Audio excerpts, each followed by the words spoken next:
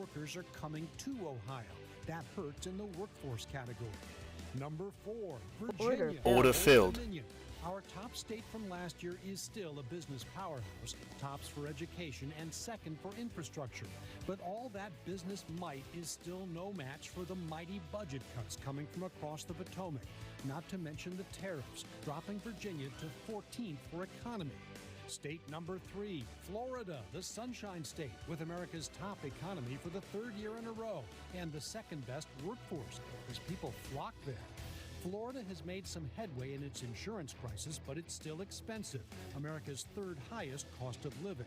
Our top states runner-up, Texas, the Lone Star State, with America's top workforce, the 2nd best economy, technology and innovation, and access to capital. But with high crime, poor health care, and a lack of basic legal protections, Texas ranks 49th for quality of life.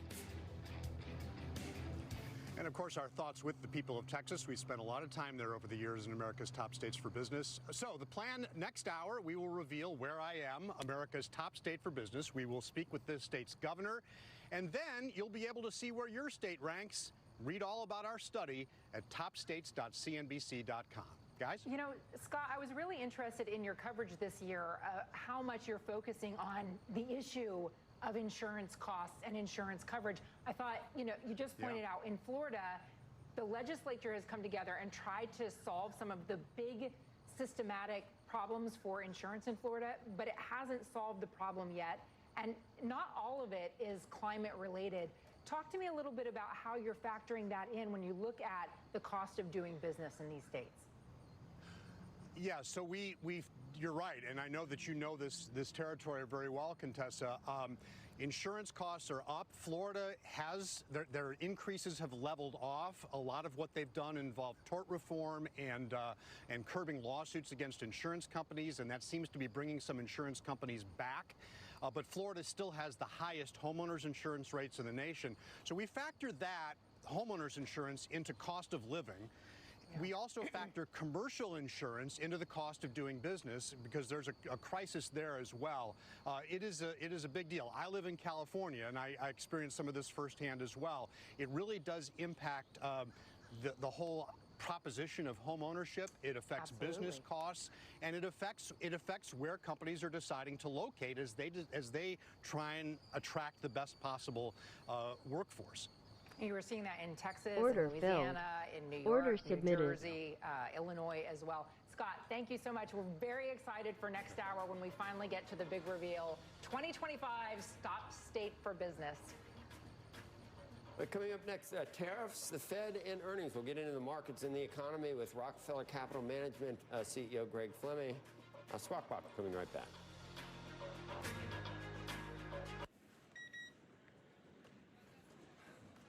You make it through security so fast, the agents applaud. Your travel itineraries are so well written, they're on the bestseller list. And you have access to lounges that don't officially exist. That's why you rent with National, where you can skip the counter and choose any vehicle on the Emerald Isle. Because travel isn't a competition, except that it is. And you're winning. Hey! Want to win $500? Absolutely. Yes, sir. Yes. Listen up. The PXG Driver Challenge is back and bigger than ever. Bring in your current driver and we'll test it head-to-head against our Black Ops driver. If your driver delivers more distance and better dispersion than PXG's, you'll take home $500. Kaboom, baby! Book your free PXG Driver Challenge fitting now at pxg.com. PXG, you've never played like this before. This just in. Mint Mobile and Samsung are teaming up for an incredible new deal. Switch now and get Mint's unlimited premium wireless, the new Galaxy S25 with Galaxy AI for $30 a month. And you can be a fully functional participant in any group chat. See videos, reaction with emojis, the whole deal. More breaking news. This is neither news nor is anything breaking. I'm not a journalist, and this is just a gimmick. You know, humans are very funny creatures, aren't they? I'm Darren, and this is my TimberTech story.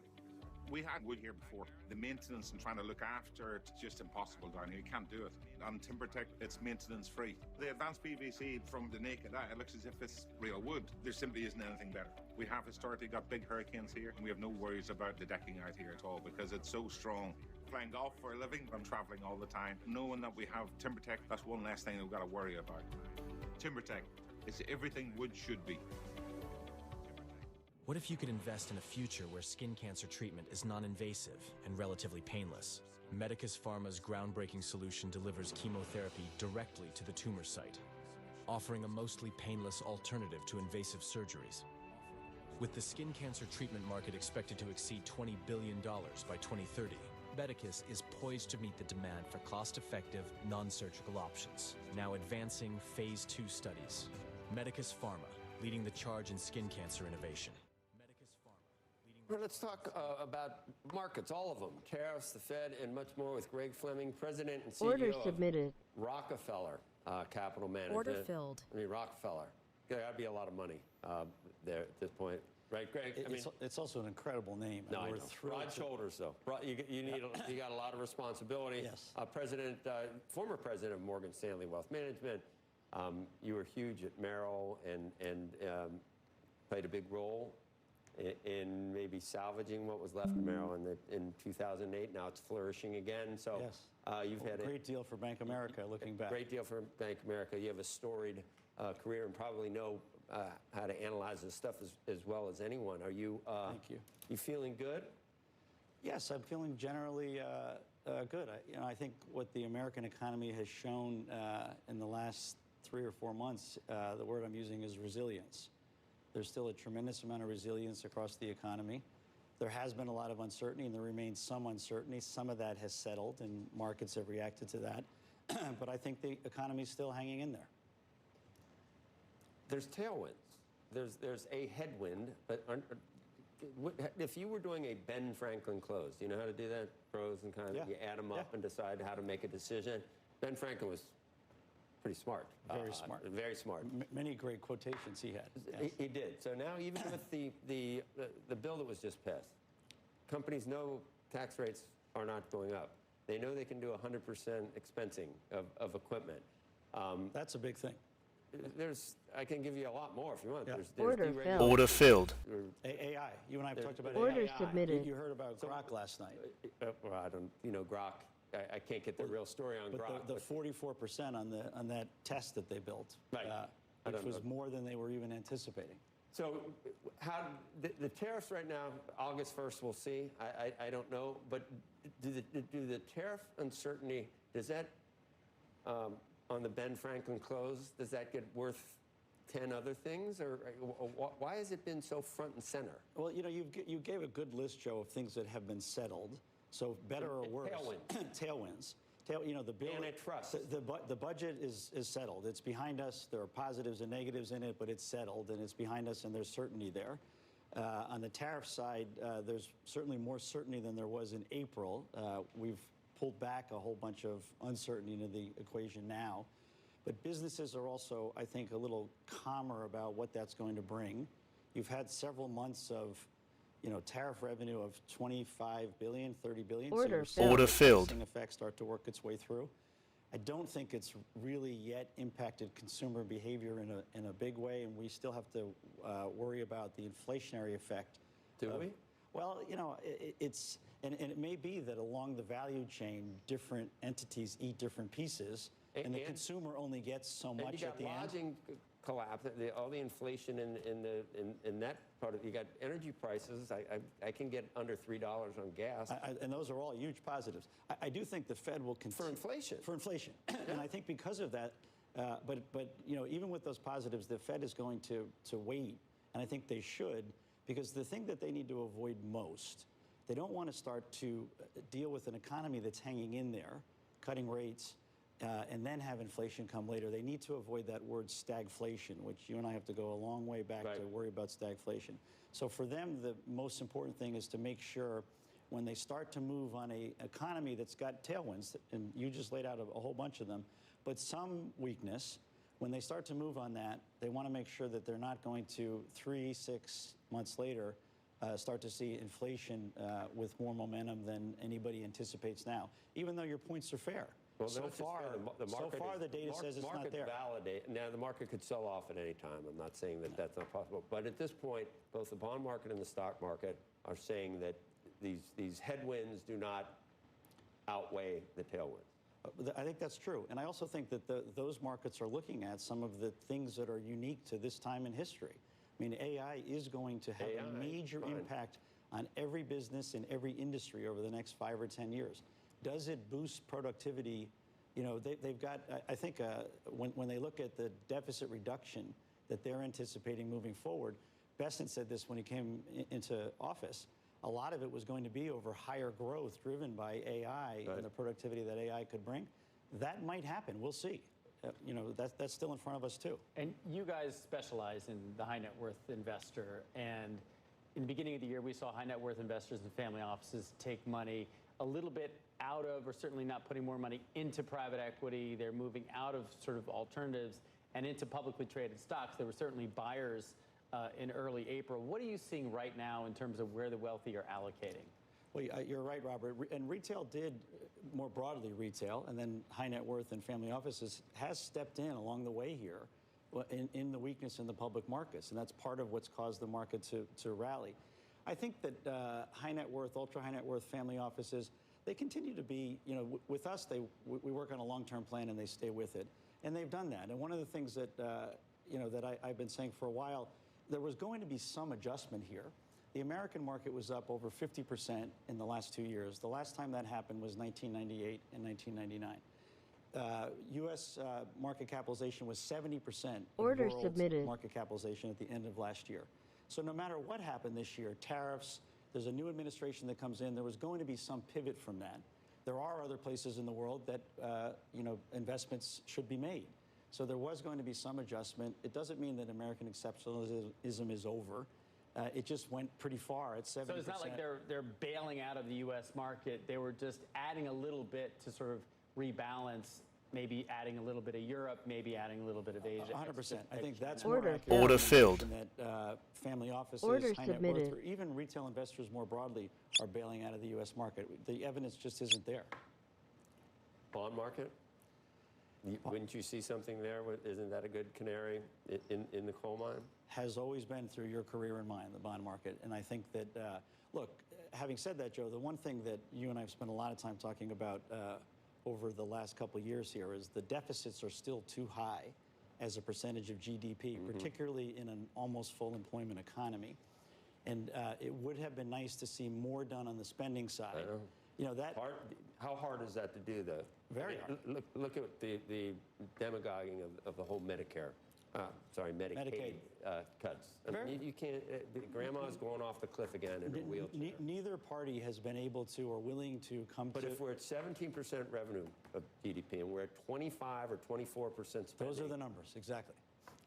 We know what we need to do. Well, you know, and interesting. But we can't do it. But in this whole, and you know, Joe, in this whole budget process, there's been a lot of focus on extending the tax rates. But in reality, the issue, as you just said, is spending as a percentage of GDP.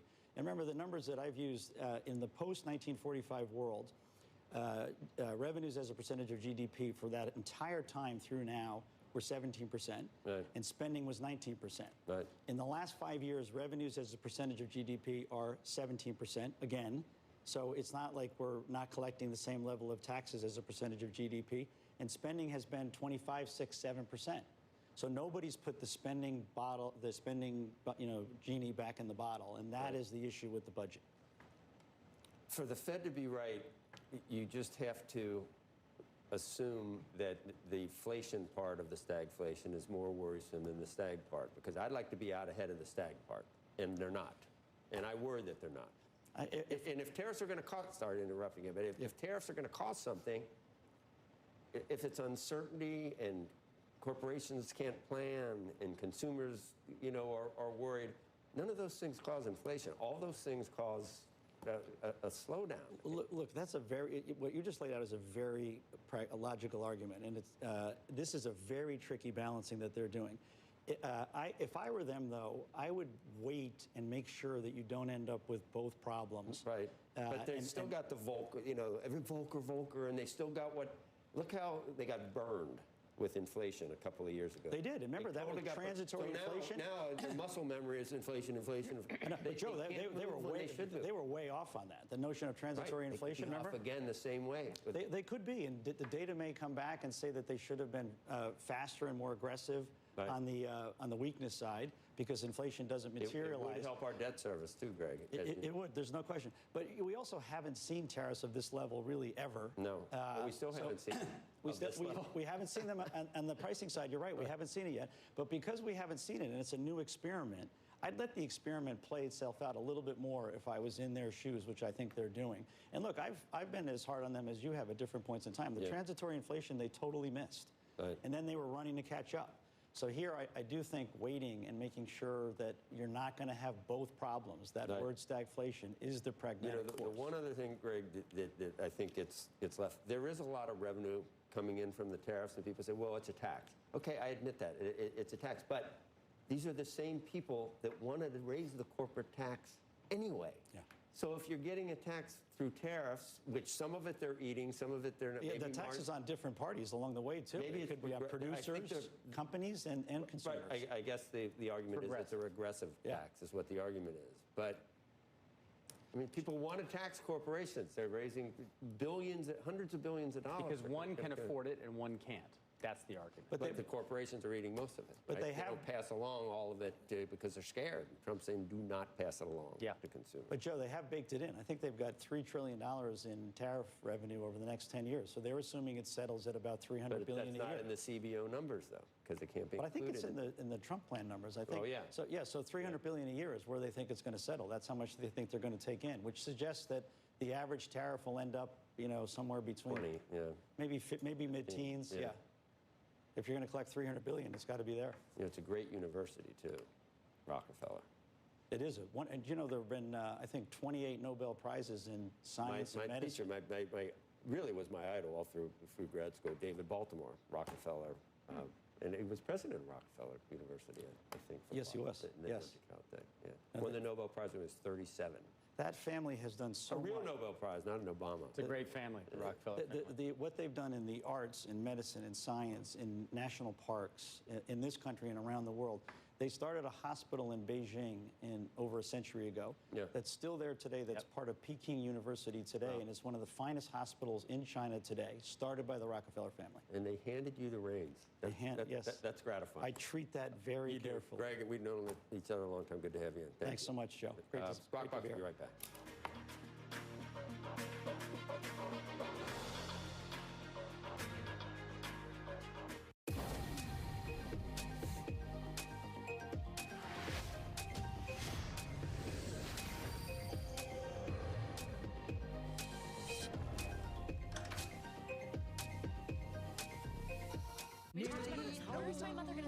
Is this the episode with the breakup? Reba, we can't agree on the house. Y'all need Realtor.com. With over 500,000 new listings every month, you could find the one today. This could be it. Better put a key ring on it. Realtor.com. See, I made this one crooked. This moment. Story time for Sarah. It means everything to them and to all of us. At Evernorth, we make complex care journeys simpler with comprehensive coordinated care for better patient outcomes. Now, Sarah's grandma doesn't spend all day at the infusion center. She gets her treatment at home with Evernorth's specialty pharmacy, Accredo. So Sarah never misses story time. Evernorth Specialty Services, because every moment counts. I founded a home building company 15 years ago. Now I'm launching a tech platform to drive innovation in home building and help families realize the dream of home ownership. Order filled. And closed source AI, we're working more efficiently. Order submitted. If Washington is serious about building a stronger economy, they need to let artificial intelligence flourish. We can't let China leap ahead of us. That would weaken our economy and threaten our national security. We must protect our competitive edge. We love Sephora because it's got hair care for me and me. Let's get into it. Let's go. We got our makeup for the curls. K18. Damage where? Literally nowhere.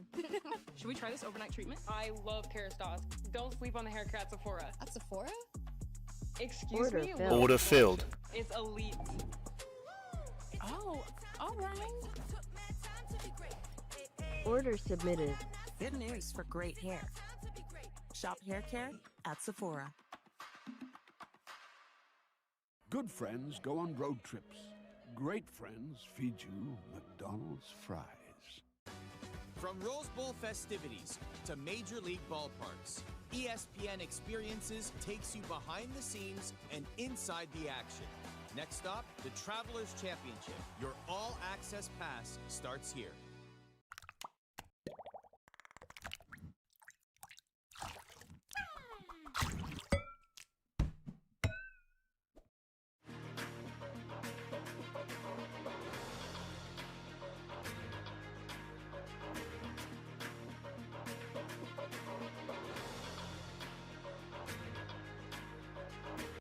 I can't wait to see their faces when we come out.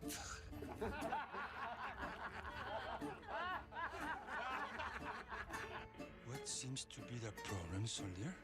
The belly's full of Greeks. Sneaky cowards. Innovation changes everything. Send it back! Order submitted. You can access the NASDAQ 100 Order innovators filled. who are rethinking the Order world. submitted. Before investing carefully, read and consider fund investment objectives, risks, charges, expenses, and more in prospectus at Invesco.com. Order submitted.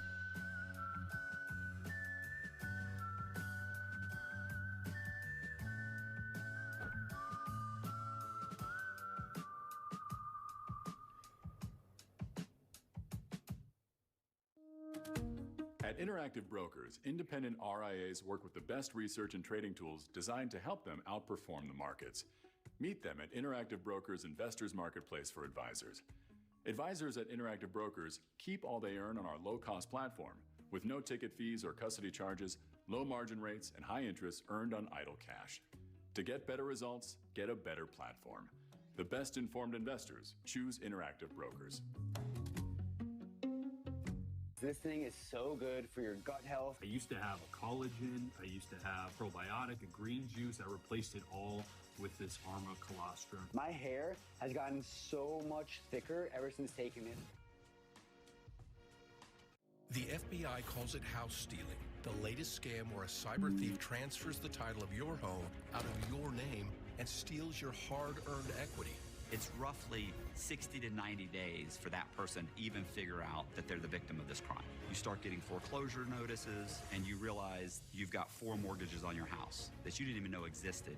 Unfortunately, it's on you to protect yourself. You might already be a victim. Check your title status now at HomeTitleLock.com. We've been defending the world for decades through NATO with American soldiers. Order and filled. taxpayer Order filled. dollars, all to keep other Order countries submitted. safe. But it's not just defense.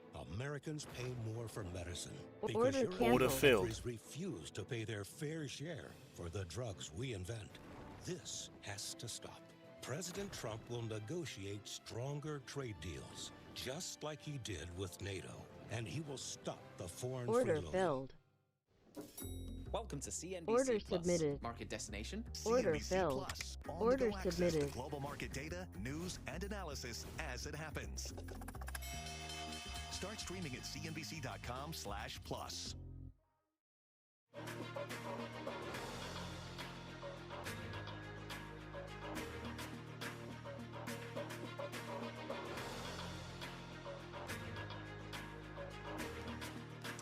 All right, when we come back, how one of the tax changes in President Trump's big, beautiful bill could lead to a boom in private jet sales. Squawk Box. We'll be right back.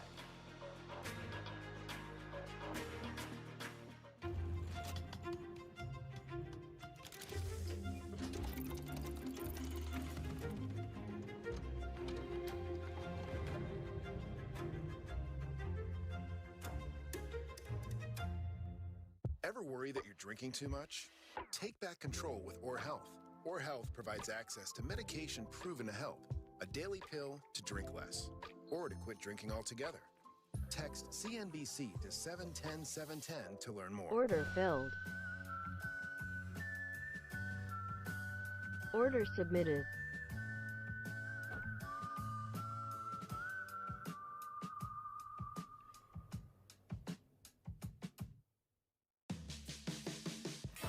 What we're building is really, really important for the future of humanity. Companies like Voyager don't just adapt to change, they create it. Innovation, space, defense, national security is great, but our mission is you. What if you could invest in a future where skin cancer treatment is non-invasive and relatively painless? Medicus Pharma's groundbreaking solution delivers chemotherapy directly to the tumor site, offering a mostly painless alternative to Order filled. surgeries. With the skin cancer treatment market expected to exceed $20 billion by 2030, Medicus is poised to meet the demand for cost-effective, non-surgical options. Now advancing Phase 2 studies. Medicus Pharma, leading the charge in skin cancer innovation. When it's time to start your business, it's time for Shopify. Design with easy-to-customize themes, sell everywhere people shop, and never miss a sale with the world's best converting checkout. See why millions of businesses sell with Shopify. Start your free trial today.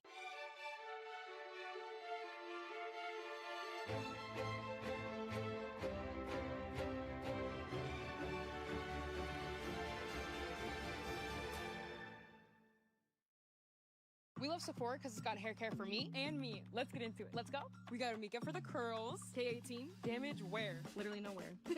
Should we try this overnight treatment? I love Kerastase. Don't sleep on the hair care at Sephora. At Sephora? Excuse me, look at this selection. It's elite. Oh, all right. Good news for great hair. Shop hair care at Sephora. Order submitted. $5 duo at BK. Step up to the plate and have it your way. Get two of your favorites. Order It's submitted. Up to you. Just figure it out. Then hit the drive-thru. BK. Have it your way.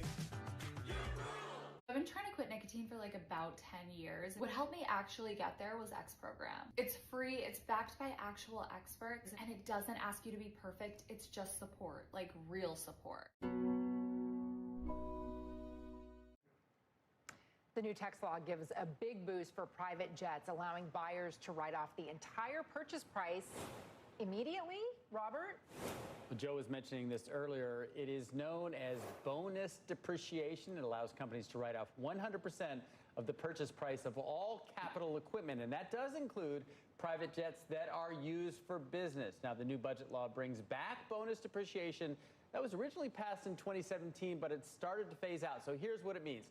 The full purchase price of a private jet can be written off on your taxes in the year in which it was purchased. Now, prior to 2017, you had to write it off over several years. Now, the jet has to be used for qualified business activities. That doesn't mean that you can fly to Nantucket every weekend and count it as a business expense. It is for both new and pre-owned planes, so that's a big benefit. And even better, it's retroactive to January of this year. So even if you bought a plane, let's say a couple months ago, you can still write it off. If you bought a $10 million Gulfstream, for instance, you can deduct the entire $10 million from your taxable income. Joe, now's the chance to get your own plane. The private jet industry has been slowing a little bit after the peak demand of COVID. Brokers say they expect a spike in demand from this change starting in September. For more on how the tax bill impacts the wealthy and exactly how it works for private jets, you can sign up to my Inside Wealth newsletter. Just out now. In fact, 10 minutes ago is a brand new fresh issue. Yeah. It's like a fresh Krispy Kreme donut just out at cbc.com/InsideWealth, cbc.com/InsideWealth. Order submitted. And what if you do go to Nantucket on the weekends and it is for business? You can't count it as a business expense. But what and if the it's IRS, for business? What under if the you're doing Biden business? administration, What if you're playing golf with other business people? Well, then you have to account for it, and there's a lot of gray areas like that. That said, well, I was in Nantucket because there was a golf tournament for clients. What about this move toward everybody flying in a more exclusive? We heard Ed Bastian saying that earlier, right? And I just was reading a story about how there's private plane shares, like some WhatsApp list where you can go on and... So right during and after COVID, there was a massive influx of new people flying private. Some of it was health reasons. Some of it just figured, look, you only live once.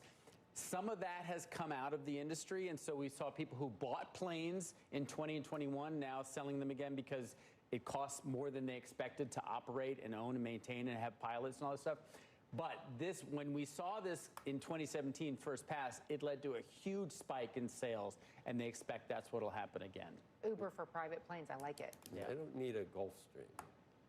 If I had Cessna Citation 10, 50,000 feet, 600 miles an hour. That's all I would need. But you need a crew Yeah, well, that's why a lot of people have gone. That's why NetJets is doing so well. That's what I mean, but you can't do it. There's no tax advantage for people with NetJets. There is. You can do this. You can. Yeah, absolutely. So it can be a part of a. You're buying a piece, an equity share of a capital equipment. For Wheels Up too.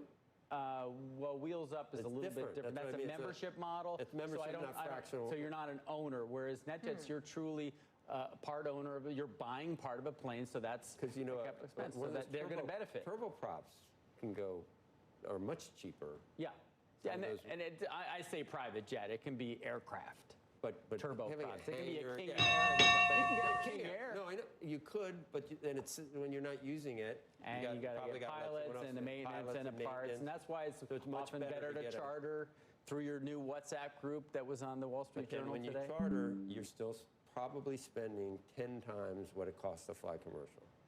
Well, I mean, maybe not 10 times. What people say, well, that flight costs a lot, but you can fit six or eight people in the plane. So you divide it up, and oftentimes it's not 10 times. Maybe it's 2 or 3. Yeah.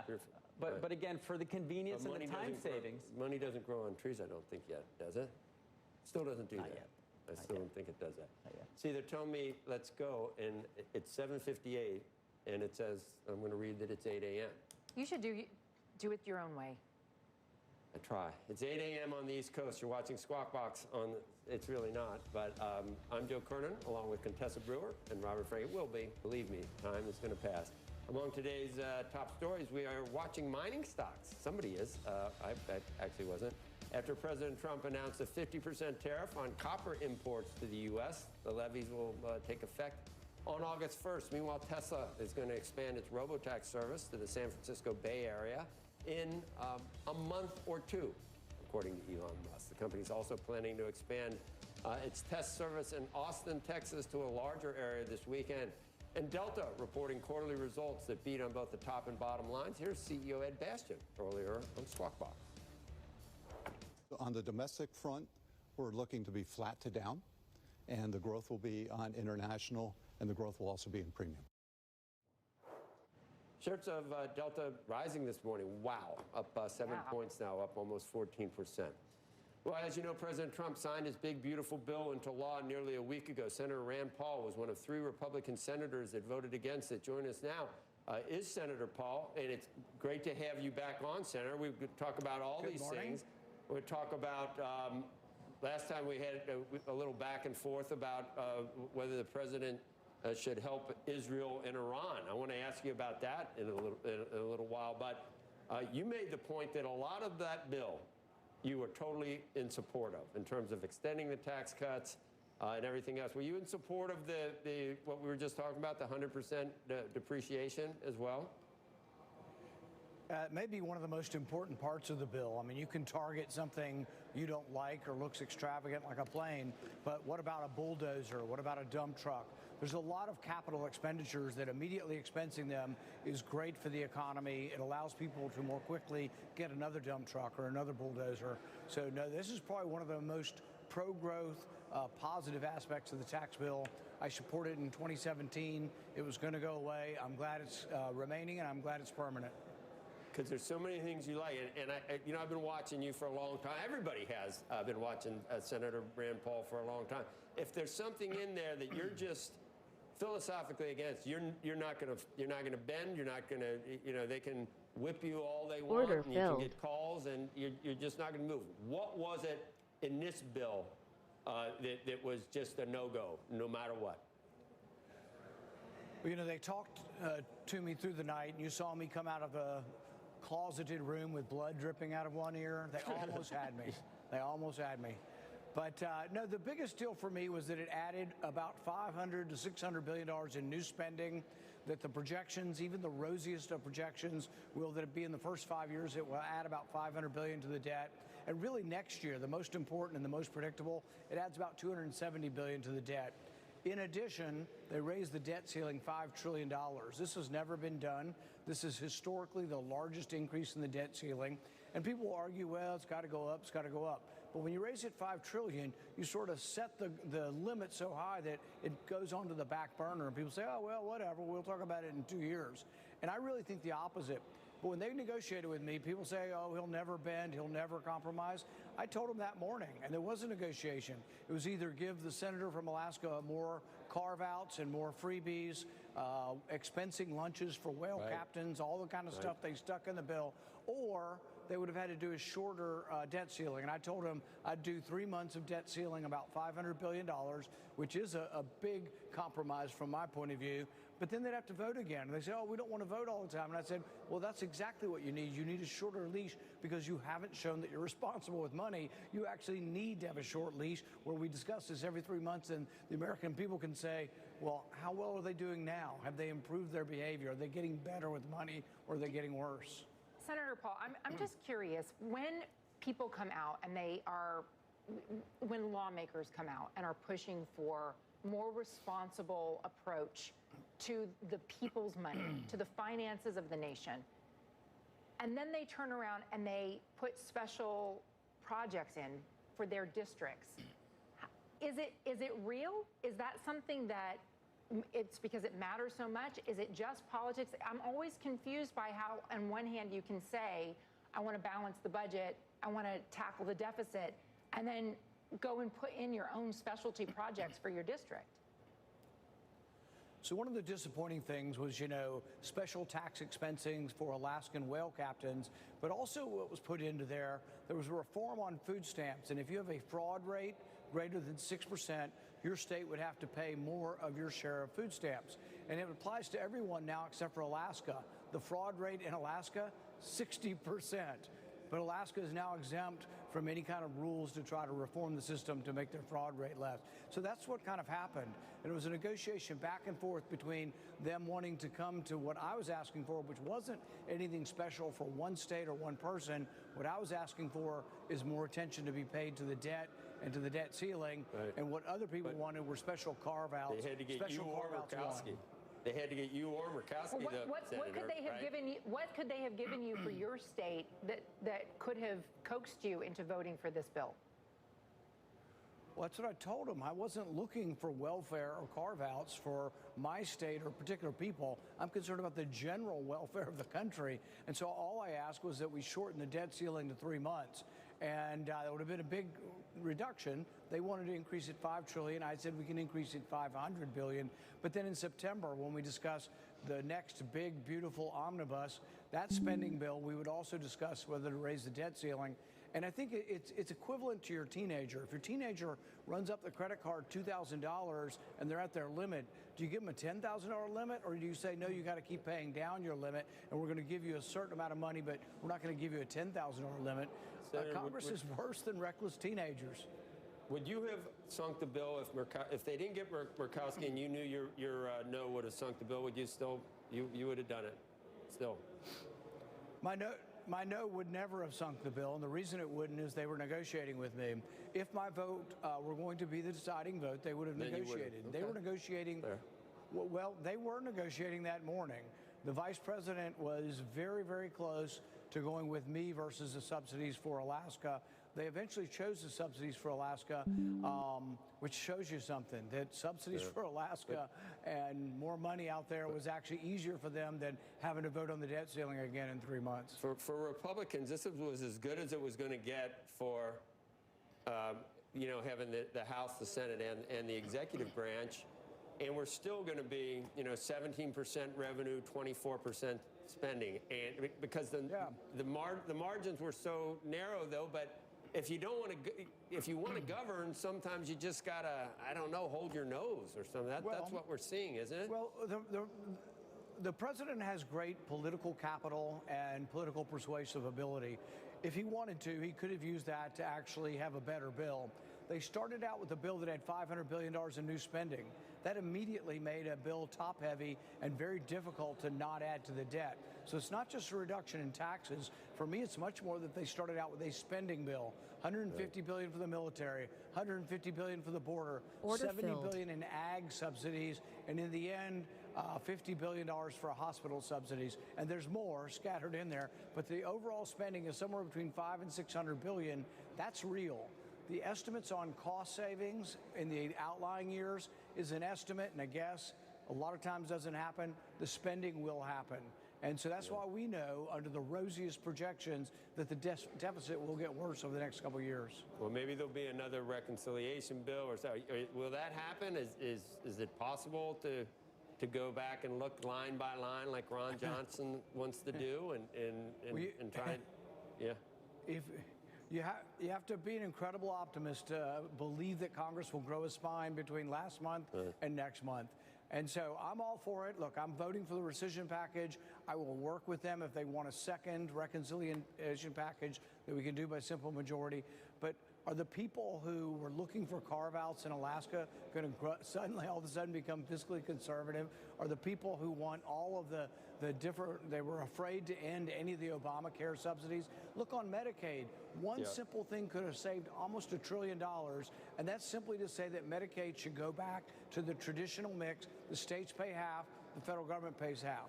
Under Obamacare, the federal government just paid everything, and so everybody expanded their Medicaid population because it was free, but it's not free. This is what's driving the debt, as the federal government picks up the tab for everything. If we put the split back to half state, half federal, we'd have a much better chance. So, Senator, we were talking about Iran and whether the president should actually enter the fray on behalf of Israel, and they did. I don't know if we know everything yet. I don't know whether it's months. I don't know whether it's years. I don't know whether it's obliterated. I don't know where some of the enriched uranium is. But at this point, would you go back and say, I was wrong, maybe it was something good? We got a ceasefire between Iran and Israel and maybe a chance for some real change in the Middle East? I mean, do you think you were too strident and isolationist about doing things this time, or you still think it was the wrong move? Yeah. I think the only people up here are truly isolationists are the people who don't want to trade with the rest of the world. We'll actually be facing a bill next week that Graham will put forward that will try to stop trade with most of the world if they trade with Russia. That's isolationism, and I think that's a better characterization of it. With regard to the bombing in Iran, I would say two things. One, the Constitution says that if you're going to bomb another country, the president needs to come to Congress and ask for permission. That's in the Constitution. It's explicit. All the Federalist Papers say that. Let me finish the answer. Let me finish the answer. All right. Go ahead. You know, you ask a question. You want to do an interview, or you want to do a monologue? This is what you said last. Okay. Look, you want to do a monologue? Get a nighttime program. All right. You senators are so good at this. This is Elizabeth Warren's tack too. Well, no. I mean, you want to interrupt, you can't have an interview. Okay. All right. You want an interview? Let's be civil about this. There were two reasons. One, the Constitution, and then the second is the strategic one. And I am open-minded on that. So far, it looks like strategically Iran has not made the sprint towards the bomb. We don't know everything, but we'll know more as time goes on. If in 6 months we realize that they've made a sprint and they announce they have a nuclear weapon, it will be seen as a strategic failure. If in 6 months they're negotiating and they want to give up their nuclear program, I'm more than willing to admit that strategically the president was right. On the Constitution, though, the Constitution doesn't change unless you want to amend it to get rid of the war-making power. Well, there's a lot of, I mean, how many times did President Obama violate the Constitution in terms of, I don't know, how many times did he use drones or bombs or whatever? Presidents do have a wide leeway on it. Isn't there something your mom would tell you when you were a kid? 2 wrongs don't make a right. Just because other people break the Constitution doesn't mean, oh, well, the Constitution no longer means anything. That's a problem we have. That's why tariffs now are raised by the president, not by Congress. But you couldn't have done it in secrecy. If you told anyone in Congress that it wouldn't have worked. Well, they announced, we announced for weeks and weeks that we were deliberating over a bunker buster. So there was no secret to this. They could have easily come to Congress, and they probably would have gotten it, actually. They could have said, we're declaring war. It may well be a limited war, but we're going to bomb preemptively, mind you. Iran hasn't attacked us. We're going to preemptively attack another country. And then when we would have had the debate, and he probably would have won permission to do it. And then he would have obeyed the Constitution. But you're right. Most presidents since World War II have not obeyed the Constitution. You know, Senator, I appreciate you coming on. I know we'll see you again. But there are certain politicians, if I don't interrupt, it will be a 1-question, 10-minute interview, literally. So it just, I can't, you know, we both have our jobs to do, I think. But I appreciate your time this morning. Thank you, Senator. And Squawk Box will be right back.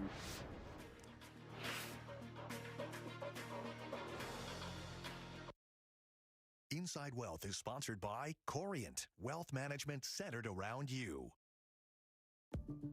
At Corient, wealth management begins and ends with you. We believe the more personal the solution, the more powerful the result. We treat your goals as our own. We never lose focus on the life you want to build. And our experienced advisors design custom-built strategies to help you get there. It's time for a wealth management experience as sophisticated as you are. It's time for Corient. In a Jurassic world, every Jeep vehicle is Jurassic rated. Experience open-air freedom for all. Unsurpassed towing, no matter what it is. Or a third row to fit in all the adventure. Jeep, Jurassic World Rebirth. Right now, with Employee Pricing Plus, purchase and get an average of $7,000 below MSRP on select 2025 Jeep Grand Cherokee gas models in stock. Hurry, this great offer will become extinct July 31st.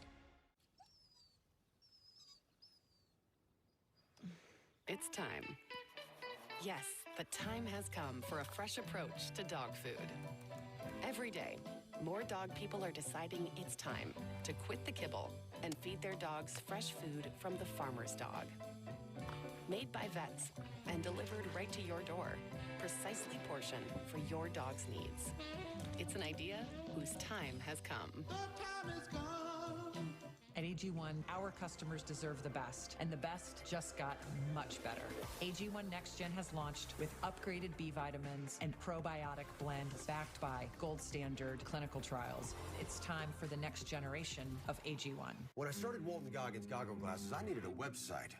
And GoDaddy Aero uses AI to make a beautiful website so fast it'll blow my customers' noggins while they're shopping for Goggins for their noggins.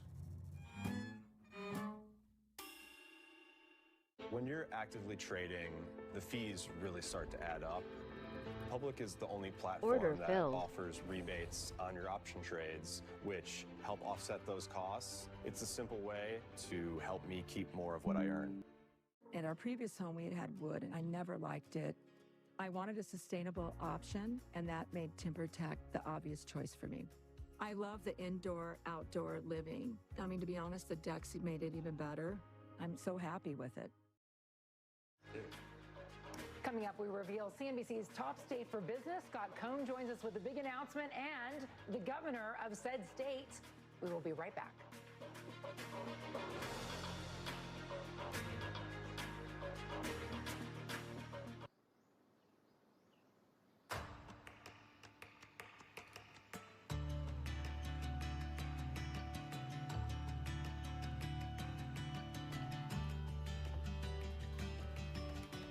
Decking and railing that stands up to whatever you ask and bends to your every whim.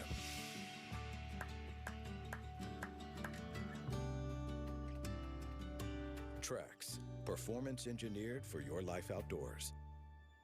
When logic bends, when certainties shatter, when left is right and right is left, which way do you turn? Go beyond the headlines. A trusted global perspective. The Economist. Know which way is up. At AG1, our customers deserve the best, and the best just got much better. AG1 Next Gen has launched with upgraded B vitamins and probiotic blends backed by gold standard clinical trials. It's time for the next generation of AG1. When I started Walton Goggins Goggle Glasses, I didn't know how to turn all this fancy prettiness into a classy-looking logo. But GoDaddy Aero does, with its magical AI powers. It not only creates it, it slaps that sweet thing everywhere. Mmm.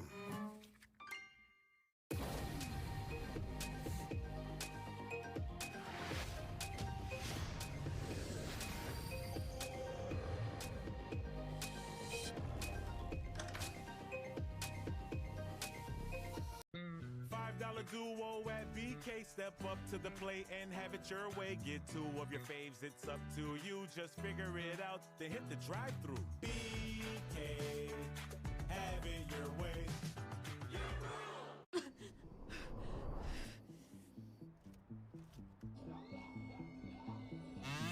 Fighting nicotine cravings on your own can get tough. But with X Program, you can guess a little less and outsmart nicotine. Join a free program developed by experts. Love the kazoo. That can increase your odds of quitting. Text X program to 88709.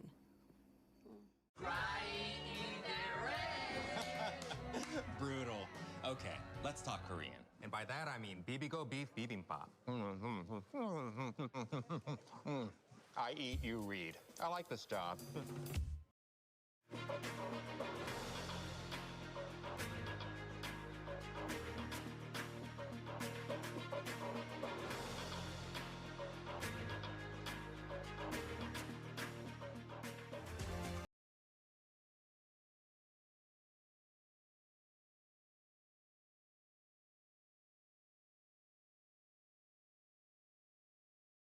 To reveal our 2025 top state for business. We already know that this is a year of changes. What does that mean? For the top of our ranking, Scott Cohn is live in the top state to end the suspense once and for all until next year. Scott. Right. This is our 19th year, Joe. We put all the states through their paces, 135 metrics in 10 categories of competitiveness for a total of 2,500 points. To reveal this year's top state for business, we turn to a man who represents one of this state's biggest claims to fame. Hey America, NASCAR driver and team owner Brad Keselowski here with some not so surprising news. North Carolina has been named the #1 state for business in 2025. I lived in North Carolina for some time. Business there is fantastic. The technology, the talent and workforce, you name it, North Carolina's got it. So congrats, everybody in North Carolina, way to go. We are live on the battleship North Carolina in Wilmington Harbor. This ship fought in every major battle in the Pacific Theater in World War II. It now stands as a memorial to the 11,000 plus North Carolinians who made the ultimate sacrifice. So here is how North Carolina took the checkered flag.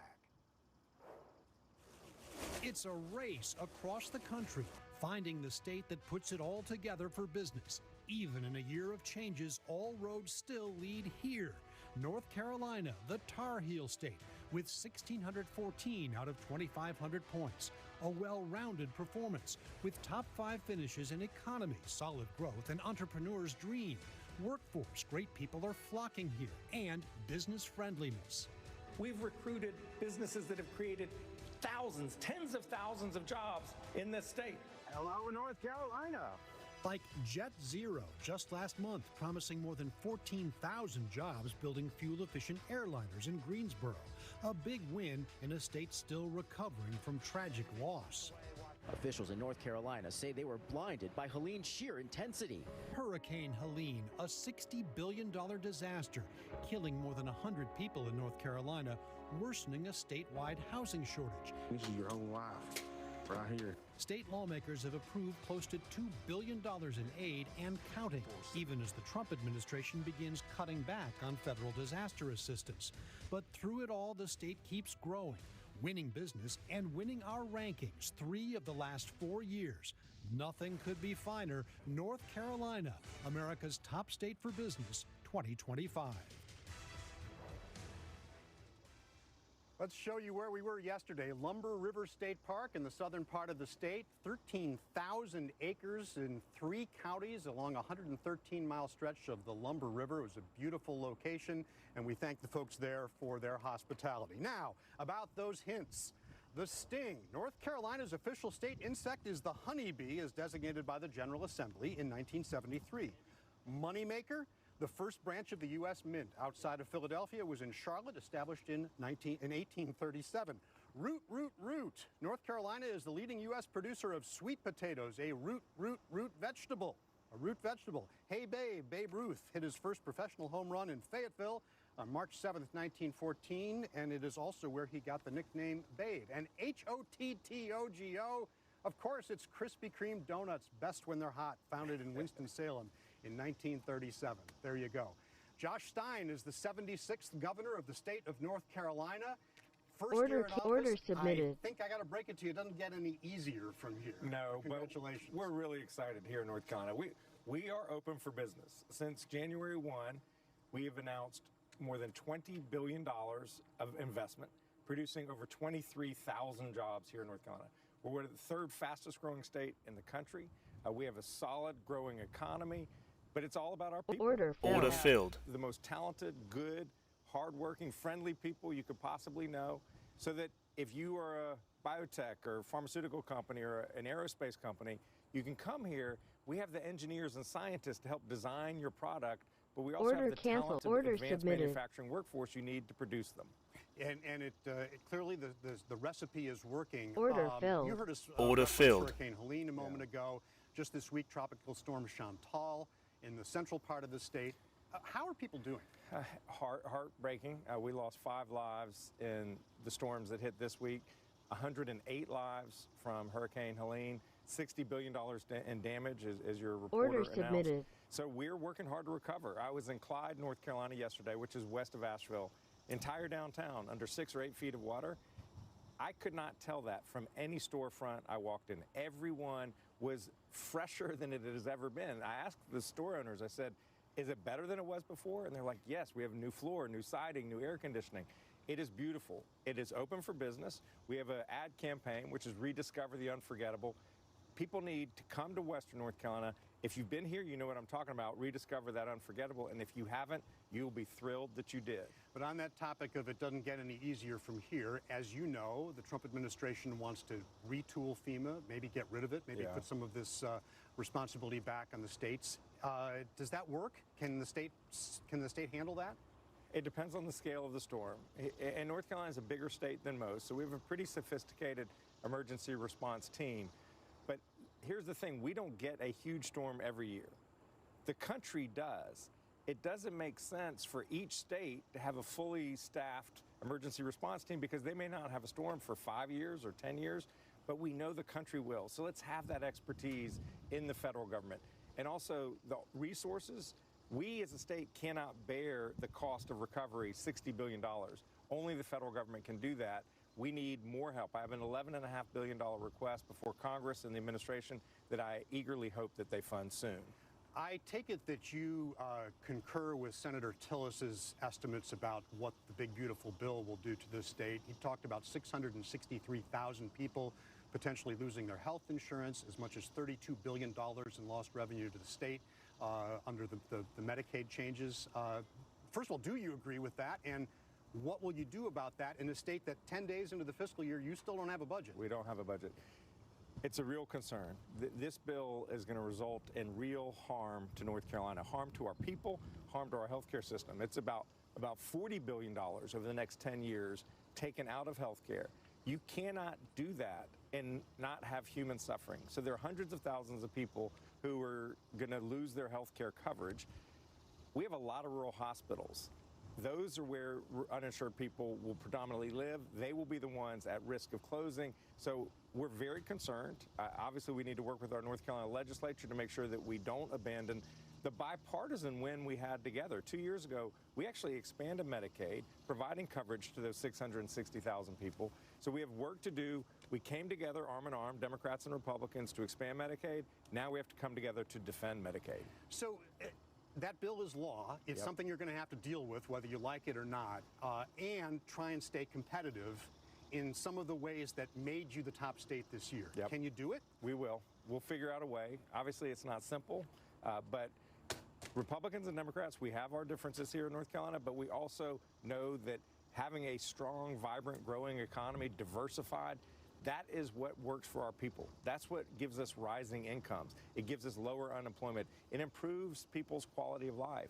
So we will come together and figure out how to solve this problem. And one of the other realities you're dealing with is tariffs. We found through our friends at Trade Partnership Worldwide that 20% of North Carolina's goods trade is international. 20% of the gross domestic product, I should say, is international goods trade. That's going to take a bite, isn't it? Well, there's so much economic uncertainty because of a trade policy that changes practically on a daily basis. We need to have stability. Businesses need certainty so that they can figure out how and where to invest. We're here in Wilmington, North Carolina, absolutely beautiful. It's our biggest port, one of 2 major ports here in North Carolina. They've had some reduction in traffic.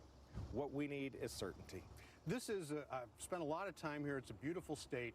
But you come in 29th for quality of life in our study this year. So some of that has to do with the fact that this is one of only 5 states with no public accommodation law prohibiting discrimination. It's been that way for a while. Doesn't seem like that's going to change. But it's not just that. Yeah.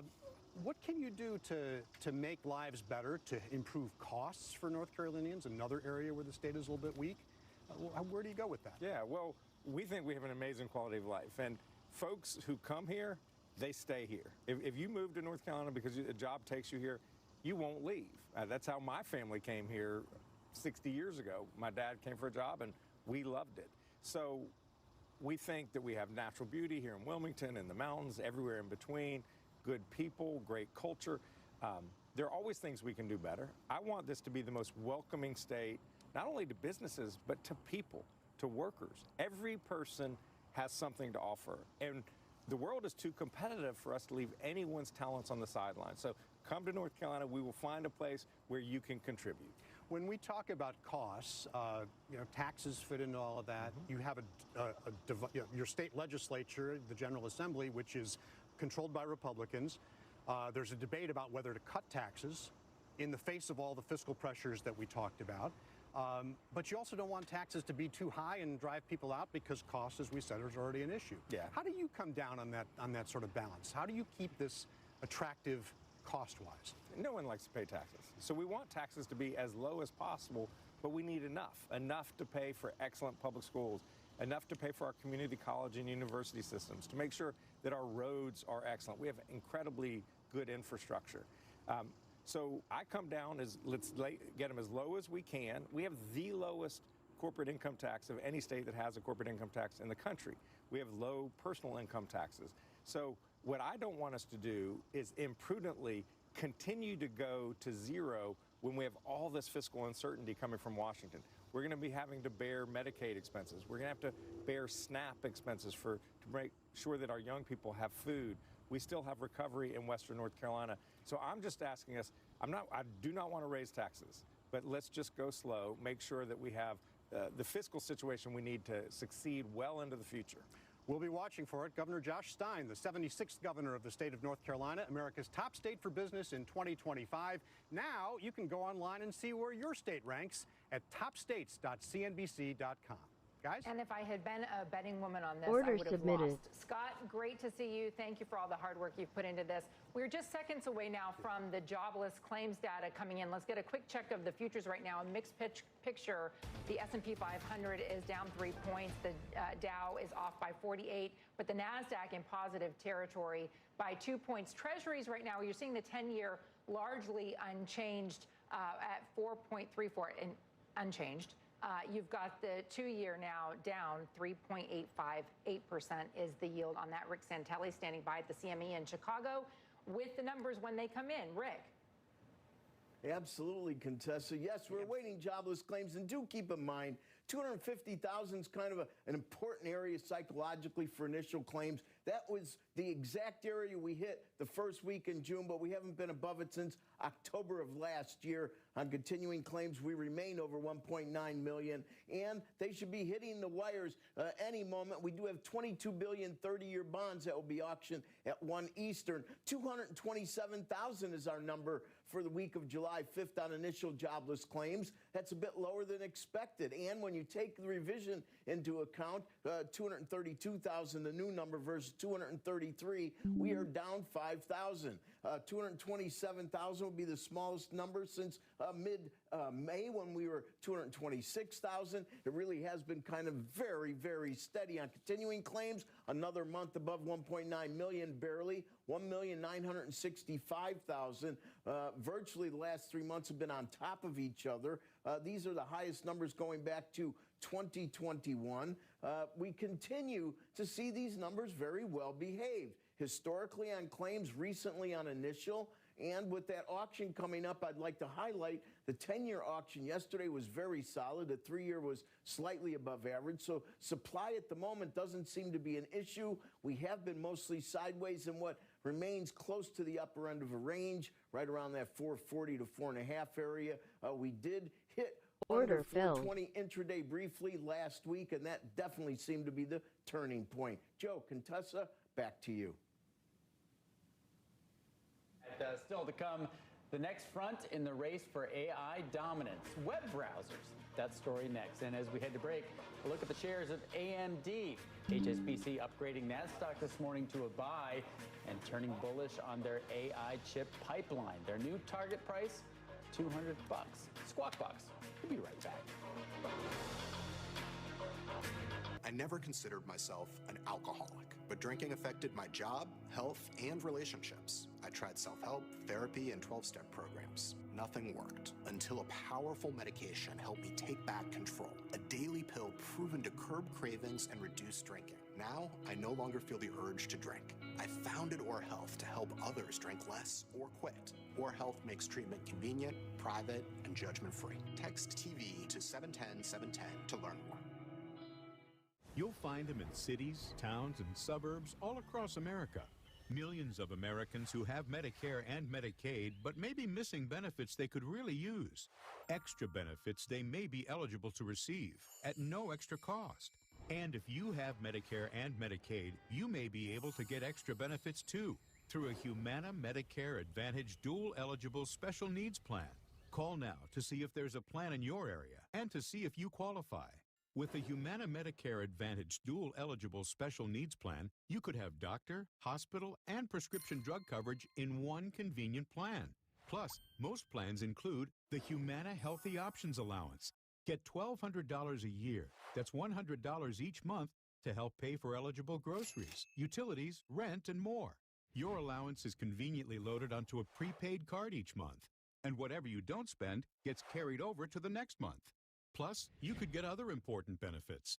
Most plans include dental coverage with $0 copays for covered preventive services, vision coverage, including eye exams and a yearly allowance for eyewear, even hearing benefits with routine hearing exams and coverage toward hearing aids. And you could pay nothing for covered prescriptions, even brand name ones, all year long. You'll also get $0 copays for routine vaccines and telehealth visits. And you'll have access to Humana's multiple large plan networks of doctors, hospitals, and pharmacies. Best of all, if you have Medicare and Medicaid, you may be eligible to enroll in a Humana Medicare Advantage dual eligible special needs plan right now. So if you have Medicare and Medicaid, call now to see if there's a plan in your area that could give you extra benefits. A knowledgeable licensed Humana sales agent will explain your coverage options, even help you enroll over the phone. Call today and we'll also send this free guide. Humana, a more human way to healthcare. CNBC. Live ambitiously.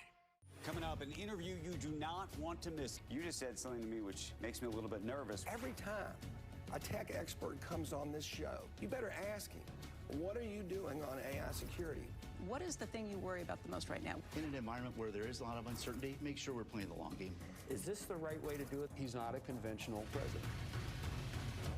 Reading the president's latest, I swear he's watching. Squawk Box, weekdays 6 a.m. Eastern and streaming on CNBC+.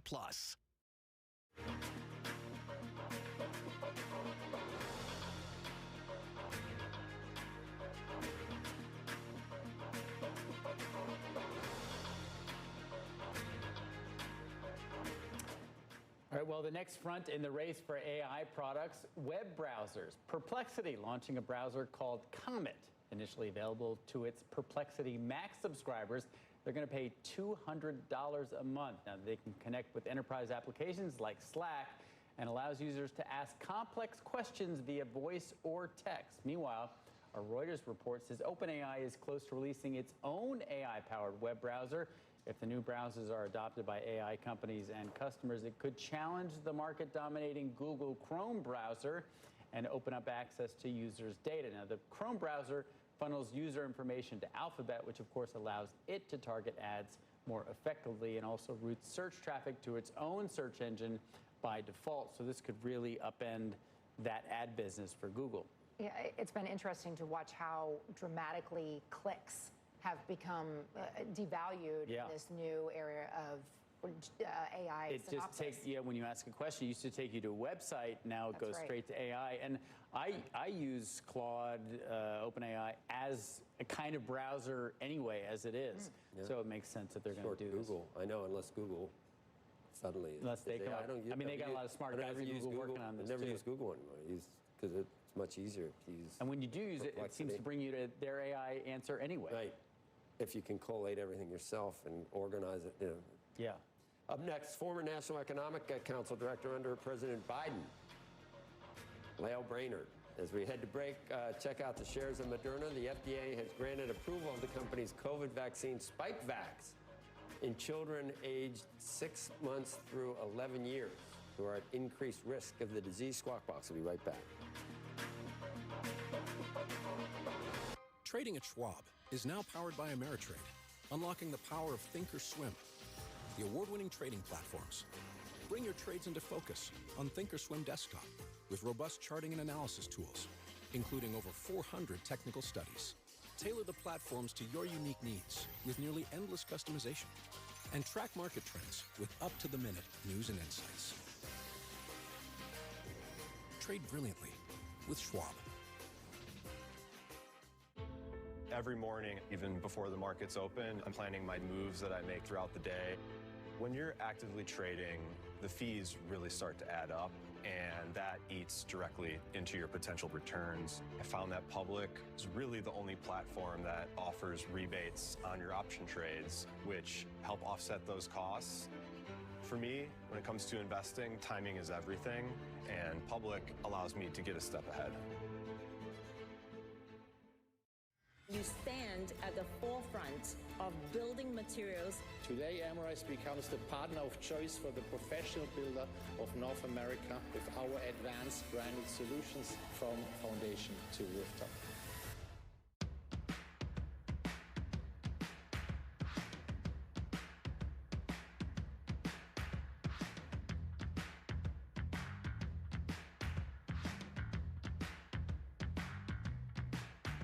A CNBC special report. Brian Sullivan, live from the OPEC International Seminar in Vienna. The future of global energy amid geopolitical tensions. All-day coverage today and streaming on CNBC+. Prime Day is here with great deals on whatever you're getting into next. Bust the move. Plate. Bank. Buckets. The new How to Train Your Dragon menu is now at BK. Get it before it disappears. Oh, toothless. Bold, tasty, and dangerously delicious. How to Train Your Dragon, only in theaters. You see so many different ads for, trade schools and all these different places you can go, but I think UTI was definitely the biggest one that wanted me to succeed and had all the resources to help me succeed. Here you get the opportunity to learn about a trade and what you want to do in life, and also about, pushing yourself and being a better person and growing up and being a part of society.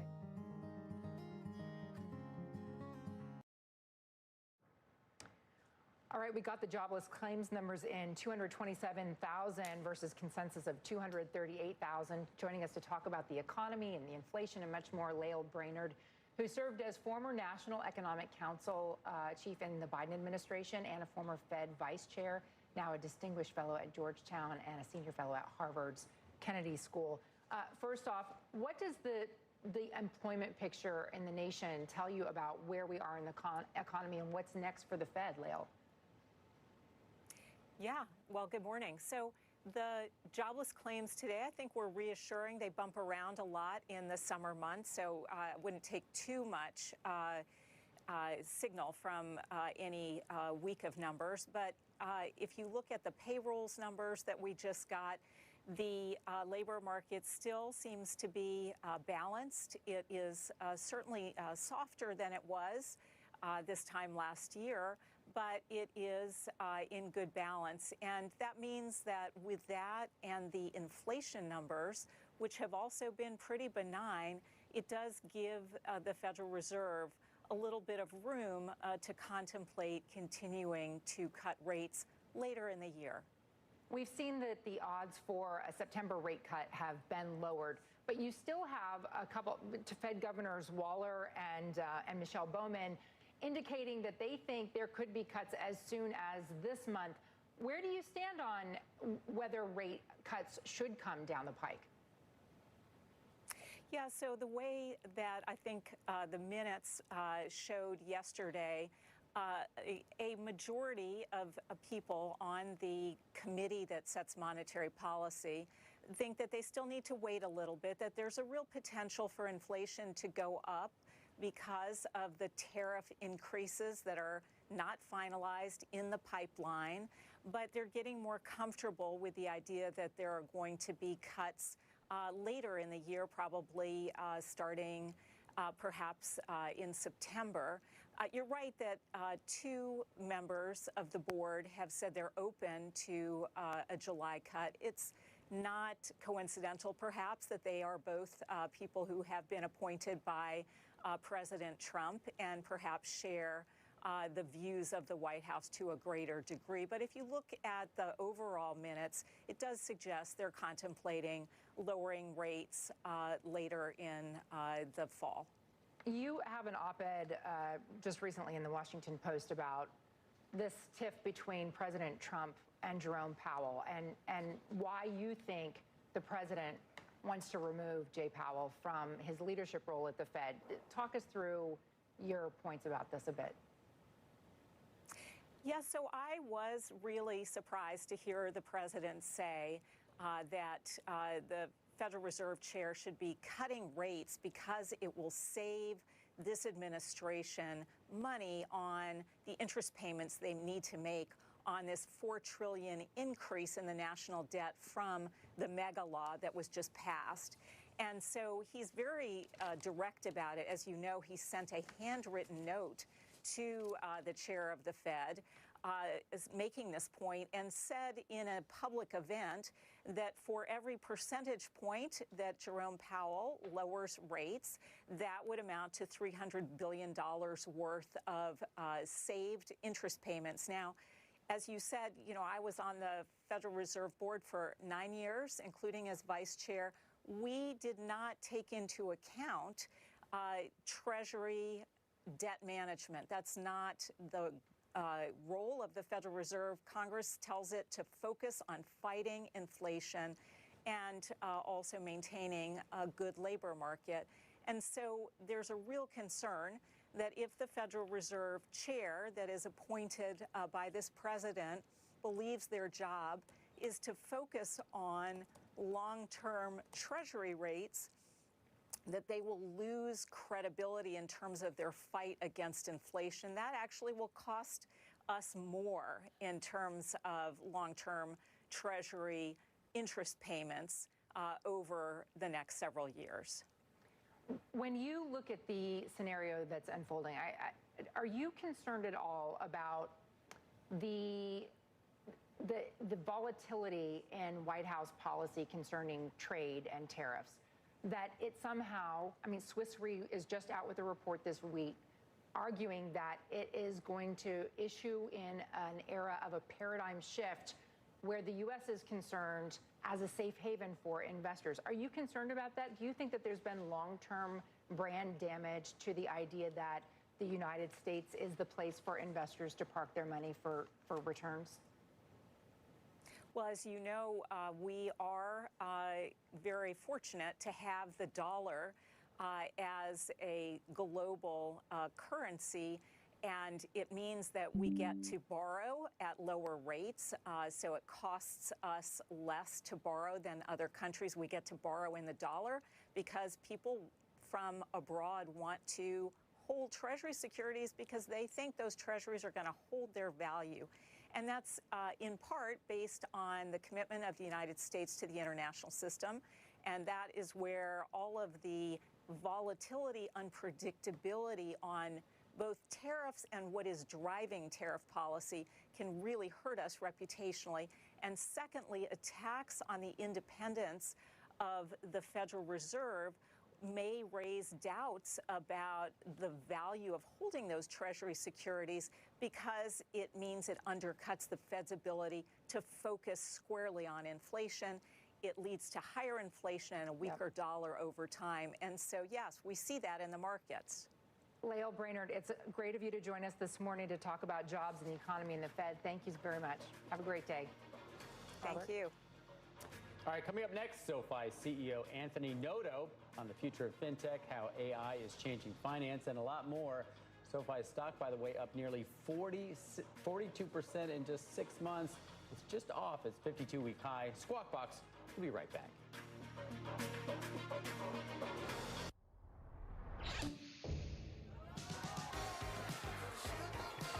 Decking and railing that's ready for anything you throw at it, even John's 40th. Trex, performance engineered for your life outdoors. CIDP is no walk in the park. That's true. But I take Vivguard Hytrulo self-injection. Same. It's the first major innovation in CIDP treatment in over 30 years. And while I still have CIDP, I have a chance to live vividly. Vivguard Hytrulo has been proven to significantly reduce the risk of symptoms getting worse. And I can treat my CIDP with a once-weekly injection in about 30 seconds. Do not use Vivguard Hytrulo if you're allergic to its ingredients. It may increase infection risk and cause serious allergic or infusion or injection-related reactions. Tell your doctor if you have an infection, fever, recent or planned vaccinations, allergy history, or kidney problems. The most common side effects include respiratory and urinary tract infections, headache, and injection site reactions. I'm hitting fairways with the fellas. I'm hitting the road with my number one. Look at you. That's how we live vividly with Vivguard Hytrulo. Ask your neurologist about Vivguard Hytrulo for self-injection. Did you know that your life insurance policy is an asset that you can sell? Hi, I'm Jay Jackson. I'm the CEO of Abacus Life, and for almost 20 years, we've been purchasing life insurance policies from seniors just like you. In fact, you can use the free policy value calculator at abacuspays.com, and in just seconds, you can learn what your policy might be worth. The premiums were getting unreasonable, so we sold ours. And for more than we expected. For many of my clients, selling their life insurance to Abacus was right for them and their estate plan. Selling your life insurance policy can be a safe, smart choice for many seniors. Don't sell or lapse your policy before going to abacuspays.com or calling 1-800-900-PAYS to learn what the fair market value of your policy might be. There are no fees and no obligations, just information. Get real value from your life insurance when you need it with Abacus. Here on the internet, you can pretend to be anything. Like a medical professional. Or a skilled electrician. Don't trust the unfiltered internet. Angie has 30 years of experience finding the best pros. Angie, jobs done well. Never miss a moment. There will be fewer people doing some of the jobs that the technology starts to automate. But there are going to be other jobs, and we're going to hire more people in AI. The SEC has been standing athwart efforts to innovate in the marketplace. We've had regulation through enforcement. That day is over. The arguments toward cutting are going to grow on the FOMC, but I just don't think they're going to be able to get consensus by this July meeting.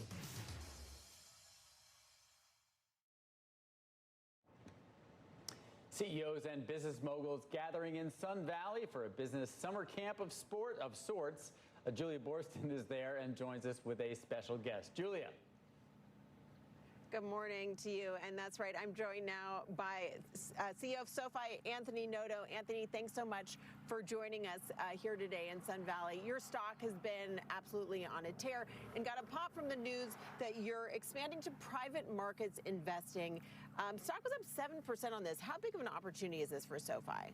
We think it's a large opportunity. It's part of our overall strategy to be a one-stop shop for all your financial services needs. Investing is one of those areas, and we're giving access to Main Street investors to products they would not otherwise get in prior history. So we started with single stocks, launched fractional shares, added ETFs, robo accounts. We then started doing IPOs. We were the exclusive retail provider of the Rivian IPO, as an example. And then about a year ago, we launched alternative assets, including private equity, private credit, private real estate. and then even an opportunity to invest in some private companies, specifically through SPVs like Anthropic as well as SpaceX. And this is an evolution of now being able to invest in private companies through funds, and you can invest with as little as $10. The minimums are all different, but and one of them it's $10, one is about $500, and one is about $2,500. But another, what's seen as another potential tailwind for SoFi is the idea that the new Trump bill could cap federal borrowing for college and grad school, which could drive more business to SoFi. What are you expecting in terms of growth because of that? There will be a large opportunity for us to continue to leverage student loans, and the new bill will provide a bigger opportunity for us. But it's a much smaller piece of our business now. More than 50% of our business is from non-lending revenue streams. We've really kind of de-risked the balance sheet and tried to become more capital light.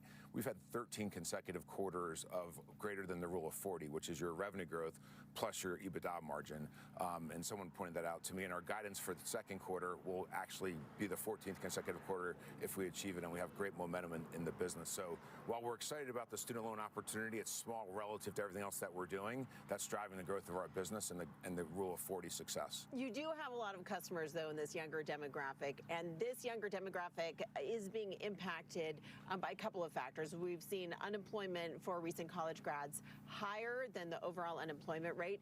And we're also seeing a lot of concern about AI taking jobs, not just now, but increasingly in the future. How are you seeing this demographic react to those issues, and how is it impacting your business? We do go after a younger demographic. We're going after people that have been successful. They're overachievers, but they're not well served by the financial markets. And we want to be there for every one of their major decisions in their financial life, like paying for college or buying a home and all the days in between. And our business is very strong. We came into the year with great momentum. In Q1, we had over 30% revenue growth. It was an acceleration. We've been able to maintain more than 30% member and product growth, and we don't see that slowing down. So we're seeing real strength across the consumer and spending, improving credit, and the desire to do more with us. When you look at the evolution of this younger consumer, the new CNBC Generation Lab poll shows that young people are so worried about AI taking their jobs. How do you expect that consumer to change in terms of the services that they get from SoFi? What I'd say is every innovation drives more opportunities. Yes, some of the opportunity is closed, but it'll create new opportunities. And I believe our country, with the strongest economy, the strongest level of innovation, the strongest military, the strongest currency, will continue to drive opportunities for American people. And the innovation will just cause those opportunities to change. You can't really predict what they will become, but without a doubt, if you look at every cycle in history, when you've had these big super cycles from technology, it's created more opportunities, not less. And I think that will be the case here. And you're really deploying AI across your suite of products. We are. We're using it in every area. So customer service, automating dispute resolutions, filing suspicious activity reports, but also personalization. We're testing a product right now called Cash App, or Cash Coach, which allows you to look at your cash across all your different partners, and we can help you optimize what to do with that cash. First of all, we'll show you how much cash you actually have and how little you're earning on it and ways to actually optimize it, drive a better return. Our goal is to help you spend less than you make and invest the rest. And that's what you need to reach your American dream. Here in Sun Valley, there's a lot of talk about tariffs, the impact of tariffs. You heard from Secretary Bessent yesterday. What is your perspective on what's going to happen with tariffs and how it's going to impact your consumers? I think it will all find a level, balanced playing field. At the end of the day, with the strongest economy, the innovation that we're driving, we should be able to drive a better balance in trade, and I think we will. There will be approaches that are extreme in negotiation, but ultimately our administration finds a way to win, and we all end up in a better spot, and I think that will be the case here. We're out of time, but I have to ask you, when are you relaunching crypto? We talked about it a couple weeks ago. We're launching buy, sell, and hold, and we'll also be launching remittance and being able to send payments internationally, first in fiat currency, through Bitcoin, and then on the back end through fiat currency. So we're excited about it. We're working on the plans. It'll cut across every part of our business, just like AI, and it's really exciting time to be seeing two of these super cycles come to bear on our commercialization. Great. Well, we'll have to leave it there. Anthony Noto, CEO of SoFi, thanks so much for joining us. Thank you. Joe, back over to you. Thanks, Julia. Appreciate that. Up next, a look at some pre-market movers. We'll be right back. Nuveen invests with the foresight and vision to anticipate the needs of future generations, to build strong portfolios that deliver lasting legacies, to innovate and adapt for what's just around the corner. Because after 125 years of yesterdays, Nuveen knows your ultimate stakeholder is tomorrow. Nuveen.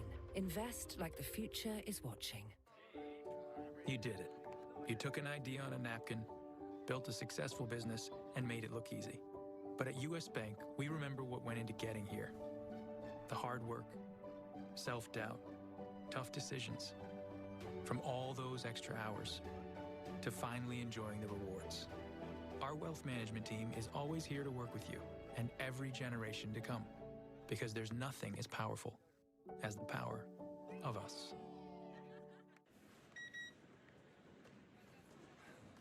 You make it through security so fast, the agents applaud. Your travel itineraries are so well written, they're on the bestseller list. And you have access to lounges that don't officially exist. That's why you rent with National, where you can skip the counter and choose any vehicle on the Emerald Isle. Because travel isn't a competition, except that it is. And you're winning. Overtime's about understanding what just happened in the markets that day and preparing for tomorrow. I'm looking to talk to sophisticated investors, beginning investors. I'm always learning. Closing Bell Overtime, weekdays 4 Eastern and streaming on CNBC+. Our family faces danger that has threatened our planet. What is that? Get us out of here! Are we safe? I don't know. We are not giving up. We will protect you. Light him up, Johnny! What's the plan? Trust me. I hate that That's plan. a bad plan. Terrible That's a idea. stupid plan. Marvel Studios' The Fantastic Four. Rated PG-13. Marshall's buyers have a very particular set of skills. They can hunt down the latest trends. Double denim is back. So chic. And take quality very, very seriously. Ceramic. They're highly trained deal-making professionals who travel far and wide to hustle the best of the best for you. We get the deals. You get the good stuff. Marshalls.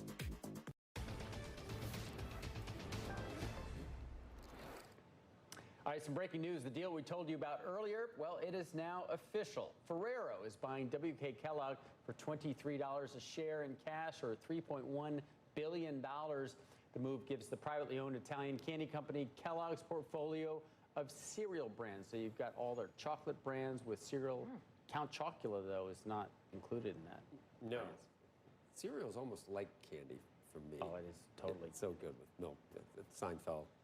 Let's get to Frank Holland with a look at this morning's Frank Holland. Okay, now I'm confused, Frank. There's synergy. Now I'm confused. Hey, yeah. good morning, This is Frank Joe, Holland. Robert, and Contessa. Frank Holland. We got some movers to get to. We're almost out of time. So let's start with Delta. Delta shares up over 1/3% after a beat across the board in its Q2 earnings earlier this morning.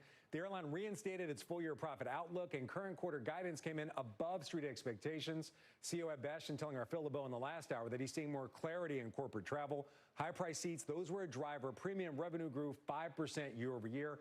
Again, Delta shares up 1/3%. Other airlines also rising in sympathy. Take a look. The Jets ETF, that's up just about 4%. American up about 7.5%. United Airlines up over 8%. JetBlue up about 3.5%. Alaska up over 6%. Also, McDonald's getting an upgrade from Goldman. And take a look. The Brazilian ETF, the EWZ, falling on those 50% tariffs on Brazil. Back over to you. I wonder if that upgrade is because of the snack wraps coming back, which is happening. Thank you both. Sure. Make sure you join us tomorrow. I think M. Lee is back tomorrow. Order canceled.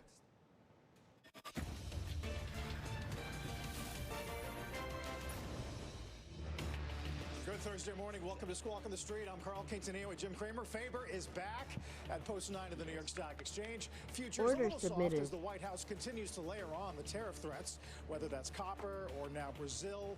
Earnings season kicks off with Delta ConAgra. Jobless claims lower now for 4 straight weeks. Our roadmap begins with trade and tech. Some bullish AI sentiment lifting the NASDAQ and NVIDIA to new highs as investors continue to digest the latest volley of tariff announcements from the White House. Plus, Delta shares are flying high. The airline beating, thank you, earnings estimates and restoring its outlook for the year. CEO Ed Bastian says bookings have stabilized.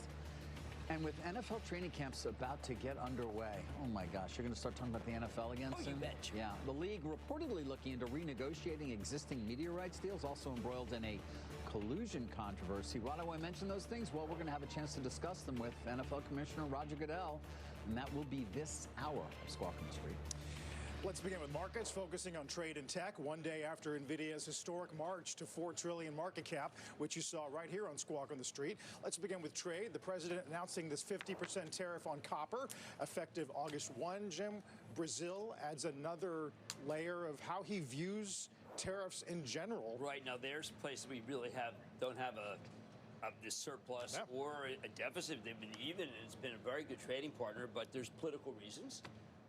Because the president doesn't really like the way that our president doesn't like the way that they handle their politics. Their own judicial system, right, and yes. I think that the president is taking steps that make it so that we, usually with a country other than Theodore Roosevelt, are saying, here's how you run your country. And whatever, everyone has the right to say, here's how you run it, but usually don't put that kind of 50% whammy on it. Yeah, I mean, we talk often about things that are unusual, if not we've never seen before. No, and I would put that in that category because we have a trade surplus with Brazil. Right. About $7 billion, not large, but a surplus nonetheless. So one would think you would not take a retaliatory stance necessarily given that relationship at this point. Yeah, so it turns out that's not at the fulcrum. Right, so basing it on politics seems a new territory here. And then, I mean, what the emergency powers the president is using to impose these tariffs, Carl, are still subject to review, I think, by the Supreme Court, but it's going to be a while till we get that, I believe. The Supremes are always a little behind. I mean, I think that one of the things that amazes people, continually amazes people, is that we're not used to a president just saying, okay, here, boom. We're used to consulting and, to Brazil, maybe meet with the president until you talk about what to do. And this is radical. It's a radical thing because I would argue that, forget the politics, they've been good partners. But that seems to be only one of the criteria. It's kind of like Scott Cohn. There's like many different criteria. Yeah, absolutely. By the way, Lula did have a response last night on social media saying that the country will not accept getting tutored. They're going to respond with reciprocity. They're setting up some study groups to figure out how to respond to this one. See, but there you go. Okay, setting up study groups. One guy moves in he's lightning. And the other people are all like, let me think about that, because no one's seen this before. No one has ever seen anything like this. No one. Right. Well, it's much more typical of the Trump administration because the president, all decision-making comes back to him. Only Claudia Sheinbaum was ready. She was ready. She said, troops? Yeah. Remember? Like she said, you want troops? You've got troops. Sheinbaum has handled this thing better than anyone. She was first. Well, her response yesterday on copper was, let's wait, which is becoming a pretty common playbook when she actually has the cards when it comes to minerals. She actually has enough rare earth minerals that we should be making a deal with Mexico, but I don't think they seem to realize that. What are your thoughts about copper, Jim? Okay, let's go over copper. That obviously had an impact. You can see what the metal's doing. Freeport shares up. No surprise there. But we don't mine enough in this country for our own needs, do we? We have to import some. So we produce in this country. Let's see, 1.1 billion from Arizona. That's mostly Freeport. We recycle 1.8 billion. We've been tremendous recyclers. Gold produces 40. These are pounds. 40,000 pounds. Against that, housing is 255, data centers 230, EVs are 300, commercial construction is 500. So you can see that we are operating at deficit. And here's what the president left out that he should have mentioned. We've taken out 1.1 million pounds, 1.1 billion pounds because of environmental rules that closed 7 major smelters. And that's Clean Air Act, Clean Water Act, Resource Conservation and Recovery Act, National Environmental Policy Act, NEPA, Endangered Species Act, Native American Legal Challenges, forced closings and restrictions that made it too expensive. So he should have, once again, he doesn't spell it out. Now, did that take that long to do? I did it, 95 seconds? But now you see what's the gravamon, to use that phony word that I heard at law school? It's that we took out 1.1 We took out 1.1 billion. With various environmental and other restrictions. And he wants that. And he figures that at this price, you can, first of all, you can overrule the ones. So you do away with the environmental restrictions, and you can bring a lot more supply to the market. And that's what he should have said. How much more, though? We import half of our refined. Well, but remember, we produce 1.1. We would bring back 1.1. We recycle 1.8 and gold. We're not that far. We're not that far if we open up those smelters. And can those smelters start operating immediately? And what about lawsuits? And what about people who care about the environmental impact of it? Look at him. Look at him with the environmental What, you used to work for Greenpeace. What are you talking about? I was... Weren't you a member of the Sierra Club once? I was Greenpeace. Yeah. No more? I was. I know.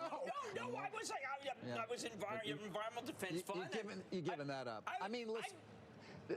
The question is to how far some of these regulations have gone and that prevented productive capacity from coming online that otherwise really wouldn't have an impact is a fair question. The copper smelters are the dirtiest of smelters. They're even worse than gold. So remember, gold is a byproduct of gold is copper.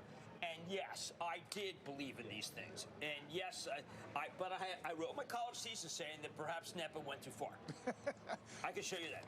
Soon. By the way, guys. Wait, in 1948 you wrote that thesis? Jim, the spread between copper futures in New York and London is pretty dramatic. And the thinking is that it's going to be tougher for us than, say, the rest of the world. Look, what the president had to do simultaneously was to say, okay, these rules cause these smelters to close. We're going to work to get these 7 major smelters open, of which then we will be able to be self-sufficient. Because look what they're doing with MP materials. I mean, now that's a bit of a surprise, but that's a way to be able to deal with rare earth. You mean this deal now with DOD? I mean, get Navarro on the phones. And Navarro said they should have given the president, listen, this is how much we need. We are great recyclers. I mentioned that again because, like, you can go to this. There's a great place right across the river where you can get you can go. I'll show you where they recycle. I've been to it. Oh, that's great. I can't wait to go. But why did you have to mention the Greenpeace affiliation? I didn't actually. Carl did. Yeah, I didn't do that. That's a deep track, though. All right. Well, yeah. Don't blame me. I care about the environment. Now, you could say, well, Jim, you care too much. But I do think that we could get those smelters open and do a pretty good I care about the environment, but we can get the smelters open. Oh, the smelters are the worst for the environment, but we can get them open. But I care about the environment, and I was a member of Greenpeace, but I wish I hadn't said that. What I care about means nothing. Nothing. It means nothing. No, zero. The North Star is whether people can make money. I listen to Mad Money. I listen to it. I know the mantra. That's a long time ago. Yes. Hey, look, I also struck against. I mean, I had a wild card. You want to mention the Wildcats strikes I've had? I know. How about the pickets I had to close the big plant? Were you a card-carrying communist? No, I was a Trotsky. Damn it. Got it. Right. The workers own the means of production, not the state. Get your facts straight, Lev. That's actually going to go very well here in Manhattan as well, soon enough. When we come back, we'll get to the airlines that David mentioned. Airlines, actually, the index is posed for its best day since about April on this Delta guidance. We'll talk some football and streaming with the commissioner of the NFL, Roger Goodell, live from Sun Valley at the Allen & Company conference. Take a look at the pre-market here. Got some calls as well on McDonald's, Palantir, CoreWeave, Oracle, Costco. When we return.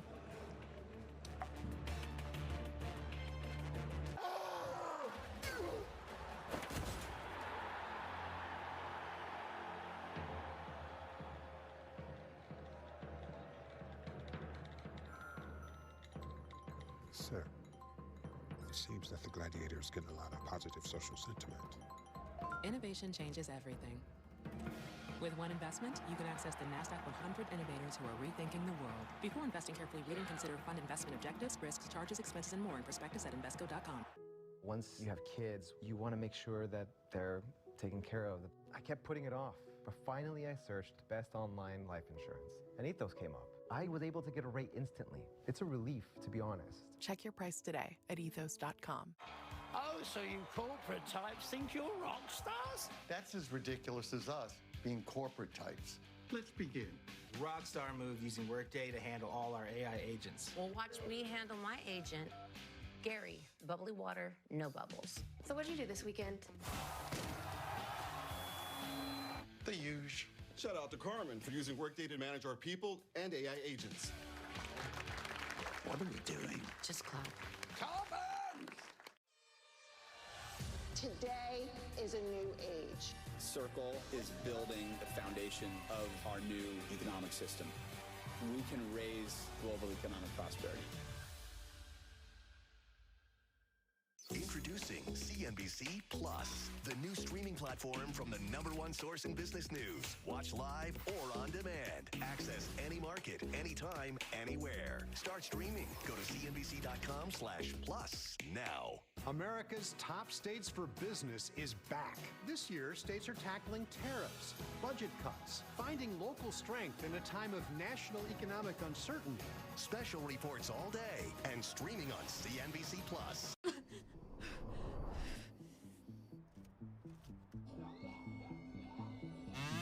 Fighting nicotine cravings on your own can get tough. But with X Program, you can guess a little less and outsmart nicotine. Join a free program developed by experts Love the kazoo. that can increase your odds of quitting. Text X Program to 88709. Our family faces danger that has threatened our planet. What is that? Get us out of here! Are we safe? I don't know. We are not giving up. We will protect you. Light him up, Johnny! What's the plan? Trust me. I hate that That's a plan. bad plan. Terrible That's a idea. stupid plan. Marvel Studios' The Fantastic Four. Rated PG-13. Business leaders from around the globe attending Allen & Company's annual conference in Sun Valley, Idaho this week. Our Julia Borston is there this morning. Beautiful shot and has a special guest. Hey, JB. Good morning, Carl. That's right. I'm here in Sun Valley, and I'm joined by NFL Commissioner Roger Goodell. Commissioner, thanks so much for joining us here. Thanks for having me, Julia. So some big news. You have a new YouTube exclusive game in the first week of the season. The season is less than 2 months away. Talk to us about how you're thinking about streaming and fragmentation. You now are going to have games on so many different streaming platforms in addition to broadcast. You know, Julia, our whole foundation, our core of our media policies is to reach the broadest audience. And so how do we do that? We have to extend beyond our current platforms. YouTube is a great platform, global platform, and it'll be, in front of the wall, so it's free to everybody on a global basis. It's a great way for us to share our game with a global audience. And it's what we're trying to do now, is reach the fans where they are. I think you see in a lot of these new platforms different demographics that are really important for us to be able to reach, and it's part of our growth strategy. When you think about all the different streamers where people can now watch the NFL, Amazon, not just YouTube, Amazon, Peacock, now Netflix with the Christmas Day games, do you need to offer your viewers, your fans, an easier way to navigate to figure out what's going to be on where? And is that a challenge for you as you continue to lean into these streaming platforms? Not really, because I think our games are pretty consistently in windows. I think our fans know that there's going to be a Thursday night game. Friday night's a special game, but we want that to be a special game. Make it an event. Christmas Day games, people are home with their families. I think that's turned into a tradition. Let's watch NFL football. And so I think the reality is when we have those event moments and those windows, it's less of a challenge for us. And we have our partners in the NFL and all of our vehicles really working to try to promote that and make sure it's a big event. And that's what Good morning, guys. We got 20 minutes, 10 minutes. Looks like it's gonna pump it open, so don't try to short it yet. Went a long ways to put that into our contracts in the last agreement, and I think having the ability to do that, having the option to do that, I think will be valuable for us. But we haven't made any decision on that. What up, fake Bugatti? You got 1 point. You're not gonna get 50 in time, buddy.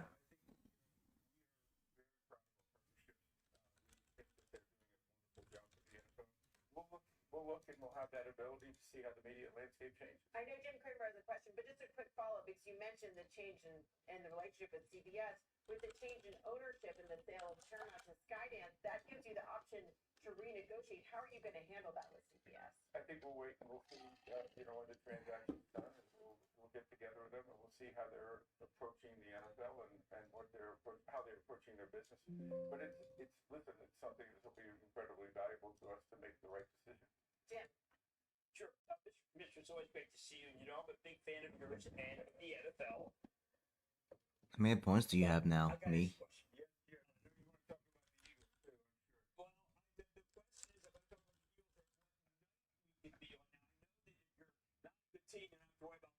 So you can say, Jim, come on. The reason why you should be worried about being a bad team, not being flex. But now with Amazon in, you can actually move a couple games to Thursday. And I'm starting to worry that as a season ticket holder for 3 decades, I'm beginning to worry, like, when can I even tell people that I want to take them to a game? When can I plan about going to a game? It is so open air for a season ticket holder that I'm beginning to wonder whether season ticket holders are just not treated as well as they should be by the NFL.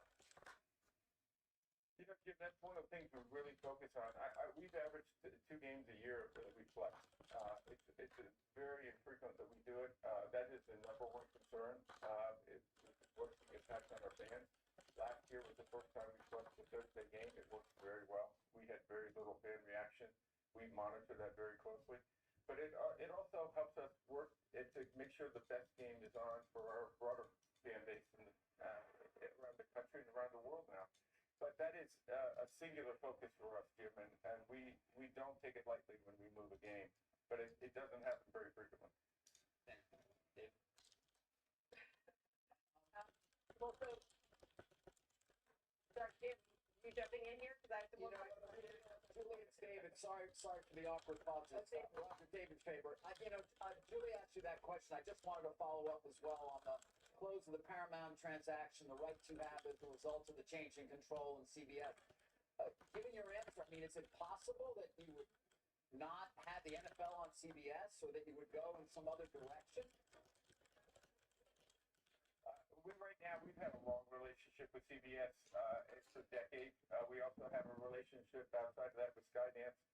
So, Order filled. Oh shit, forgot again. So I have a short at 62. Oh well, I'll keep this short on. So many pieces in play and questions about how you're going to be renegotiating the long-term rights. But in the meantime, I know you work very focused on international expansion. I'm short Gambit. I'm working on my. Oh no, that's not the 50. Oh, I'm on the wrong account. Yeah, let me get out. No, I can't get out yet. I meant to do the 50K TPT, not the other 150K. I got so many to do, and the 30 days is coming up. Yeah, no, I'm not touching a pro.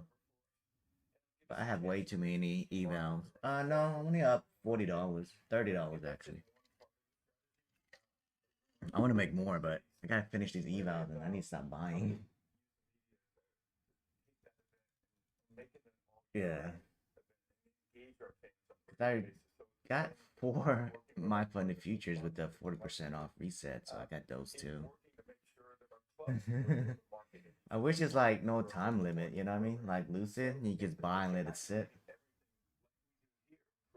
No, they have 30 days. All those have 30 days to pass or fail, yeah. I gotta hurry up. Yeah, that's 30 days. I'd rather have it like just let it sit, you know what I mean? Like on Lucid, when there's a good deal, I'll just buy it and let it sit. Since it's cheap. Looks like it's gonna pump it open.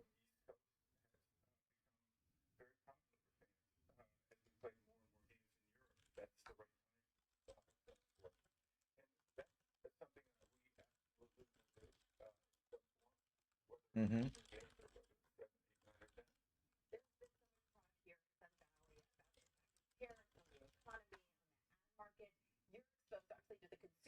Yeah, I think it's gonna happen again. We might get all-time high. But you see the 3 minutes, right? The oscillator is gonna go up again. And 15 minutes still got more upside, so we're not overbought yet. So all-time high for sure. Yeah.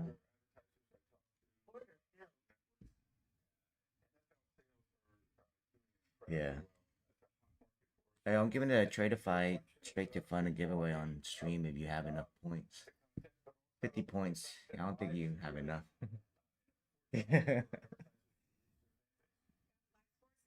Brett was in the chat earlier.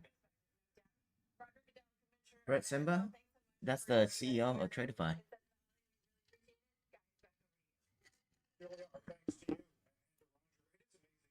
Oh, Bet's on at 12 today. Got no kids to babysit today. Let's go. Trey all day.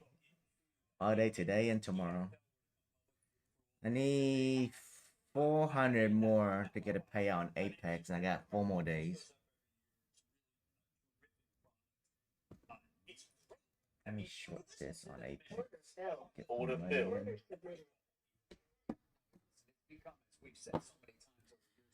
Yeah, there's a bullish squeeze coming out, so I think we are gonna pump.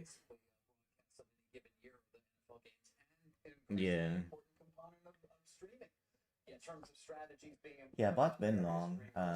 Bot's long since 6 this morning at 67. So it ain't going anywhere. Yeah. It got at most 10 points earlier. Yeah, I got 10 minutes left, guys.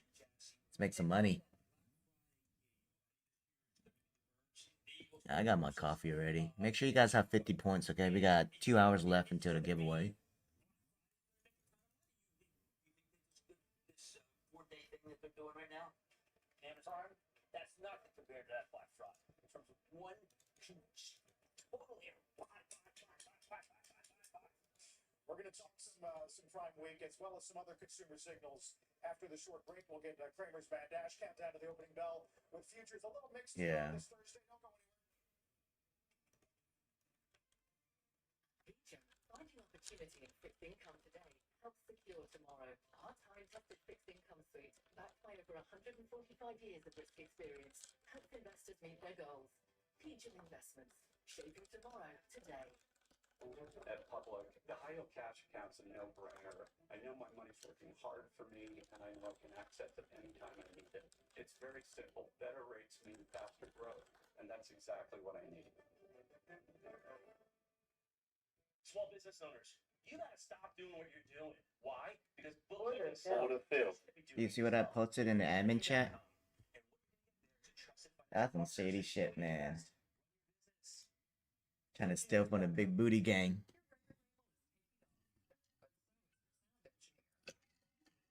Yeah.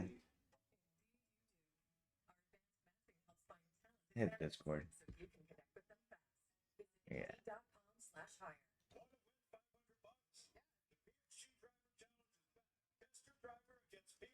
They just do it and keep it for themselves, you know what I mean? Mine's different. I actually give mine out.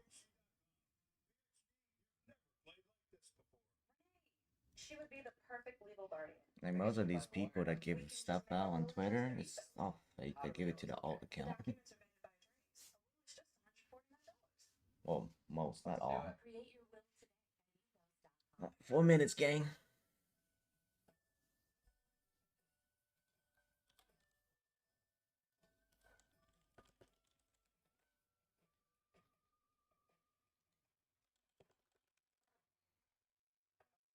Oh, yeah, I got QQQ plus yesterday too.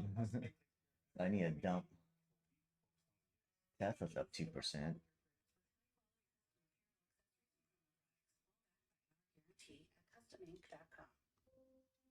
Yeah. This moment, story time for Sarah. It means everything to them and to all of us. Well, yesterday it went up all the way and then it dumped hard, so maybe Trump's gonna tweet something again. I don't know. A lot of people blew with that drop. Yeah, a ton of people blew.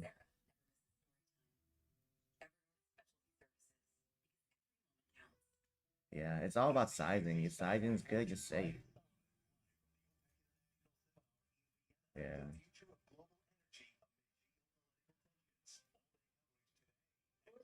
Order fill.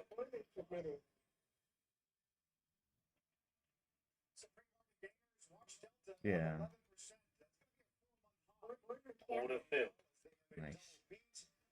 stabilize, more optimistic on corporate, and they reinstate the full-year guide. Yeah, they want to pump this shit. Yep, looks like it might go up. Opening bell coming up in less than 5 minutes. And don't forget, you can catch us anytime, anywhere. Just listen to and follow the Squawk on the Street Opening Bell podcast. Order filled. 2 minutes. Oh shit! I forgot to close my other short. Oh damn. I thought I closed this short, but I guess I didn't. Just hit 75. I thought we have a lot of accounts. You don't know which one you have open.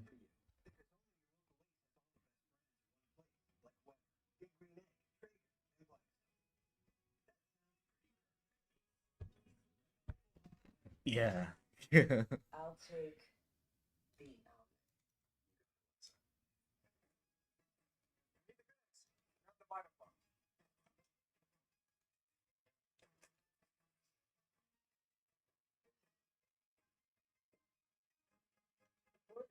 Yeah, I mean, if you think about it, we're only up 0.9% on NQ, so it got room. I've been trying to put nicotine for like about 10 years. What helped me actually get there was this program. It's free, it's backed by actual Yeah, fuck. ask you to be perfect. It's just support, like real Yeah. That's what happened to me yesterday. I was caught in a short for a long time. Waited to get out just to get out for like $5 profit. But a lot of people like to trade at the open. Yeah.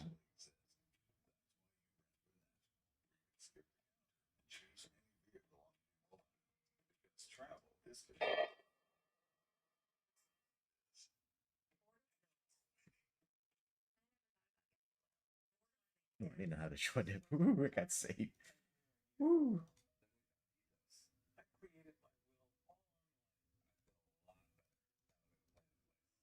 ethos.com to get started.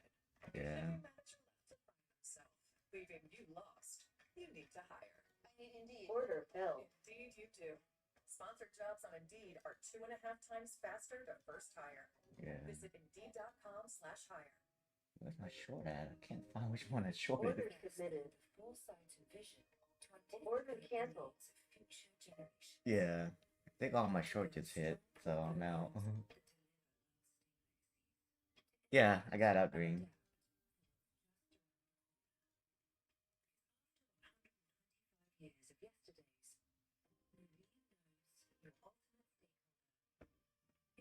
I actually didn't pump that much, huh?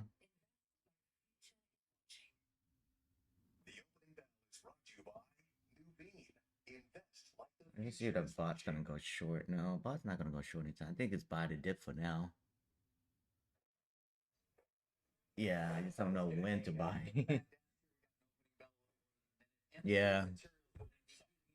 This partnership with the DoD to produce supplies or increase the supply, which is the #1 Get out, just take profit. This deal ensures basically as much as what we get. The stock is Let me get this ES short. because there's a 23% short position. This was Order filled. James and Tinsky. Order submitted. Many times system engineers. You will ask him anything you want. He's always straightforward. Be safe. For everybody. Yeah. Order filled. Okay, I'm out. Gotta switch to a wrong account. I need to take profit 2. There we go. Damn, that short was nice. Wow. Yeah, her top step is lagging bad. Top step X, so careful.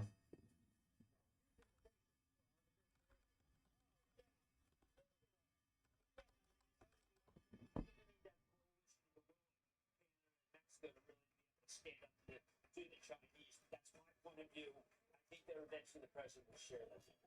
There's the opening bell of the CNBC Real-Time Exchange. On the big board this morning, it's Minnesota Business Partnership, ringing the bell from Minnesota. At the NASDAQ, it's Nomad, a fintech company that offers Brazilians a bank account in the United States. Yeah, irony. Today's news. Day. By the way, are you Are you thinking about coffee futures and Starbucks and Bros, or still? Unfortunately, it's not as big a piece of the puzzle as Starbucks. By the way, Dude, I dropped. I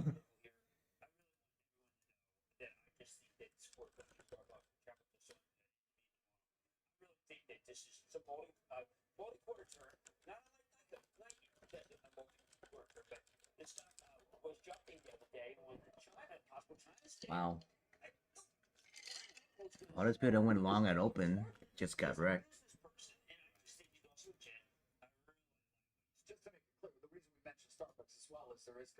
Oh wow, my short might hit on the Ninja Trader contest. They're very adept at doing it. They are.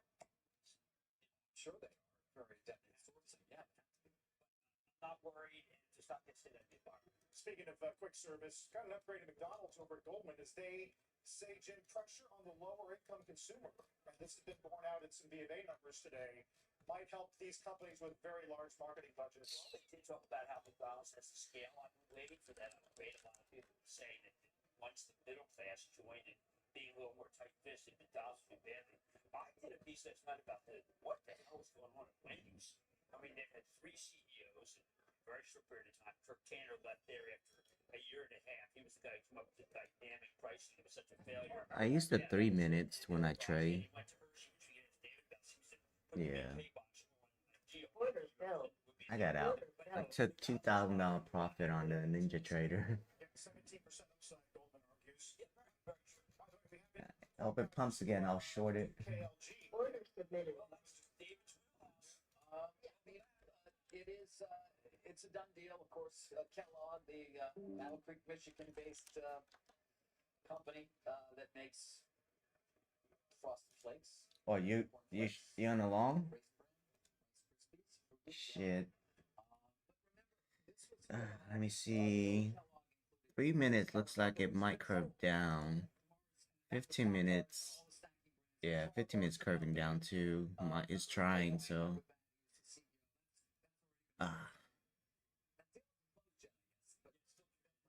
Yeah, bot's not short yet. It's not shorting anytime soon. What are you long at? Oh yeah, you're good. You're good. It's coming back up. There you go. Brave.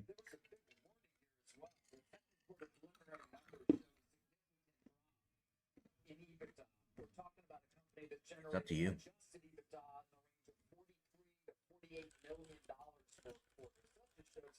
The size here of this company, it's very small. $3 billion overall enterprise value. Some earlier had seen that $3 billion number without the price and been buying the stock, I think, maybe a bit higher. So be careful sometimes of those headlines. But that's where you end up. And this company, when it did split, of course, there was a real belief. Oh boy. Is it NQ or MNQ? This was the income producer, the other one was the growth. Everything that they hoped Tom said would happen did happen. It's pretty terrific. But David, he got helped along by Smakovitz, who showed up in the stock. But I think that what's interesting is that the buyer firm, they have been a serial buyer because they own Butterfinger, they own Crunch. Nestle doesn't own Nestle's Crunch anymore. Right. They have the Ferrero Rocher chocolate, they own Tic Tac, they own Baby Ruth. These guys see them trying to be in the revival game. They do, and they do say as well that they will, that Battle Creek, Michigan will remain a core location for the company, will be their headquarters for North America cereal. And now they get going at it, remember that? I don't know, man. I hope you get it. I can't tell. It's like the 3 minutes flatlining. So I can go both ways, but on my trade station charts, it looks like it's going down. 15 minutes should go short in a little bit on the trade station. We're waiting for maybe some comments on the tape from Jensen, who, by the way, whose wealth might eclipse Buffett's today, depending on how the stock trades. And he will not change. It's just, I gotta tell you, the stock's coming in. Politics are selling. But I do think that Jensen is unchanged. He is, to me, the St. Jensen. I tried to get him up his game and be the Jensen that everyone thinks he's Oh going boy. to be. It's just I've never been able to. Not for a minute. Yeah, I don't want to go long yet. Little, maybe like towards 800, I'll go long. Yeah, 850 like yesterday. Yeah, pretty much.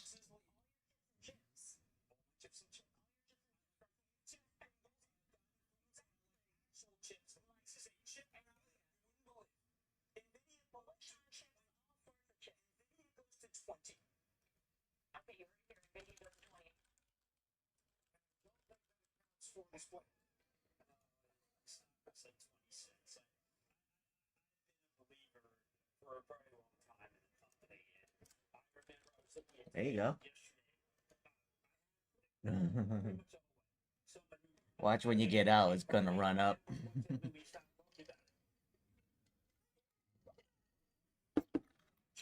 It's choppy now.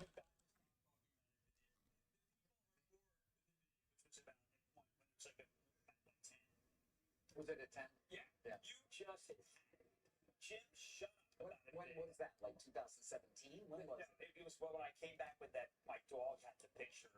That's 3 hours ago, though. You still want to trust the bot? Well, it's not close to going short. Yeah. 2 hours, 2.5 hours ago.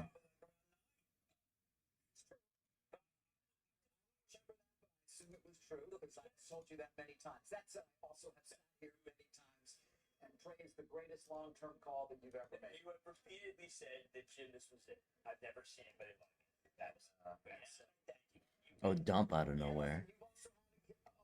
The 3 minutes oscillator looks like it's curving down, so just be careful.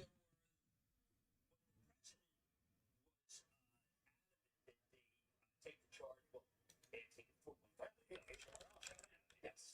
That was suboptimal. Yes. Now, can't reach that point. That's part of the president said, okay, to cadence and synopsis, they're two of Nvidia's greatest partners. So there's always a belief that perhaps there's something working there. Now, Jensen is going to China, but the president has, I think, is drawing the line because he thinks they can be militarized. We do have an upgrade of AMD today at HSBC. The title of the report's back in the game, and they take their target from 100 to 200. Well, look, there's room for another GPU. At least it's got one. Look, the market is so strong. If you take another GPU, that's probably a very Yeah. And a lot of people got caught because they're pumping, now it's dropping. See, glad you got out. It's going to dip more. I'm waiting for at least lower day or something. I just can't do anything right now. 89. I'm sorry. 978 is lower day. Yeah, that was last night. It was chopping all night. I slept good. I slept like a baby. I didn't want to wake up because it's raining.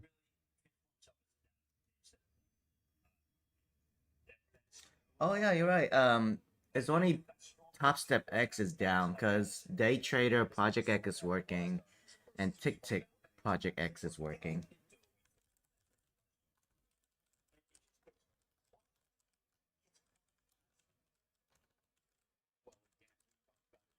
Specifically after their earnings very recently as well.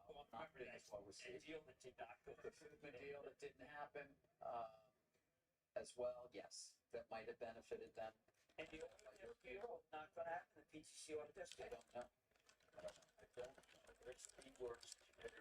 So refreshing. That kind of candor? Yeah, it just doesn't just. I don't know. You know, I'll try and find out for you, but I don't know. I don't know. Jim, we mentioned Delta and the earnings that we're going to get out of them. The guidance, Jim, is what, 525 to 625 full year. Yeah, Streets at 539. It's me. Look, this was when you bring back your guidance that you took down. Even though it's lower than it used to be. I mean, it's just like, look, Ed is good. I've got to tell you that I immediately thought, well, hold it, that's good. We should go Delta. We should go, you all. Well, that doesn't take a lot to think that. Yeah, But you all said I did 8 times earnings. I don't understand. I think that airline's very cheap. Bastian was on Squawk this morning. He did talk about some weakness in main cabin. Yeah, was that it? Yes.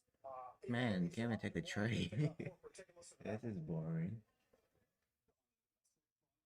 We're looking to be flat to down, and the growth will be international. And the growth Oh, will on also the be- tournament? So you expect some capacity to get stripped down beginning in August. Yes, but again, the stock that I like in the stock that gave me mortified me all, but it knows that I have no position. Boeing. Yeah, Boeing has been. I watched you talking about last night on Mad Money. Deliveries have been really crap. Yeah, they didn't because they were busy looking at the president saying something bad about somebody. That stock has had quite a move this year after a just lousy few years, as we all know. Well, Kelly Walker came back. I don't know if you met Kelly. Pretty excited. It's one of the best Dow names of the year, except for IBM. This Kelly, I mean, you bring in a guy like Walker, who's a seasoned player, and he goes to the factory floor and he says, "All right, cut it out. Let's make some plans." It was really refreshing. Make some plans, make planes. Make some plans. Hey, we're in the business of making plans. Make some planes. And I'm wearing my Boeing hat again. they seem to already. You have. Yes, I'm wearing my Boeing hat. You think it can go? You think it's still got room to go? We're in the same range for the last 30 minutes. 15 points.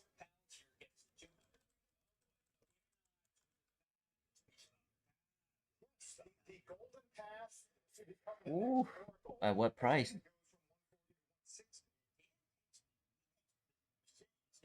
I might join you on my. Oh, you want to get traded? I'll join you on my little eval. I do 25, just in case. What's up, man? It's just choppy today.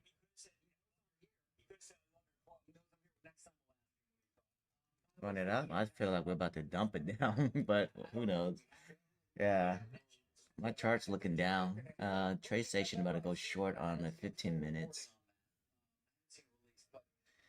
So I'm just waiting. Man, we can't rush it. It's just Order filled. oh shit, my shit went long. Yeah, get in and out, baby. It should follow Gambit. I'm long with Gambit. I'm long at 25. I'm about to get out. Yeah, Ninja Trade is nothing. I'm just itchy, so I just want to take something. But I do think we're gonna dump more though.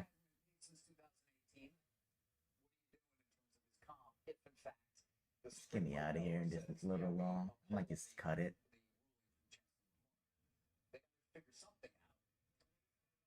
Take a look at year-to-date Tesla versus Uber, which today is once again a top pick at Evercore on this delivery and rideshare momentum. James, 60% gainer.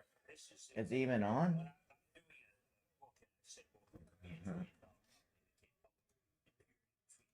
Oh shit, I should have got out.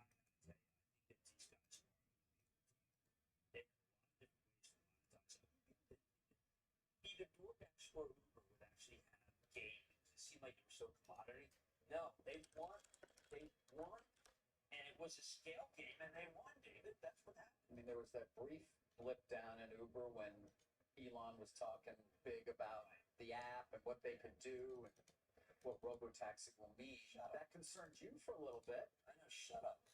And then you moved on. Yeah, then you quickly moved on to it now being $1 billion. I mean, it's a $1 trillion company. There was a video. Kept messing that. Let me see if it's gonna go short soon. It might go short in a little bit. It looks like it's setting up, but when getting close to the oversold, so when it goes short, I just gonna wait for a bounce. Order filled. I got out my long.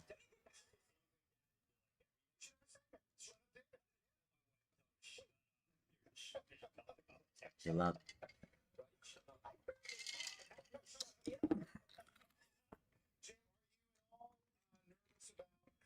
Oh, that's why he went long?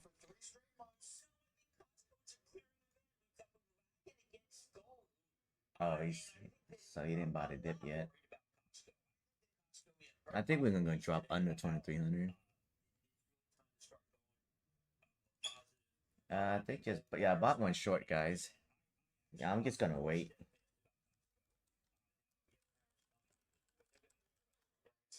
There was this chart on BofA looking at card spend for June.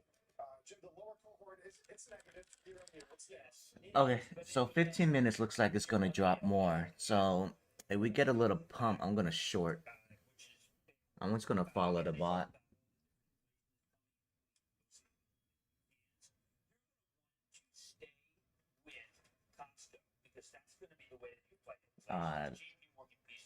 That short was good. Fuck. I put a short in for 30 if we hit again, but we might miss out. I don't want to chase yet. Apple, Meta, Alphabet, Amazon. It's already, that's 20 points already on the short. That's 30 points. Wow.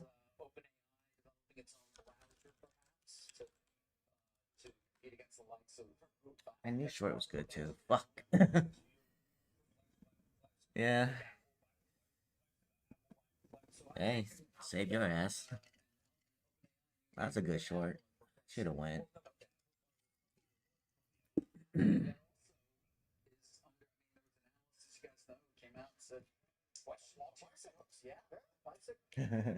You maxed out? No. Yes, I do. Dang, that's short.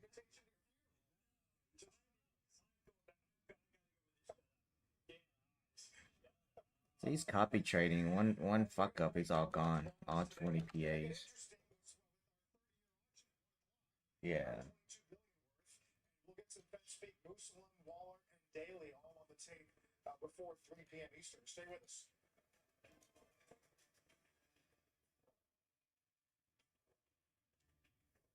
I'm shorting. I'm not buying a dip. I want a short, so I gotta wait.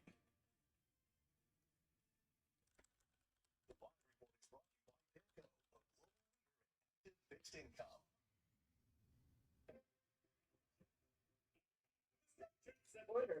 Order filled. I just got one short at 2300 on my Apex. It's 300k. I only got one M&Q. I'll add up with it pumps.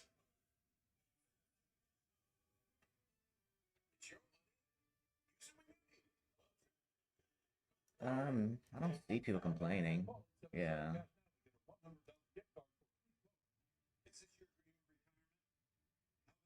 This week, Dave. Or is this a little more your style? Retiring wealth isn't a guarantee, it's a goal. It's easy when markets are going up. But what about when they're not? That's why you need this. Call for Fisher's Retirement Survival Kit, featuring your guide to surviving market volatility, our stock market outlook, plus the Fisher Investments Difference. 3 indispensable guides. Yours free for calling 1-800-213-5317. Nah, 15 minutes looks bad. Disciplined approach will help see you through the market's ups Yeah. and downs and give you the confidence you need to reach a comfortable retirement. I'm trying to go against the bot.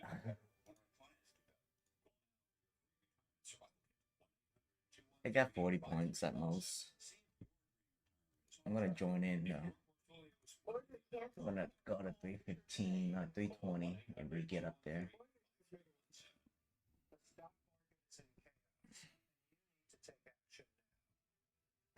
Mark Jacob. I got my broker's license in 1966.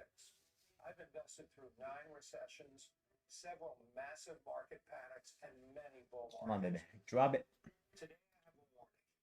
During volatile market moves, It's smooth. It's on the screen. It's 11 a.m. Eastern time.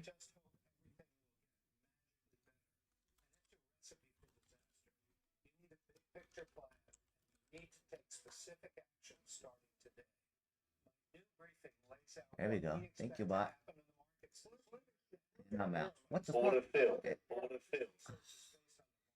It's weird. I took profit and it went long after that. I hate when it does that.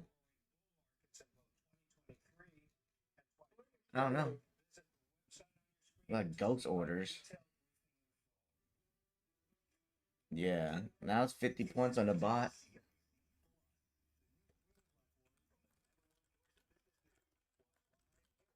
Yeah, let's go. Short every pump, man.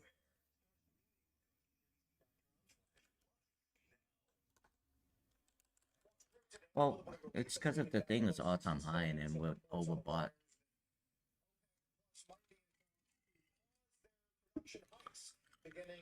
Yeah. Well, only in 3 minutes, but the 15 minutes got more downside. So I'm thinking 800 again.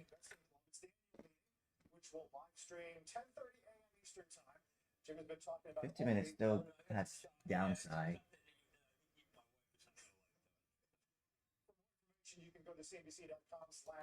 I do. 850 at least. That's another 100 points. It's nothing for NQ. Skin cancer treatment is non-invasive and relatively painless. Medicus Pharma's groundbreaking solution delivers chemotherapy directly to the tumor cell, offering the most painless alternative to invasive surgeries. With the skin cancer treatment market expected to exceed $20 billion by 2030, Medicus is poised to meet the demand for cost-effective, non-surgical options. We're now advancing phase 2 studies. Medicus Pharma leading the charge in skin cancer innovation. Investing. You buy low, sell high, jump on that trend, ride the wave up. That's not how investing works. Not a child playing a game. This is grown-up business. The real thing, you know. Yeah, I don't know if it's gonna pump again. It might get low a day. Yeah. Really? Oh, was that 25? Was that 25K or 150?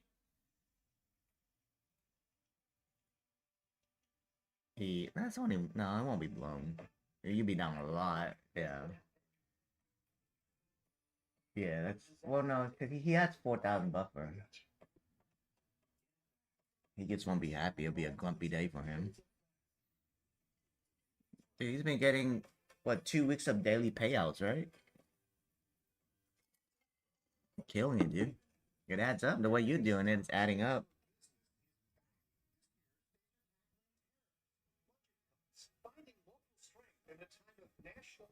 Yeah.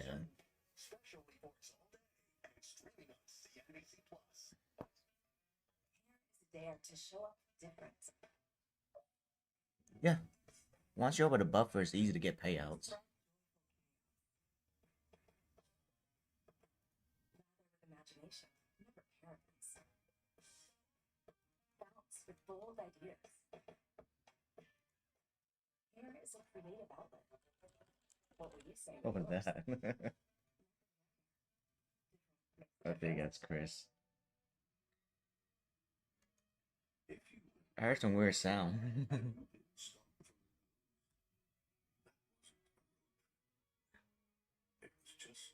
Yeah, that'll gambit. Yeah, you hear it too, or just me? Oh, no, his mic is off. I just heard a drum. Yeah.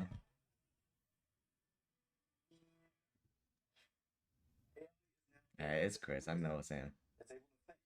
Before it was able to understand, it was able to Oh. generate content, but now Oh, it must be him then. He just left. it could go learn about Dude. information before it answers the question, and so now it can solve problems that has. No, I heard it. It was a drum and it went doo doo doo. For human reason, and the capability of the technology, of course, is overwhelmingly exciting.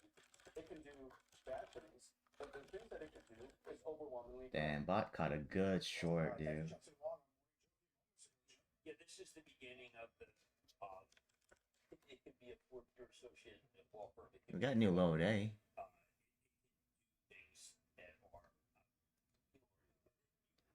I should have kept my short. Oh well. Jensen saying is this iteration. This iteration where it's not been done yet. This is the one where you say, look, I think that one of the lawsuits said. Yeah, it was him. The better the court likely precedent acts. And the reasoning capabilities, I think there are still some who question the ability of these models to truly do them effectively. But obviously it only improves. I guess I'm gonna wait and play the bounce. The 3 minutes still got room for downside. It's not oversold yet. Yeah. Yeah, we can't do anything now. We just gotta wait. There's no point of chasing the short.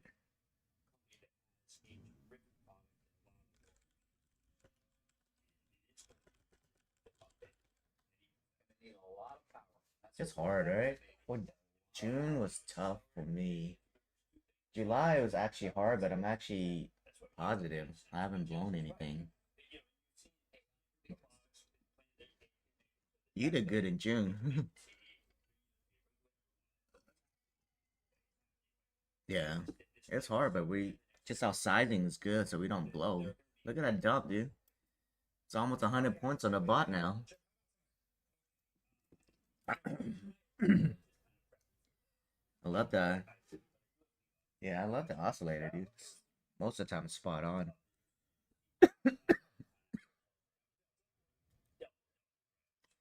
And now our dumbass gonna try to buy the dip. Play a little bounce.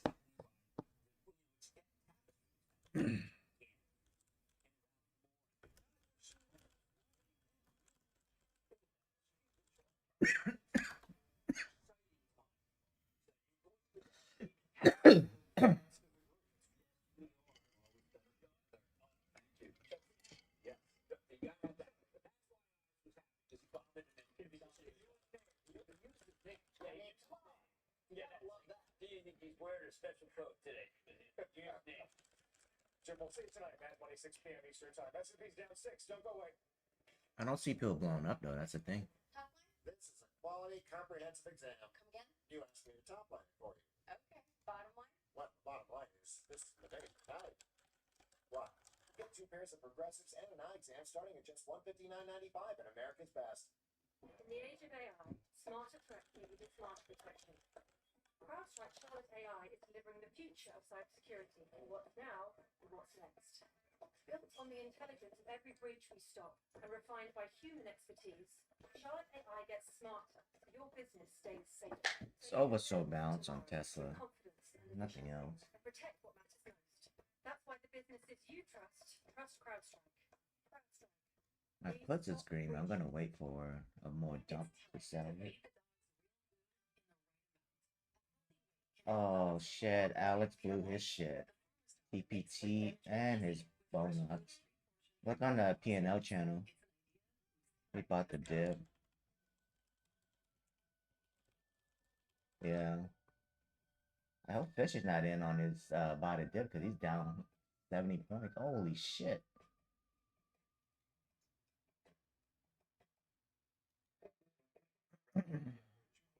I'm gonna ask him. Anything else I was able to find online. Losing sleep over having made risky investments. I needed something stable that could really give me long-term financial benefits. I know my money's working hard for me, and I know I can access it anytime I need it.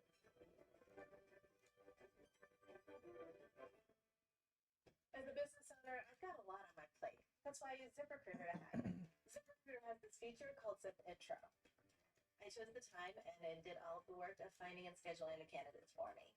I just picked my top choices and Dang, I bought 100 points. the plan was to hire 2 people, but the candidate quality was so good, I wound up hiring 4 in a week. Zip Intro. Post jobs today. Talk to qualified candidates tomorrow.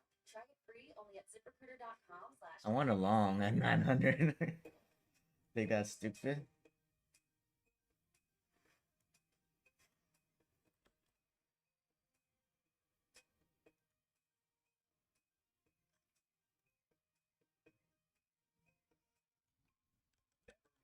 Yeah. There will be fewer people doing some of the jobs that the technology starts to automate. Then there'll be other jobs. We're going to hire more people in AI. That's the standing for effort to innovate in the marketplace. The background is pretty important to that day's over. The arguments toward cutting are going to grow on the FOMC, but I just don't think they're going to be able to get consensus by this July meeting. Yeah. Oh, look at that pump. We should have won.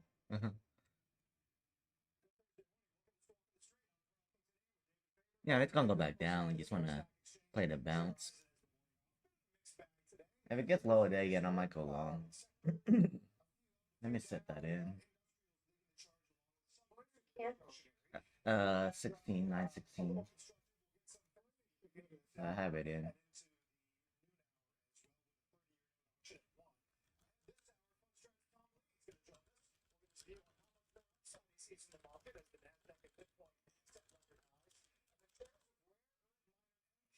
Surging this morning on news of a major investment from DoD. Company CEO is going to join us exclusively. But first, we're 30 minutes into the trading session. Here are three big movers we are watching. Small cap consumer products maker. We just gotta wait and see. See a good setup.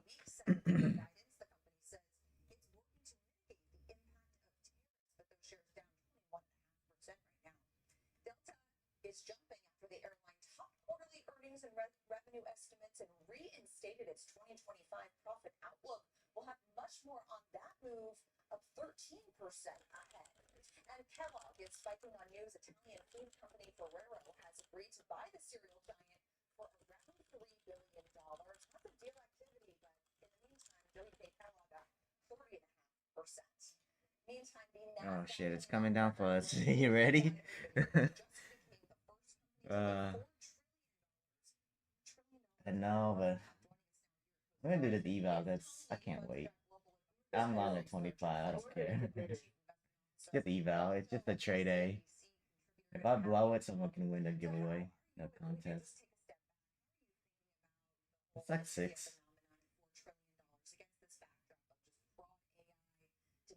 32 total.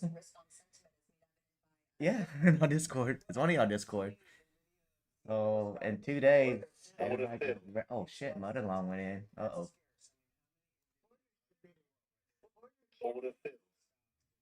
Got out one of them. Yeah, might be kind of scary.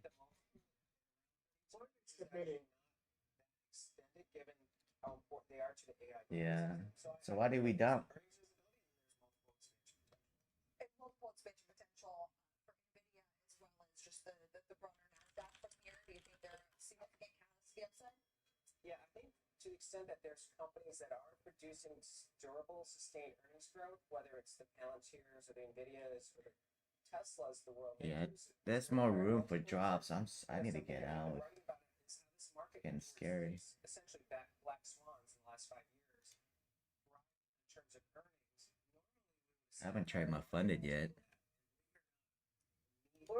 Order filled. Oh shit, something hit. I went long again. PS is short. Ooh.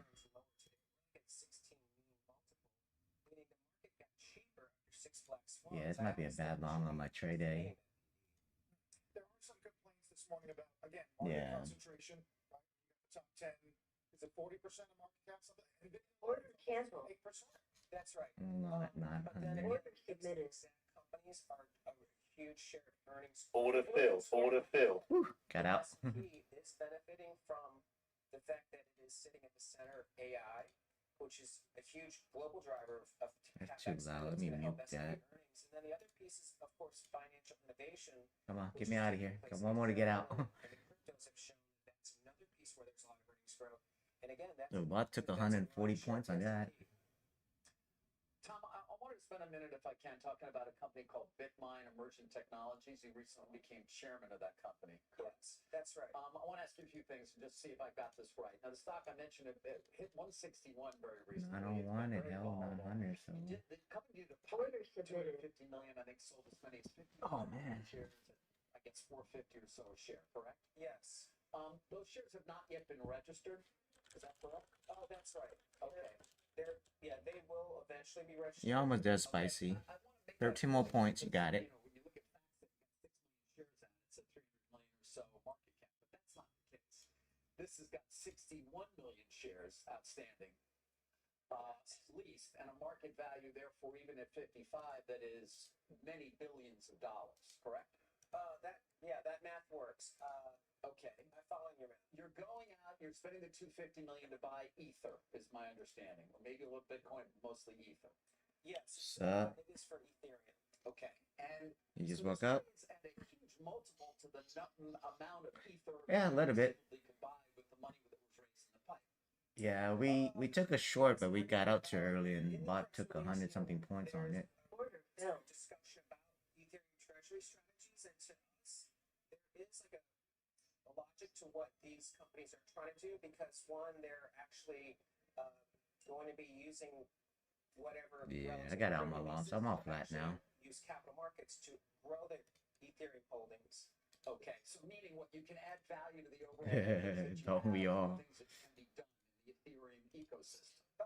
Yes, as well as like taking advantage of the premium that exists in capital markets activities. I see. Oh, that's scary. I think that there is really a rediscovery of Ethereum that's taking place, because Ethereum itself is one of the best performing crypto assets. It's up. I mean, annualizing, it's really taken off recently because Okay, I gotta pee. Coffee's making me pee.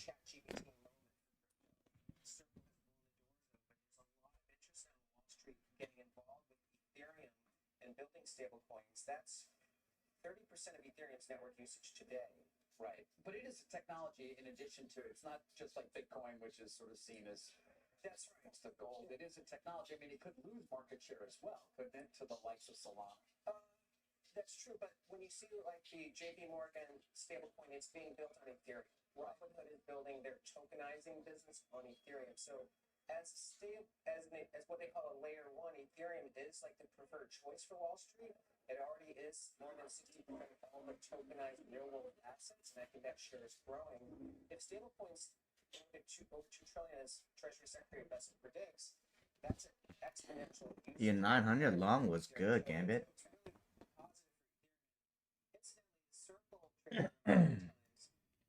Yeah, I'm gonna put it back in at 905 that we hit. It's taking off. Yeah. It's trying to bounce. That's nice. I got out too early. If we pump back to 2300, I'm gonna short because 15 minutes still has a downside. It hasn't changed yet. Well, I can do it right now based on the number of shares that are outstanding, which is something like 60+ million, and then I don't know what you're selling under the ATM, and I multiply it by 55, and I get a number that's above $3.5 billion. I believe your math is correct. Okay. I would trust your math. All right, so that's 11, 12 times the value of the Yeah. 20, yeah, 900 straight up bounce. I mean, I'm just doing quick math. What's up? Activities as well. Okay. Do you see yourself evolving to a new line of work? Sure, that's a nice bump. Are you still in, Chris? My focus is Fundstrat. That is our genetic. Right on. That's my job for the last 35 years, which is I'm a student of markets and really trying to help investors discover, what drives markets and great equity ideas. I mean, to me, that is my genes, and I think on my gravestone it'll say Tom Lee Fundstrat. So I think if anyone's worried, Fundstrat is still my focus.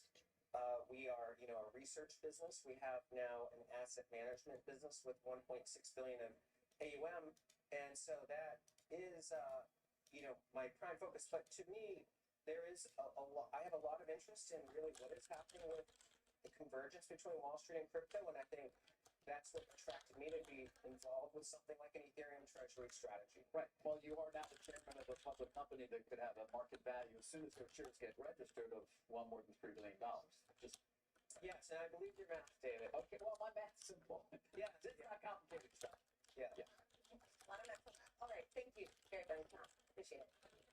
Take a look at our roadmap for the rest of the hour. We'll drill down on this rare earth deal out of MP Materials. And it goes back down. The stock surges on news of this investment from the Department of Defense. Let me know when you do. Shark Tank's David John will be with us to talk about fast-changing tariff developments and the impact on retailers. And Delta's on cloud 9. What CEO at Bastion told CNBC that it helped driving what are big gains for that stock this morning. We got a big show ahead for you. Don't go anywhere.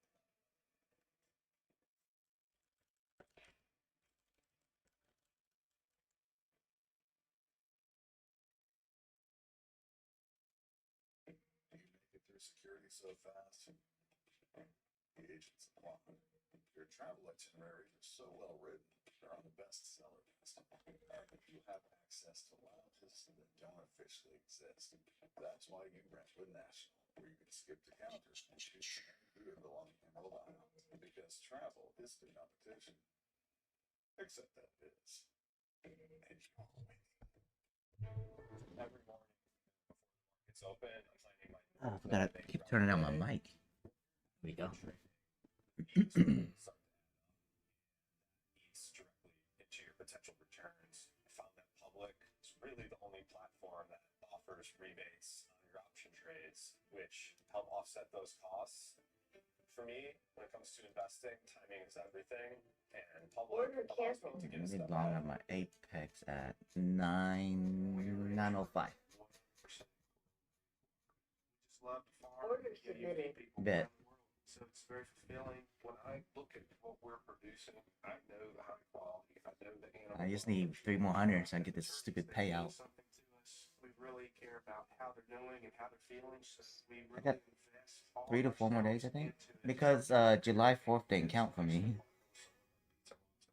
They added Friday and Monday as one day, and then I think they added Tuesday and Wednesday as another day. Smallest things can grow a world of good. A place where kindness blooms like honeysuckle, and countertops smell like lavender fields. Where garden variety is anything but. Yeah, I think they count 2 of those holidays as one day. But you can now, after today.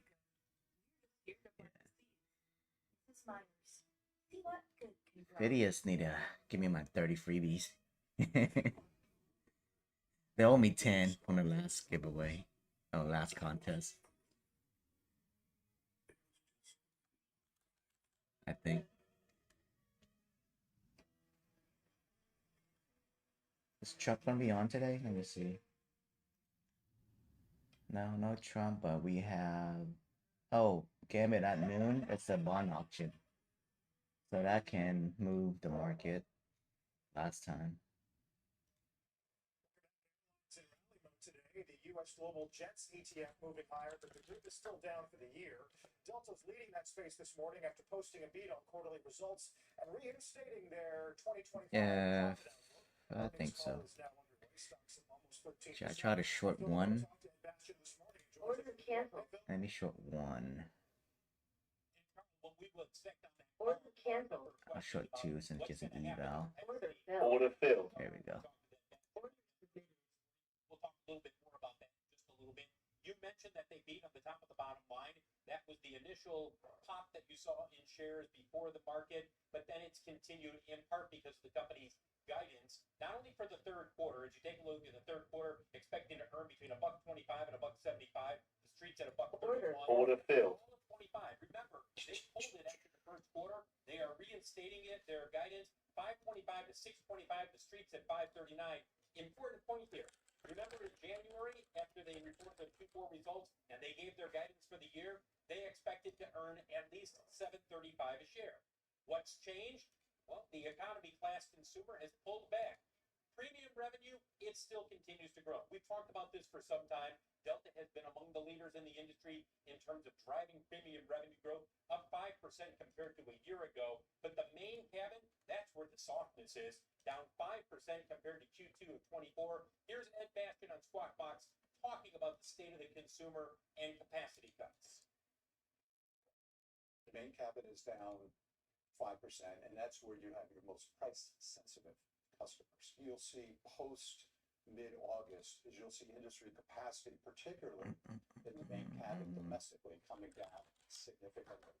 Delta's doing that. I think all the other airlines are doing to some level that. We actually expect to see domestic seats in the main cabin negative starting in August. For the industry and Delta. How much does Delta cut capacity after the summer surge? That remains to be seen.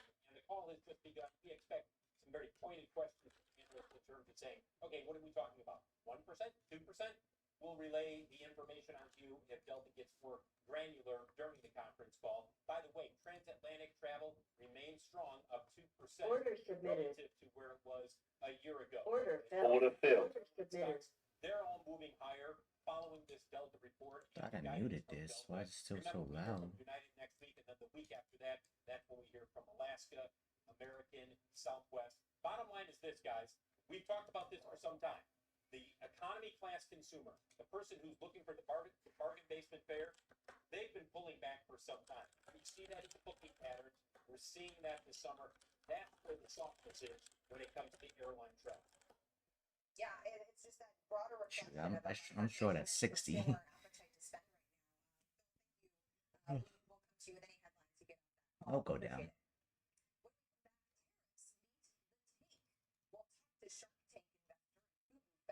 But that long was good earlier.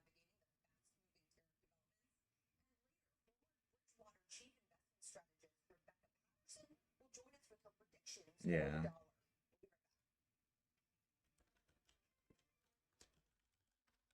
Real-time exchange sector story sponsored by Sector Spider ETFs.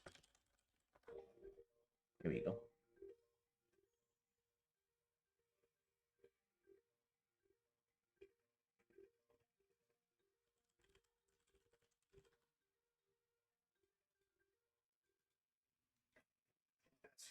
You buy low, sell high, jump on that trend, ride the wave.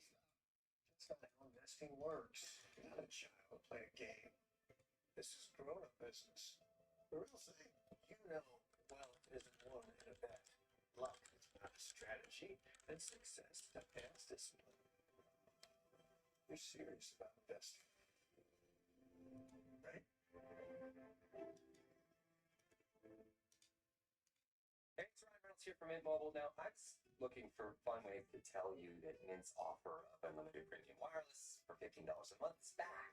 So I thought it would be fun if we made these $15 bills. You know, it's green and saves you money. Maybe my face is on it.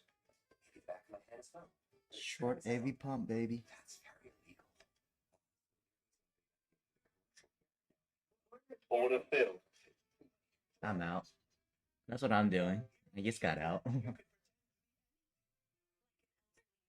So slow. I need to touch my pro. I need more money. Gotta pay for the movies this weekend. Superman with the kiddos. Yeah, it's the scrawny little Superman. What the? You see that? Was that me or was that the truck? Because it went to 9:12 for some like 1 second. Yeah, on my screen, on my maybe it's just the glitch on TradeStation.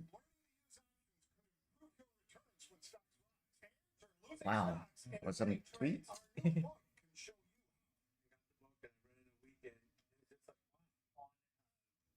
See, trust the bot.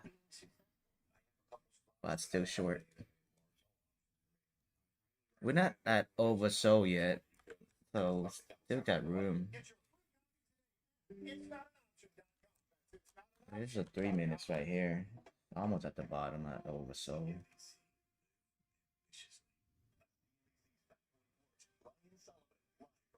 International Seminar in Vienna. The future of global energy amid geopolitical tensions. All-day coverage today and streaming on CNBC Plus. Welcome back. Summer underway. Retailers already pushing back to school sales, and tariffs are having an impact on how families are spending for their students. Courtney Reagan joins us. She has that story. Courtney. Got that short, that long.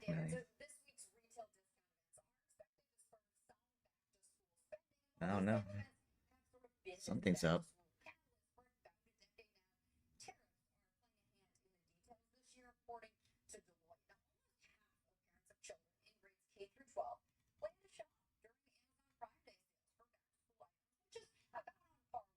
Year. Overall, for back-to-school spending, the consultancy group's annual survey shows that parents expect to spend also about what they did last year, $570 or $16 less than 2024.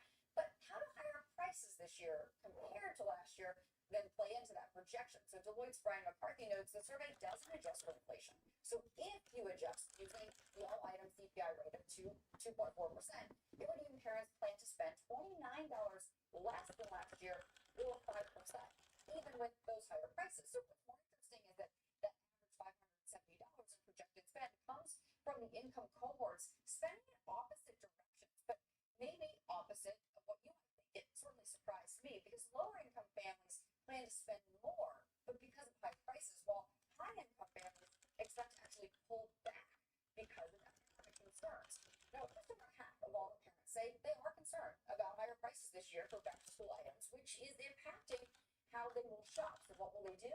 Well, 7 in 10 parents say that they are willing to wait longer for delivery if it saves them on shipping costs. And 3/4 say they'll pick a different brand altogether if their preferred brand is too expensive. That's much higher than answered that last year. Overall spending is expected to skew towards essentials, trading down on brands Yeah, and I retailers. still have my long setting at 905. It didn't hit. It's a complicated time right now for consumer psychology. That's a good explainer. Courtney Reagan, thanks. Let's talk some more I about should that long retail at 900 on one of my Pro. A couple of dollars. Was it 900? Okay. I have it set for 900.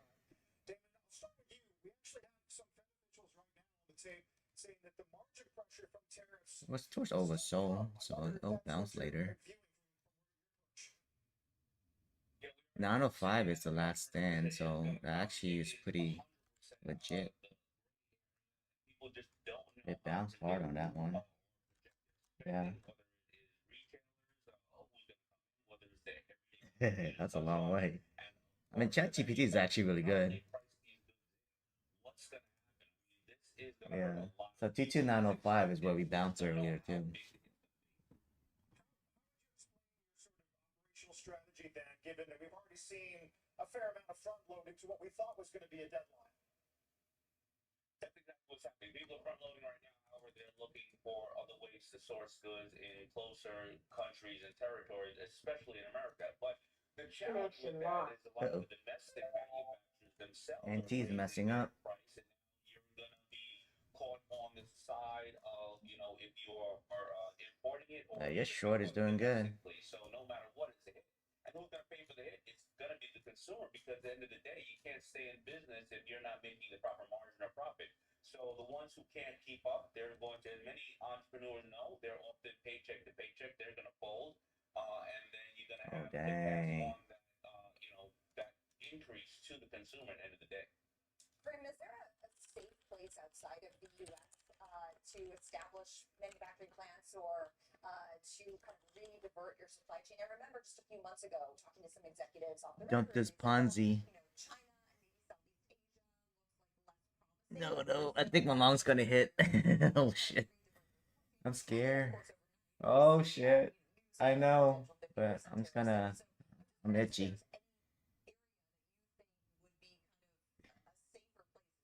You might be right. Should I cancel? I should cancel. No, it's gonna be on a pro.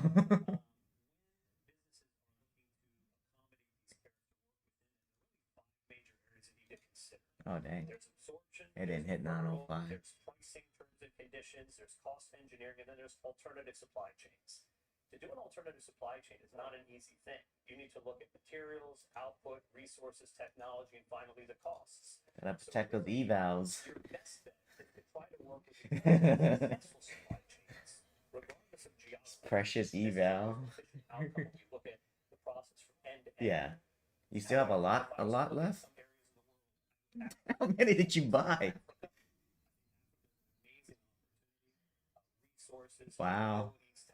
I think I only got like 5 renew left on grips. So, if you are going down the path of looking No, for you alternative can't. supply chains, which is something that everybody should look for in any You should. supply chain, because it's this up and down game of Oh, your shit's still pending? Oh no, your PA that was pending is still there, right? Just activate one and see if you're gonna get a payout. Oh. to Was that complicated? Annoying. that would allow people to actually make those decisions? Again, I think that the supply chain moves slowly enough, 6 month to year-long intervals for most Maybe I sell businesses my that puts to now. make any erratic Up decision 10% on is my something puts. that Should I can sell it? fully No, I disrupt think we got business. more room. So with this in mind, you need to try to accommodate and work within the constructs of what is currently happening. If you have the ability to order products, like for example, during that 90-day pause, many businesses were really over ordering for future quarters. If you're able to consistently be looking for alternative supply chains or opportunities or ways to absorb or defer the tariffs or cost engineer your products, sometimes in the face of chaos, there's opportunity that comes about where you can re-engineer a product to offset the cost of those tariffs. So all of these are manners that need to be 30 minutes considered. before the giveaway. David, there was some discussion this week about these moving deadlines and sort of the postponement in the hopes of additional deals. Maybe now late enough to where holiday inventory can be saved, quote unquote. In other words, did these moving deadlines save Christmas? Do you think that's fair? Yeah, I believe that everybody's going to be okay for Christmas at the time, but I couldn't agree more with Kareem. You know, we actually have gone to him to advise us on a lot of our Shark Tank companies and some of my larger companies as well. And that's exactly what you have to do. You see, you know, even 20 years ago, I was manufacturing in Guatemala and then China. You know, factories in China, due to the communist environment, they open and close just as fast as as anything else. So yes, you should be right now. Someone did really something. working with the manufacturer. You have Christmas and holidays. Go on. I do believe it will be okay at the moment.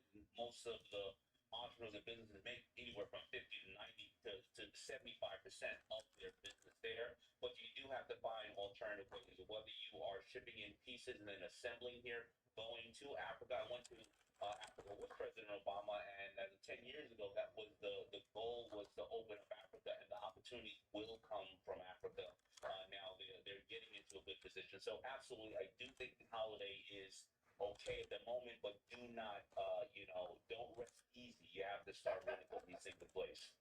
Overall, David, has all of this sort of churn lessened your enthusiasm for consumer retail? Good Are job. you passing on opportunities more now than you were in the past? Okay, we're close to oversold again. Retailers don't know who they want to be right now. And I do see what I'm seeing. I've been to 56 trade shows in the last year, and out of the 56, 50 of them were 1/3 of the size. Because what's happening now, I'm seeing more. Because the 3 minutes flatlining on the dump, so it might start going back up. Whatnot is the new platform that's really been taking on. Of course, TikTok. They've been selling directly to their consumers, so they don't have to wonder. Me, I'm still alive. Deal with the consumer, acquiring And then, what's his name? Trader 007 is still alive. Ismo Kid, he's still alive because he's not trading it much. And then Doc is still alive. The other Doc.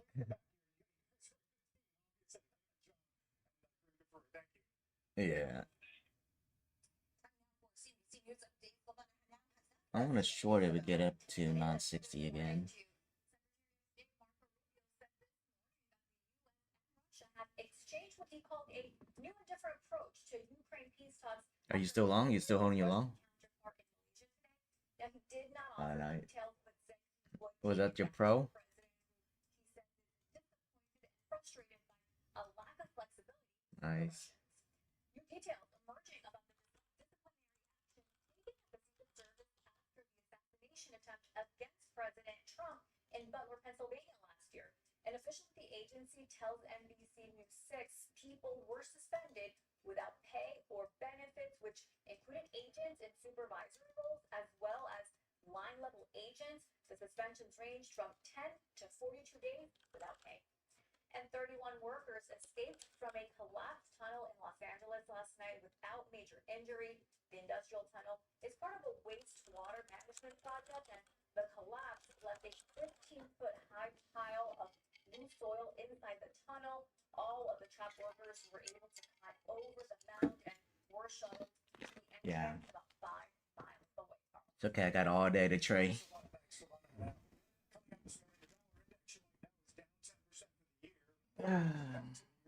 Just give me 900 second long.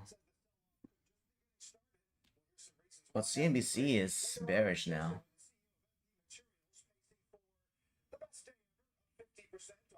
Wasn't pre-loan on QQQ calls? Yeah, he was. No, it's an Nvidia call. Nvidia's red. It's red. It's just barely red, so he's not losing much. Yeah, he got a lot of time. Yeah. Who does it weekly? Was it Jarvin? Jarvin. Jovin, whatever his name is.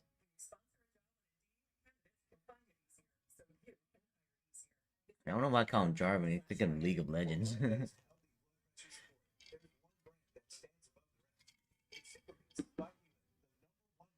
Pharmacist and cardiologist recommended B brand for heart health support. Find out how to get a free month with your first order at livehuman.com. Rather than get rich quick, I believe in get rich slow. The high yield cash account at Public actually had higher rates than anything else I was able to find online. I don't want to be losing sleep over having made risky investments. I needed something stable that could really give me long-term financial benefits. I know my money's working hard for me. I like them though. Access it anytime I need it. But this service sucks. You know how many times to email my guy to get our people stuff fixed? Like at least 4 times a week. Quick and post all your financial info together in one place. No, like Cartus took like 3 days, so I had to help him out, and then some other guys too. It's mostly the live data issue.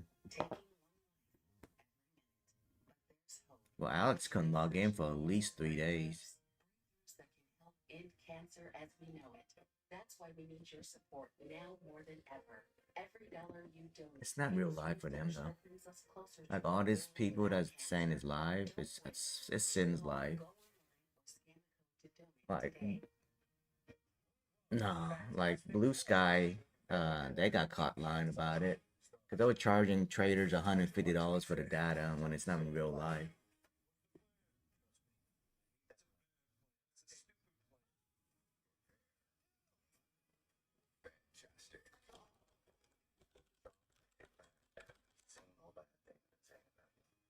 Myself in private.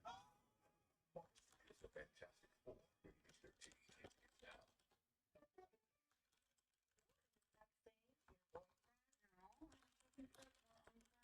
Oh, a car?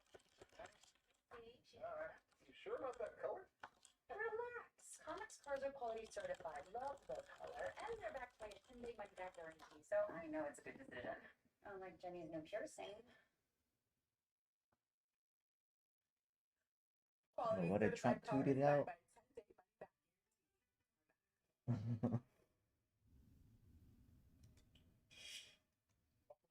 Bitcoin just touching a new all-time high, just shy of $112,000, trading in a pretty tight range for several weeks now, despite billions of dollars flowing into Bitcoin exchange-traded funds. Some of the Bitcoin-related names like Block and What up, BB? also rising over the last month, trading the biggest beneficiary.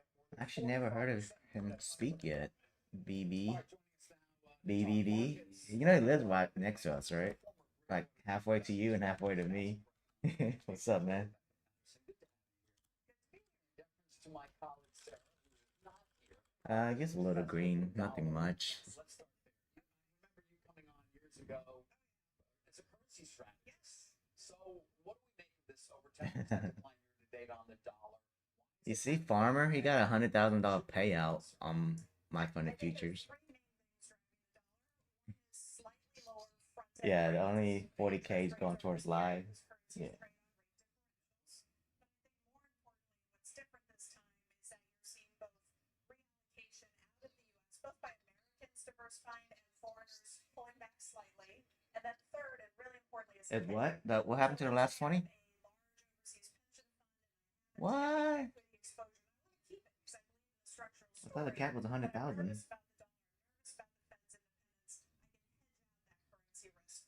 Oh, they didn't change it yet.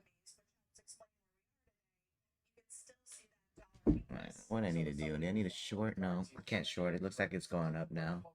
3 minutes trying to curve up. I guess my long is going. It's not gonna hit 900. basis, Nice. it gets us to roughly I fair want to value. cancel my long. But Too late for long. never stop at fair value. They swing between over and undervalued. I think we have more downside, not just because of historical trends, but also because of this allocation shift. You know, people say, well, it hasn't happened yet. We haven't had this run on assets. Like, these things take time. You know, if I am, again, a large institutional investor, a sovereign wealth fund, a large Oh, yes, it's not doing that bad.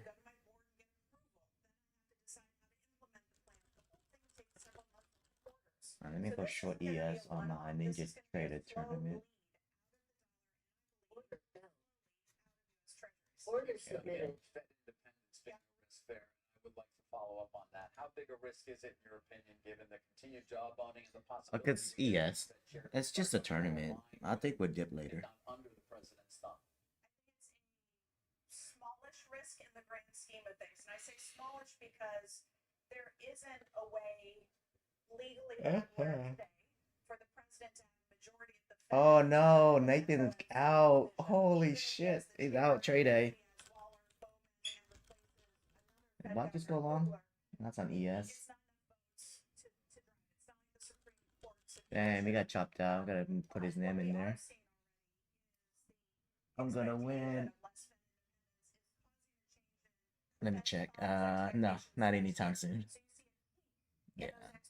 When did NQ go short? 2307. So no, it's not a long way. So Nathan is gone. So you think Vigilantes revolt? Let's trust moment, you know, escape from your response. I think this is rather a slow bleed. Updated list. Most of the foreign investors who have U.S. treasuries have them in very short tenor bonds, so 3 years and less. They just have to let them expire. Yeah. No, I think let's see how many. One, me, two, I think 5 or 4, yeah. I gotta tag them. They need to show their stats. I know some people are hiding it. Who else is there? Hold on.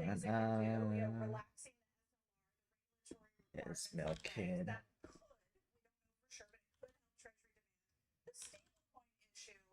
Which is going to get addressed next week in the House, right? That's it. 1, 2, 3, 4, 5. So that doesn't help our 10-year and our 30-year yield. It could help bring demand at the short end, but then we just have a steeper yield curve. So the part that hurts America I don't have anything short or long for NQ. I'm just waiting. It's going to be the amount of money you borrow for your business. So that is still, I think, going to be very hard for the Treasury to control. But finally, just the broader equity markets. I'm curious, you know, valuation. We don't hear about it as often. Are you concerned at all that that's not part of the equation as much as it should be right now? I mean, at 22 times 12-month forward price earnings, I think you can say stocks are I am. I'm still working on it. There's no time limit. Yeah.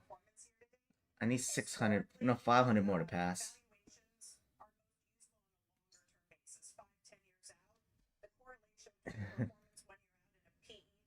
Basically zero, but it does add to the matrix you're looking at to say, are stocks expensive, are they crowded? And I think we are seeing concentration go back up again.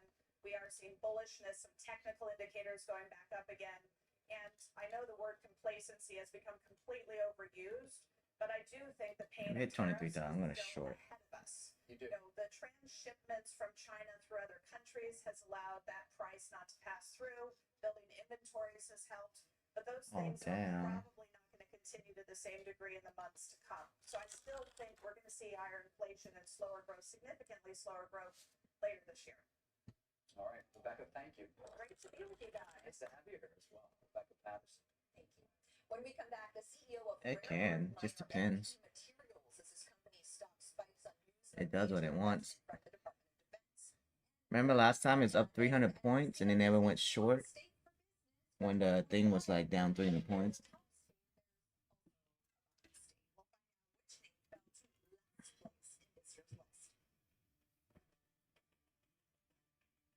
CNBC Crypto World is sponsored by Crypto.com. What's up, Spicy? By 150 million users globally. Yeah. I I see Spicy does he trade on TTT. Gotta start giving us shit out next week. Fees really start to add up. It's the only platform that Yeah, he doesn't come on voice anymore. Let me tag him. AG1, our customers deserve the best, and the best just got much better. AG1 Next Gen has launched with upgraded B vitamins and probiotic blends backed by gold standard clinical trials. It's time for the next generation of AG1. What we're doing is really, really important for the future of humanity. Companies like Voyager don't just adapt to change, they create it. Innovation space, the best national security training, our mission is big. I still love to surf, snowboard, and of course skate. So I take Quinol Magnesium to support my muscle and bone health. Quinol's high absorption magnesium glycinate helps me get the full benefits of magnesium. It's a bull 99%. Quinol, the brand I trust.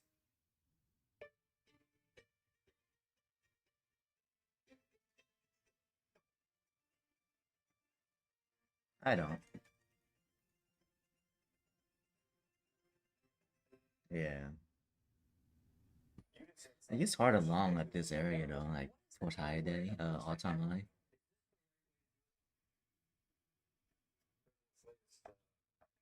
Yeah. Yeah.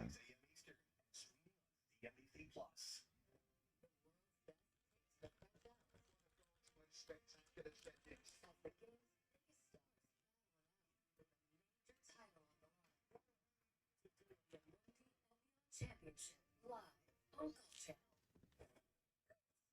The biggest beneficiary of a stabilizing dollar. Tune in to our Market Navigator segment today on Power Lunch, 2 p.m. Eastern. Opportunities don't stop when the market day ends. So neither do we. Schwab gives you round-the-clock access. 15 minutes still has room to downside, so it might pump and it's gonna drop again. I should just short now. Just an eval. I'm gonna short. I only have like 20 days left on this TPT eval. I gotta pass soon.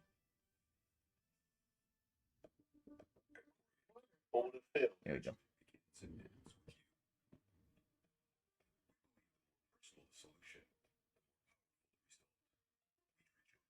As our own. We never lose focus on the life you want. Order submitted.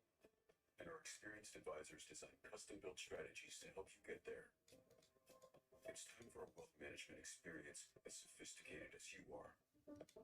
It's time. My voice is low? I don't think so. It's pretty loud now.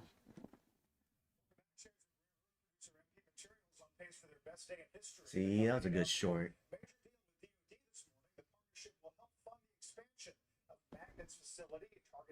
Oh, me? Yeah, it's a long way to go though. $400 million newly created preferred. Morgan Brennan's here, host 9 of FB's chairman and CEO for an exclusive interview. Hey, Carl, that's right. And James Latinsky, welcome. Congratulations on the deal news. Thank you, Morgan. Great to see you. All right, so this is quite a deal. I would argue this is an unprecedented deal with the DoD. We're looking at long-term package, convertible preferred equity, warrants, loans, price floor, and offtake commitments, all of which extend more than a decade. And you've also got JP Morgan and Goldman Sachs in the mix here. Break it Oh, you guys still long? Sure, thanks. Well, first I should and must thank the Trump administration, Trump administration, and our partners. Yeah, I'm flat too. This is, as you said, this is a very unique, unprecedented situation that we're in, and this is very bold, decisive action to deal with it. And the deal consists of 3 main parts. It's investment in MP. It is price support for our commodity because, as we know, the Chinese have kept prices well below markets, the market well below levels where anyone can adequately make money or get a return on capital in the free market. And then lastly is an offtake contract for us to accelerate investment. And so when you add up this package, what it is going to significantly accelerate the development of this entire full supply chain. And it's really a win-win-win, Morgan, because Obviously, it's a win for MP shareholders. We're going to accelerate our mission, and clearly the market recognizes the new economic platform that we have. But it's a win for the U.S. government and for commercial industry because we're going to get this supply chain for our downstream industry, and the government's going to solve an important national security concern. And then lastly, it's really a win for the U.S. taxpayer because this was a tough bargain. It was a very heavily negotiated deal.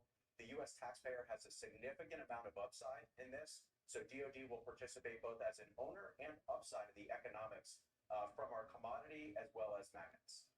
Yeah, I mean, we've seen the government take stakes in or even nationalize companies before, but it's always happened either in times of crisis or wartime. So why this deal now? And perhaps just as importantly, given the fact that this means you're going to be pulling more material out of the earth, you're going to be able to refine more material more quickly, and then of course expanding capacity for these rare earth metals at a dramatic rate. How quickly can that happen? Well, Morgan, I want to be very clear. Yep, This is back in the short. In fact, Order filled. And I'm out.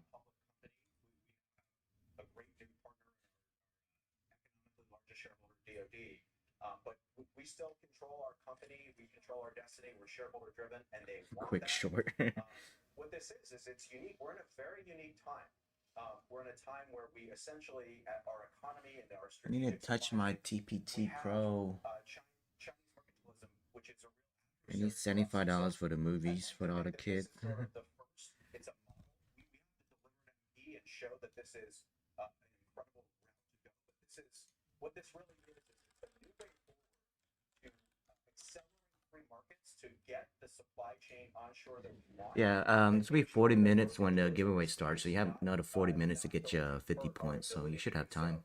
And so again, this is a new kind of economic challenge that we have. And I think again, you really have to credit the Trump administration and the Pentagon for sort of recognizing the challenge, seeing what solution needs to happen, and then moving forward with it. So that's really what we are. Read screen. It starts at 11 a.m. The U.S. taxpayer is going to participate in the upside here. So it's really a great outcome for everyone.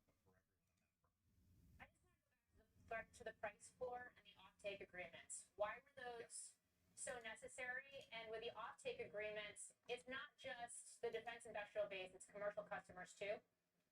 Yes, and so on the price floor, we have to remember at Mount Pass. Bot's not long yet. It's still short. Bot shorted at 23.027 about 2 hours ago, so it's up like a lot earlier.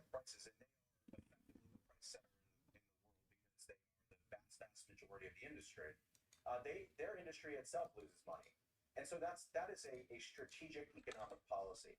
And so what we work together on with the Pentagon and the Trump administration, and again, this is a comprehensive package, all of these parts together, is making sure that we can have pricing at a level over the next decade that reflects a fair return on capital, so that we can then accelerate investment in the downstream. And then when it comes to the magnets, as you said, on the offtake, we have to think about these supply chains really filled. because we have all the rivers in the world and we can have them flowing, but if we can't make a magnet economically, it's still going to China.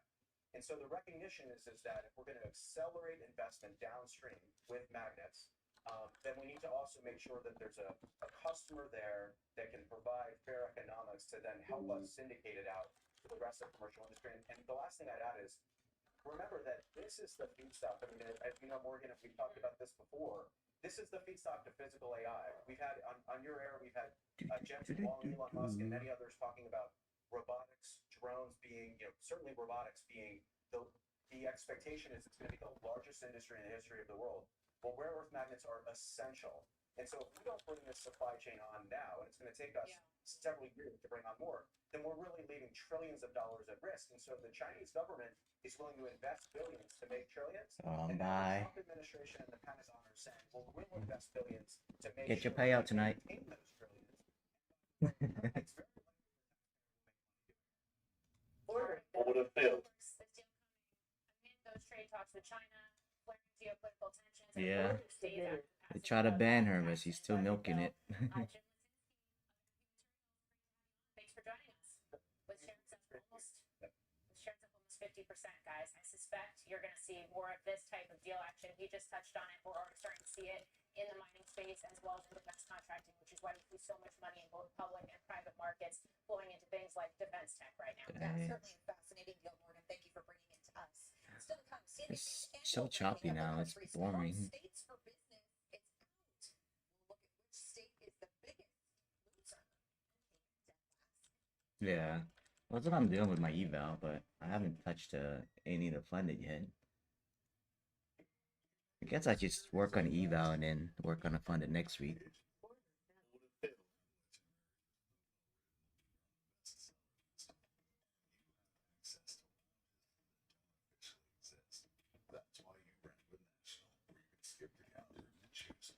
Yeah, and I don't copy trade, so I gotta finish this quick.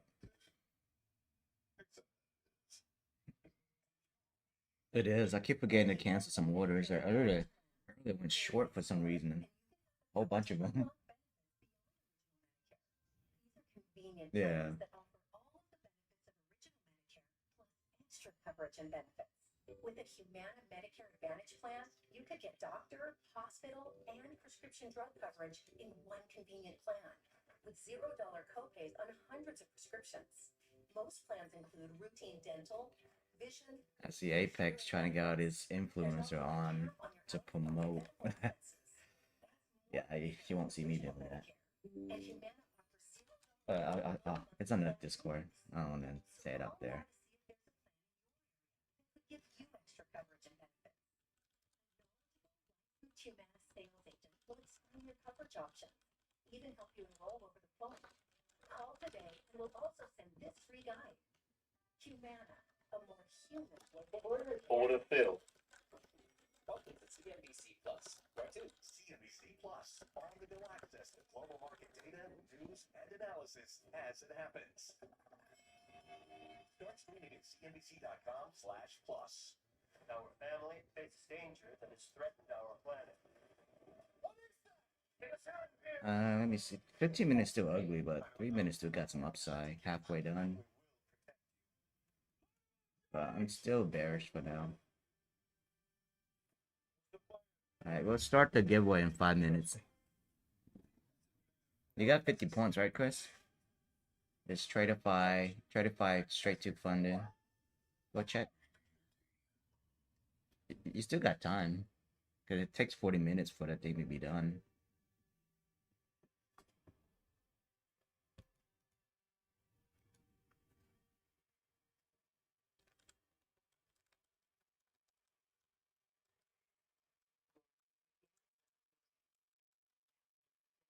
Signature event.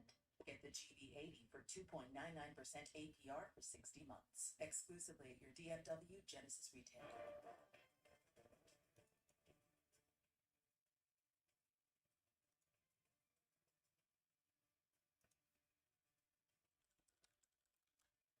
Are you short now?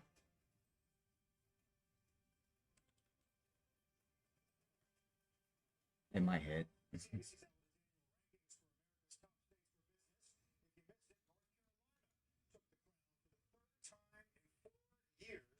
But if there's a top state, there's also a bottom state. Scott Cohen has a look at who came in last place. Morning, Scott. Good morning, Carl. Yeah, it's gonna hit. Sometimes makes it look easy, but competitiveness is hard. And these bottom states, It's okay, you did good though. they all have some inherent disadvantages, like the size and the location, but they also have some self-inflicted issues, as you will see. Let's take a look. Tied at 46, Louisiana and Rhode Island. Louisiana, on its economy, it is the most. Yeah, damn, my short was good. I had a short at 85 too. I got out after 5 points. Oh. Worst workforce and also the worst performing workforce development programs. At 49, Yeah, it's a big drop. It can hit though. Hey, you got 50 points now. Good job. That's the wrong one, Chris. It's not Bugatti. It's points. There's no way around. The state's fortunes are tied to its greatest resource, oil, especially in places like the North Slope. When you look at the economic engine, You don't have 50. There's no way you'll get 50 in time. Story for the state, but the price Is Brett still in the chat? Yeah, he's still AFK. see it dropping even further. That hurts. Paying $16 a gallon. Yeah. Oh no, I'm already out on the short. Alaska has America's worst economy. The second worst in infrastructure, third worst for education. For decades, policymakers have tried to diversify. Governor Mike Dunleavy is pushing a plan to lease Alaska's vast public lands for carbon storage, but it hasn't taken off. And more recently, a new push for an old idea, a natural gas pipeline to run alongside the Trans-Alaskan oil pipeline, opening new markets for a natural byproduct of Alaskan oil production. We have federal officials, cabinet officials, the president of the United States who want to partner with Alaska in terms of opportunity for our state. We saw, though, on CNBC last month, the economics of that project are tricky, and they get trickier. Give us 900. We have a good long. Bottom states, the top states, every state in between, and see where your state ranks. At How much you up on your TPT Pro? Yeah, Alaska's got a lot of challenges. The lack of sunlight has a bunch of societal effects. Nice. It's hard to get men to move there. The ratio of women to men is very high. Oh damn, that's good. I haven't touched mine yet. On this year's list, I think it was interesting, Carl, that there was Nice. Every day $300. Like, why go to work, dude? the uncertainty into the rankings this year. Things like Oh yeah, how was your Apple? How was your Apple thing? states like Virginia. Yeah. You know, so Ohio made it into the top 5 for the first time with a strong infrastructure. It was an interesting year. Alaska. Gotcha. Did I see your face? For the reasons you mentioned, the reasons we mentioned. Ah, okay. So you still have a chance. Connectivity, decent broadband. Yeah, it takes a long time to get this to place. Great work. Oh, that's a long time. Top states for business. Coming up on Money Mover, should Apple consider replacing Tim Cook? While one firm is raising the alarm on the need for a more product-focused CEO when Money Movers begins after this. Oh, that's not enough.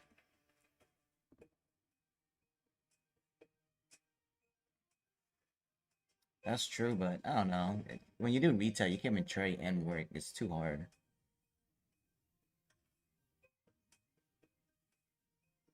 No, it might be 8 hours a day, but you only work like 2 days a week, 2 or 3 days a week. Yeah, 20 hours, so they don't have to provide insurance for you.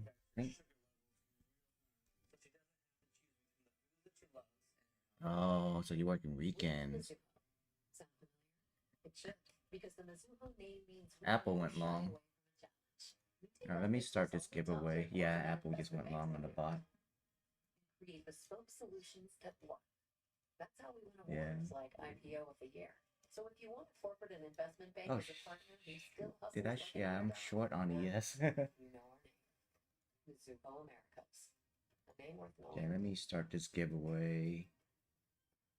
All right, it started. Good luck. Later.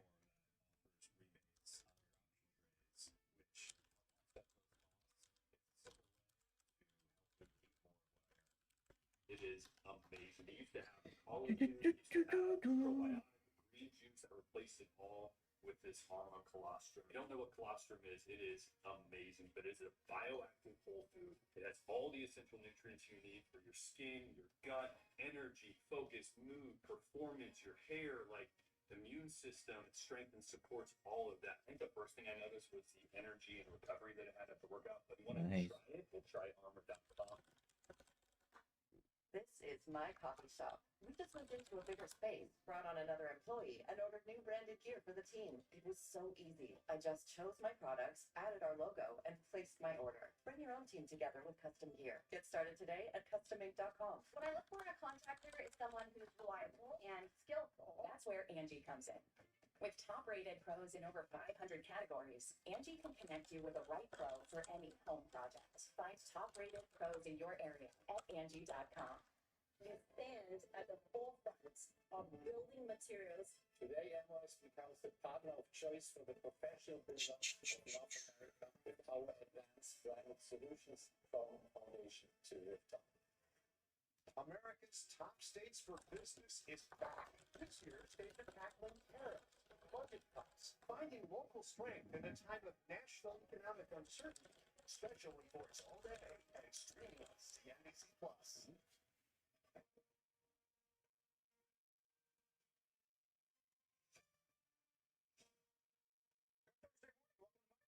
Carl monthly picker at post 9 of the New York Stock Exchange. Sarah Eisen's off today. Today, large cap tech outperforming the broader market so far this year. The NASDAQ, of course, hovering at all-time highs. We're going to be joined by Evercore's Mark Mahaney. Get some tactical call ideas for the second half. And why Alphabet remains as top list. But Delta shares getting Yeah, why is Apple running? No, it's not really running.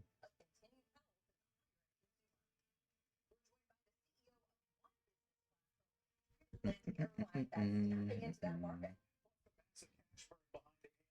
As well as the critical strategic divide brewing between big tech AI leaders to build or to buy. We'll discuss what's at stake and what's at risk for the sector. New session highs, at least for the S&P and the Dow. The Dow up about 0.5%, the S&P up 0.12%. The 10-year yield also moving in the same direction, 4.36% right now. Let's begin with tech this morning, pulling back a little bit today. The NASDAQ, however, still sitting close to some all-time highs.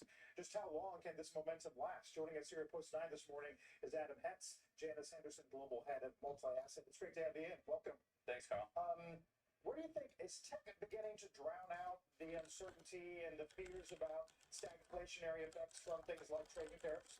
A little bit. We feel like tech was sort of drowned out by the fears around tariffs early April on Liberation Day, but what we've seen is tech continues to print these earnings well into the double digits, and it's at all-time highs, but multiples aren't at all-time highs, so it's not just driven by multiple expansion, it's driven by some... You're so stupid. After that deep-seated existential scare, we're seeing the value of tech in portfolios, particularly with all the tariff uncertainty continuing through the summer, and a global equity portfolio that U.S. defensiveness, U.S. growth exposure is very valuable. So how do you explain to clients when it's too expensive, or when you think the momentum has been wrung out? We have to look through the fundamentals. If you're seeing the earnings continue to print, then you can justify these higher multiples. Even if multiples continue to expand, then you can still justify this tech overweight in portfolios. That is the predominant overweight.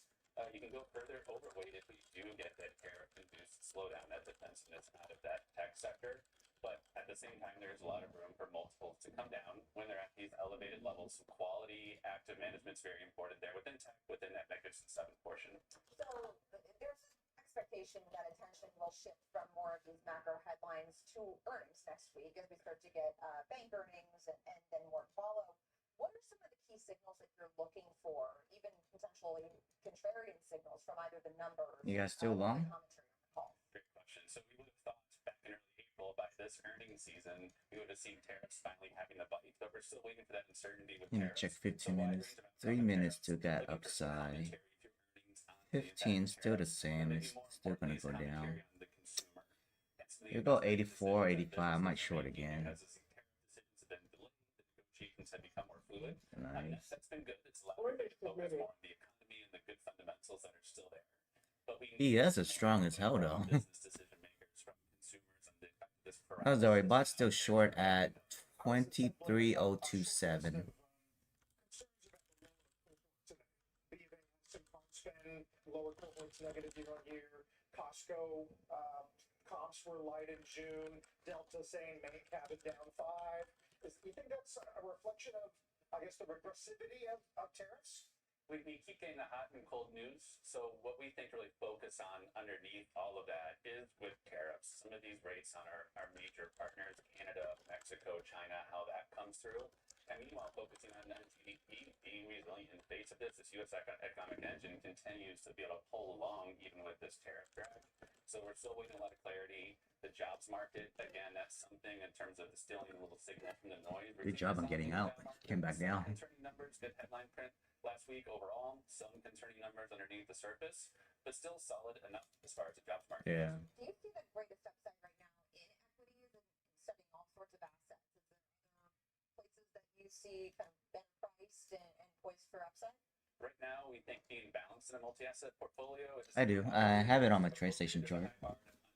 De-risk in a multi-asset portfolio. We've seen the fundamentals. Squeeze down. The squeeze up already done. At the same time, you're seeing the 10-year treasury in the middle of that 4 to 480 year-to-date range. You're getting mid-single. Well, you see my chart right on the. I'll take a screenshot. It's easier. Earnings yields on equities, given the elevated multiples. So that's a luxury from a multi-asset perspective as a portfolio manager. You can sort of stay balanced, stay neutral. Check the chat. So that's the TTM squeeze.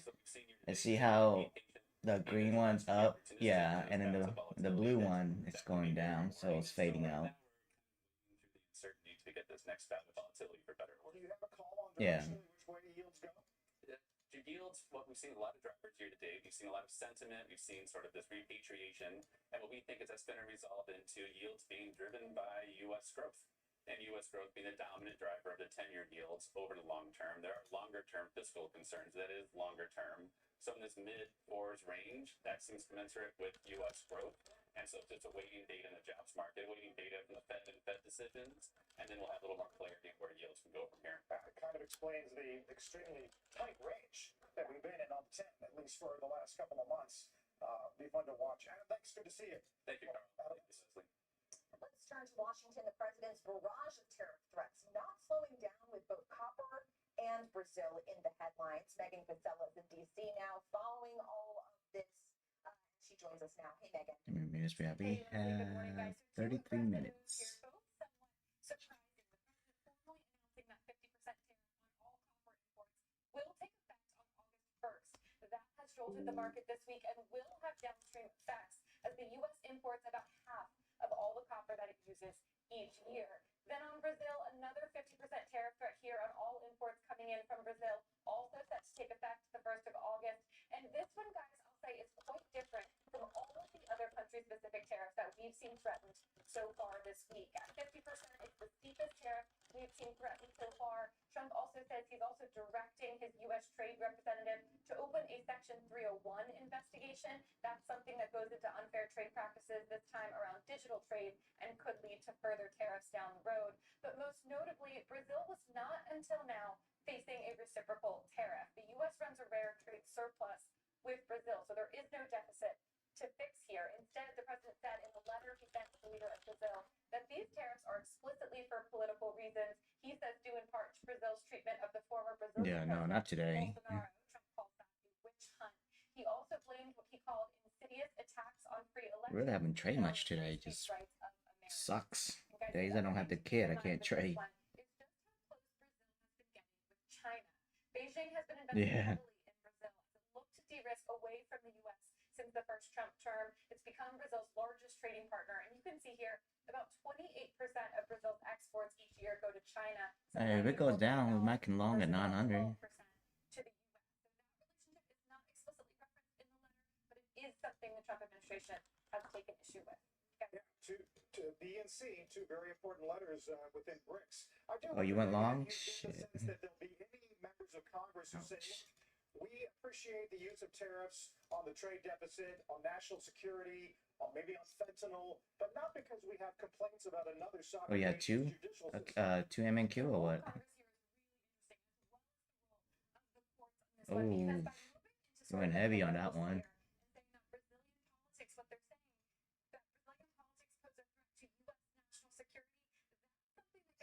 Yeah.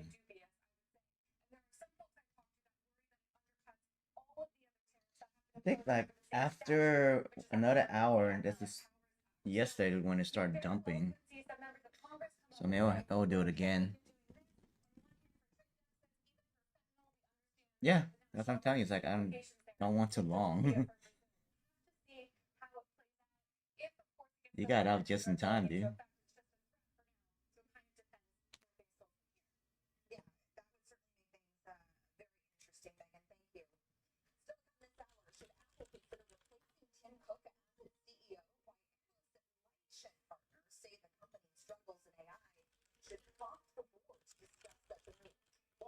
The WNBA is with us on the league's recently announced expansion plans and this push from players for some increased pay as we got session highs down to 250. Stay with us.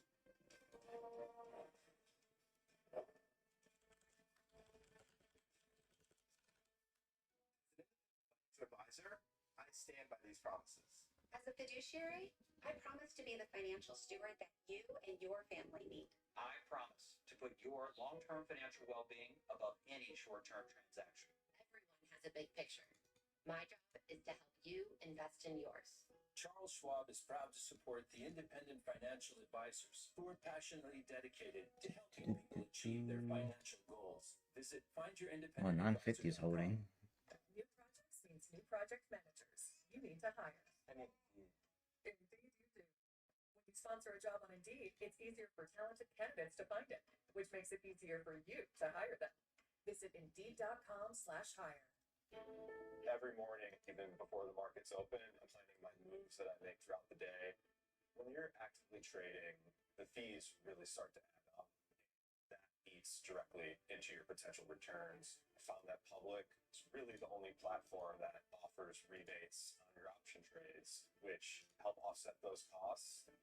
For me, when it comes to investing, timing is everything, and Public allows me to get a step ahead. Small business owners, you gotta stop Let's see, doing what 3 you're doing. minutes. Why? No, Bookkeeping it's still got an sucks. upside. You're gonna be doing it yourself. So go to Zendu.com. And what you're gonna get there is a trusted financial partner. Very so hard. You do what you do best. Run your business. Zendu.com. I know if I go long now, I'm probably gonna get hit. Yeah. I go pee. I'll be back.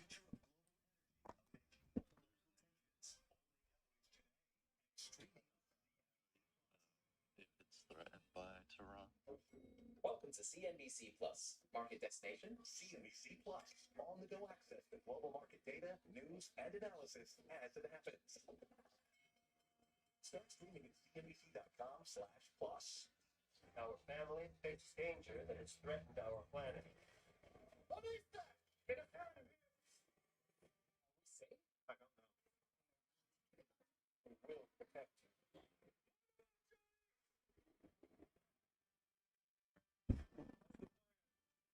What is that?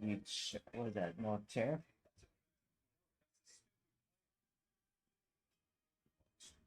Yeah.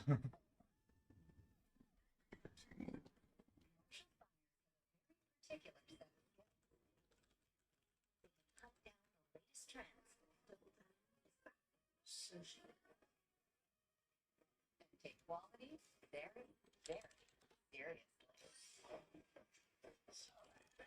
Highly trained deal-making professionals who travel far and wide to hustle the best of the best for you. We get the deals. You get the good stuff. Marshall. Delta's earnings call is just now wrapping up. Our Phil LeBeau has been monitoring that after talking to Ed Bastian this morning. Hi again, Phil. Hey, Carl, the Delta analyst call just wrapped up, and most of the questions focused on how the company is going to address capacity issues later this year, as well as demand for premium services, especially for the front end of the cabin. Let me give you a rundown of what the company announced this morning, and this is the reason the stock is up substantially. Q3 guidance here. The analyst estimates are roughly in line with expectations, coming in at 125 to 175. Look at the streets at 131. Reinstatement of full-year guidance. Remember, they pulled it last quarter, 525 to 625. The streets at 539.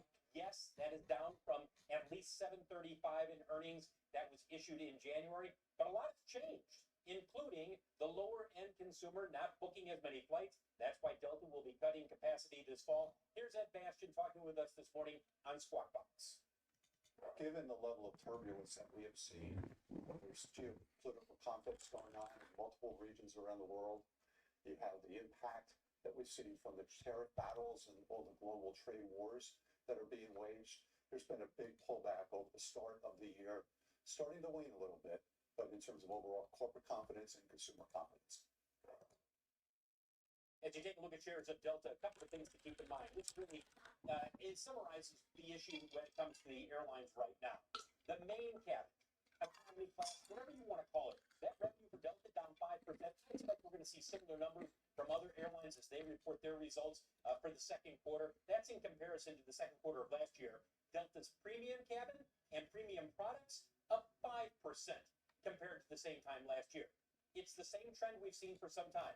The traveler is willing to pay up, whether it's for a better seat, better accommodation, getting into a lounge, whatever it may be. As you take a look at the airline stocks, as Delta moved substantially higher this morning, so did the airline stocks. Remember, we will hear from United Airlines next week, and then the following week, we hear from American, Southwest, and Alaska. Guys, back to you. Strategically, Bill, what does that mean for the airline's pricing potential? Or should we expect to see Are you still green for the day, right? What? It's going to firm up because you'll start to see capacity coming out for the No, the L took him down. stage and realizing you pull out capacity to firm up pricing. But if that happens, Leslie, what you will see is at least a base built in terms of your economy class pricing, and then it probably firms up as you look into the later months. That's just 72. That sucks. It all depends on how much capacity comes out for the entire industry. In Delta's case, they're going to eliminate flights, say on Tuesday and Wednesday, early morning, late at night, domestically to the least profitable areas. That's where they plan to bring out their capacity.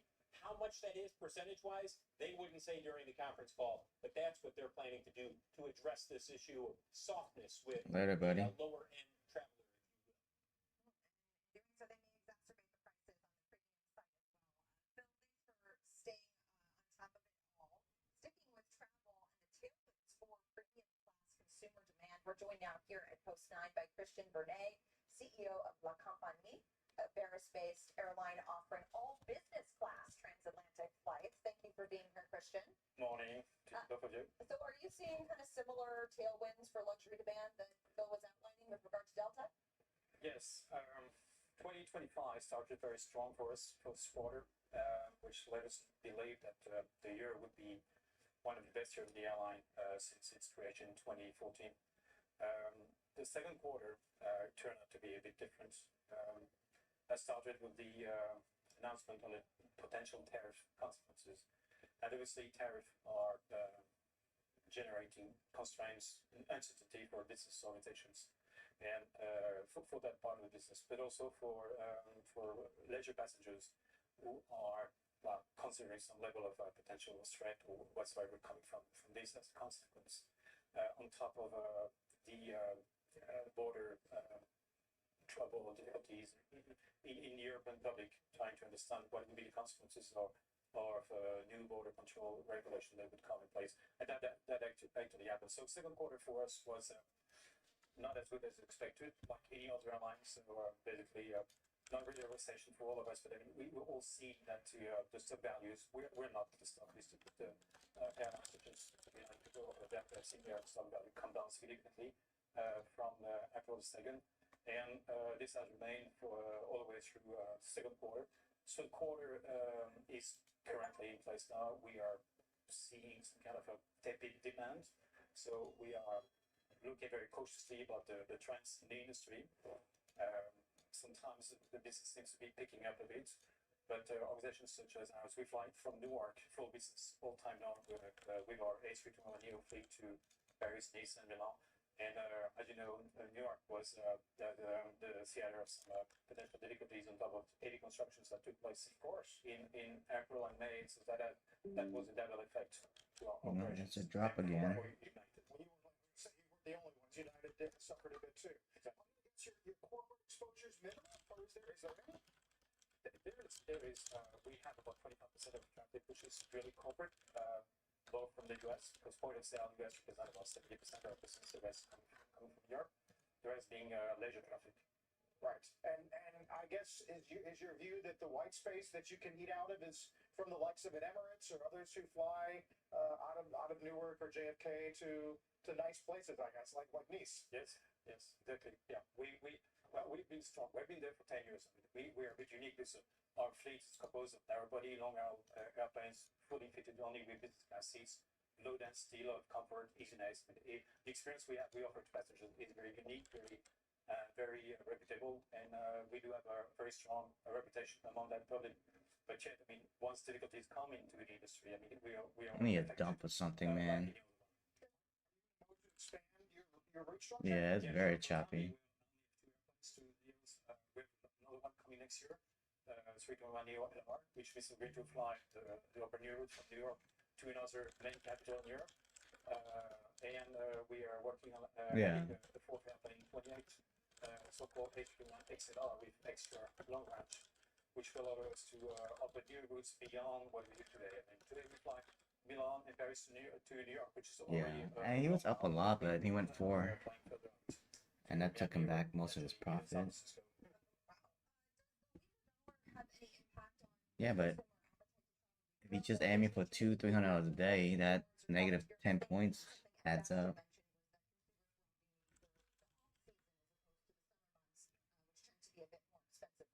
with the public we serve, which is Yeah, I'm good on everything. I'm short on ES on the Ninja Trade thing, but that's nothing. I'm trying to make more money on the TPT Pro, but nothing yet.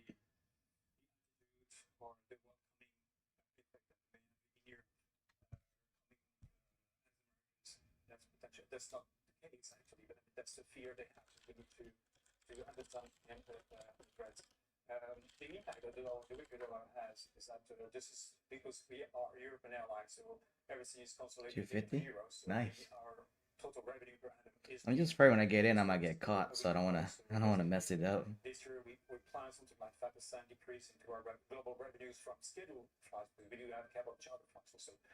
Just for the mere fact that the dollar has come weaker versus euro than a year ago. I'm always fascinated by anyone who is willing to start us. Yeah, I'm still on YouTube. I'm just waiting. I got a giveaway to do. You've got unions, you've got consumer, you've got all these trade. I mean, it's one of the hardest businesses, isn't it, to try to carve out something new? It is. It is. It's a very challenging entrepreneurial approach to developing a business.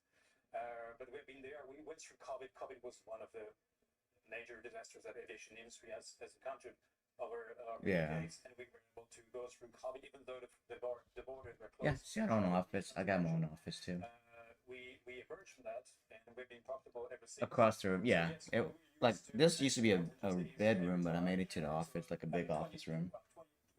And her, yeah, still got one.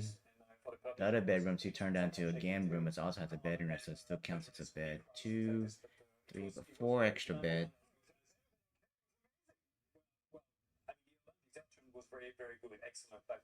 It's just her computer. Yeah. The short again soon. But it was good reputation from of Paris and France in general as escalators. Also, we were expecting 2025 to be very strong as far as demand, and that was, like I said before, the case for the first quarter. But the second quarter came with all these stories that we've already approached, and here we are. And, 15 minutes into the giveaway. See, Chris Long was, if he held longer, he would have made it out green. Yeah. I went short on 84 now.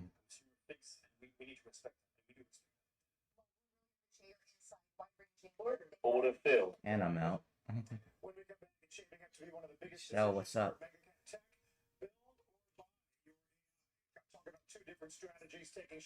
Oh, do not buy that. Let me check. It's like $400. Do not buy that. Yeah, the only thing that's decent is the 50K. Anything else? Yeah, let me see. Hold on. I have it on my other server. I got it. I'll find it. I have everything documented. There we go. So 150K is $500, so fuck no on that one. It's down there. I sent it to you. Nothing is worth the money. The 25K and the 50K on Bonox is worth the money for the Masters. But anything else is just a waste. So don't buy those. Order filled.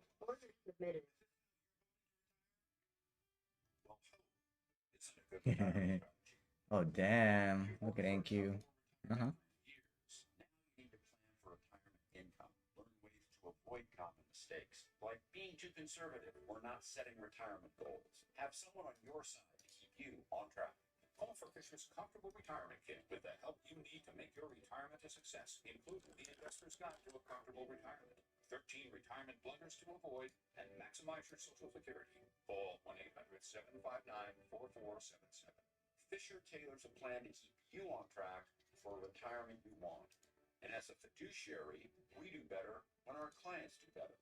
Call now for your comfortable retirement kit. Call 1-800-759-4477. Call now today. You don't have it coming to you unless you plan for it. If your portfolio is $1 million or more, call 1-800-759-4477. Down, up, right, left, inside, out. Sometimes it's hard to make sense from nonsense. Go beyond the headlines. A trusted global perspective. The Economist. No which way is up. We just signed the lease on our third shop. My assistant went to customink.com to get new uniforms with all the locations. He found great products, uploaded new art, and had boxes sent to all the shops. Custom Ink makes it so easy. Get started today at customink.com. I know how to make slick-looking goggles/glasses, but I have no idea how to make slick-looking social media stuff. But GoDaddy Hero uses AI to create social content out of thin air, like this one. Goggle glasses premiums for all guys and girls. My short is red. 88. It's okay. It's eval.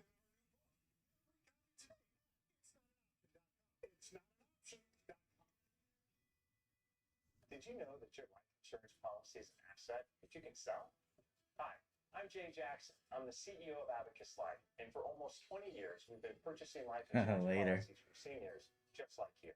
In fact, you can use the free policy value calculator at abacuspace.com, and in just seconds, you can learn what your policy might be worth. There are no fees and no obligations. Get real value from your life insurance when you need it with Abacus. Oh, I wish my TV provider let me choose what I paid for. Sling lets you do that. Oh damn. I'm gonna say the bot might go long soon. Yeah, it might. It might go long. Short is no, it's short at 23.27, so and a little bit might go long.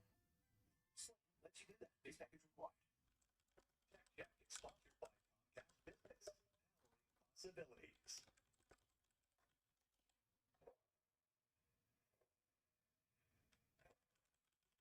Welcome back. Amazon is reportedly considering its ties with the Amazon profit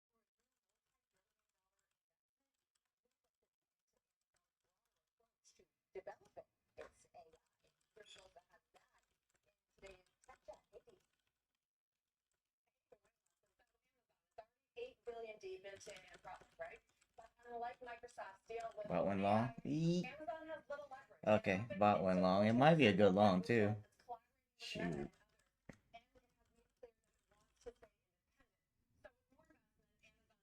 Should I cut my short? I'll buy when it dip. Key strategic divide in how big tech is approaching AI, build versus rent. Now compare Amazon's approach to that of Meta's. Zuckerberg is Yeah, I'll try to get out later. lockdown top AI talent. The payoff is control and IP. This is a more difficult path, no doubt, but if it works, Order it gives Meta the submitted. entire stack. Amazon, to be fair, is building its own model, but by most accounts, No. they have not been competitive. Let me see how good the long is on the 15 minutes. No, 15 minutes look like it's gonna dip again later, so gotta be in and out.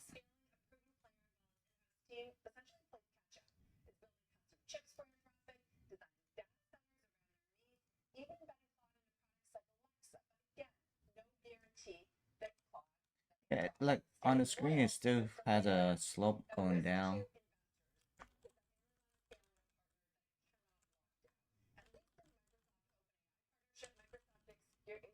Exclusivity and got ChatGPT's growth to flow back into Azure. Even that, though, has turned messy with OpenAI diversifying, pushing to commercialize on its own. So for big tech guys, this is really kind of like a real-time A/B test, but for the AI era. So far, the market has been rewarding narratives. We've seen that with Microsoft. It got credit for partnering early with OpenAI, still getting credit. Meanwhile, Google, it has gone all in on building the entire stack, but it hasn't gotten the same kind of love from investors. It is still early, though, and certainly what I hear Is he still trading? I think he took a break. Ultimately belong to the companies that own the foundation, and this is a longer-term play by the ones that are developing their own He's in-house sizing too heavy. versus an Amazon that is hedging. Do you that is the benefit there purely just capital gains, or is there something more that they're able to generate by being an investor, even if it's a minority stake or putting a bit more into these companies, that they would be able to There we get go. Keep dropping so I can get out.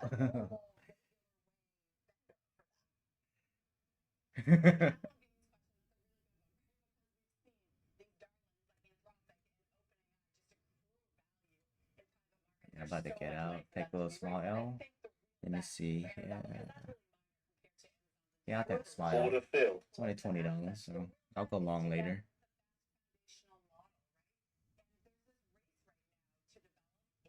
Super intelligent. Yeah. The definition of that is incredibly vague and subjective. So that's what everyone's racing for. That's what Mark Zuckerberg is Yeah. racing for. I've been doing that lately, so that's why I haven't been blowing up.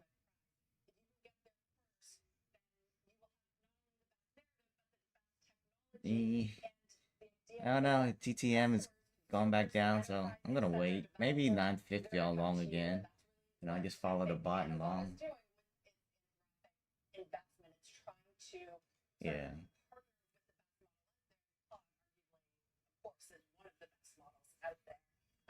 I do want to long on my Pro. Let me see. How long at 65 if we hit?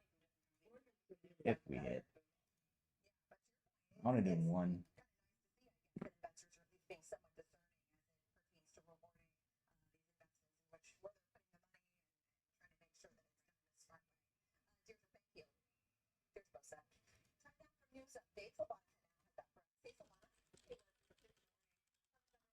In New Hampshire just blocked President Trump again from enforcing his executive order limiting birthright citizenship. Now, despite the Supreme Court's recent ruling restricting judges' ability to issue nationwide injunctions, the ruling came as the judge granted class action status to a lawsuit representing any I gotta pay my dough some work. Remote work now. He has to come in and do some extra overtime, so I gotta go pay him.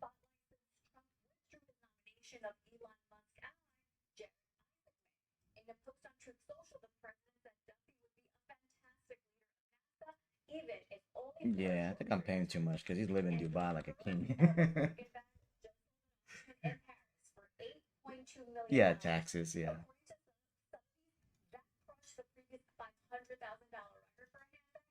Yeah. Is named after and made for the French actress, singer, and fashion Yeah. icon. Well, he's been with me right even before I started the company. A long time, yeah.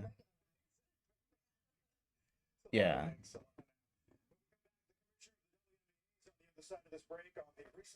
Polish? Oh, nice.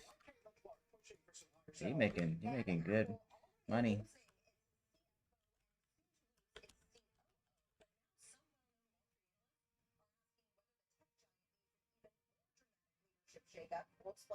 Yeah.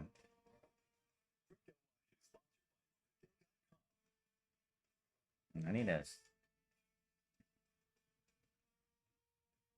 They are. That's why they're making a lot. But you doing steady, small payouts still good.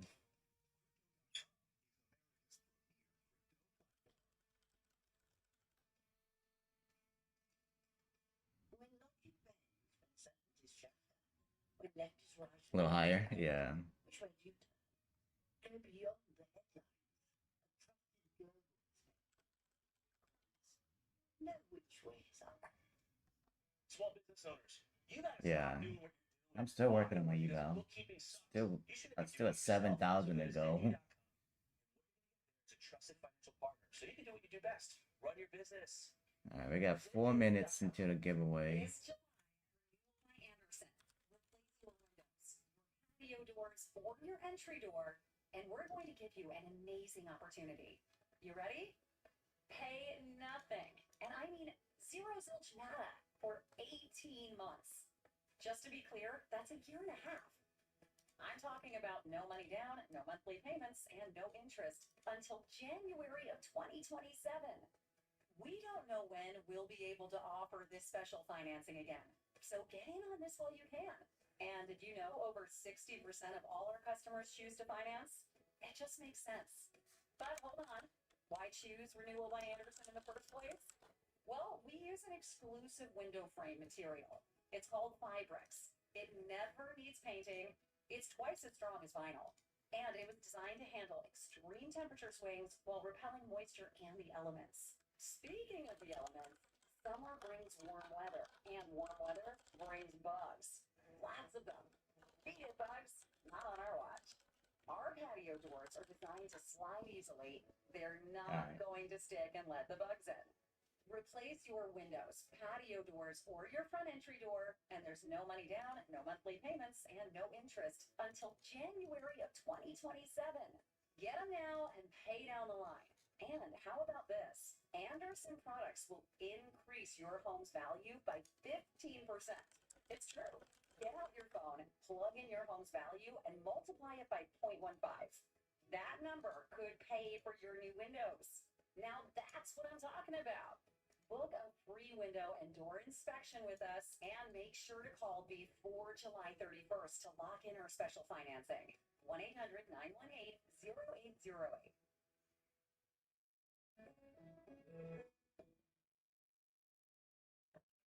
When life calls for more, Mazda answers.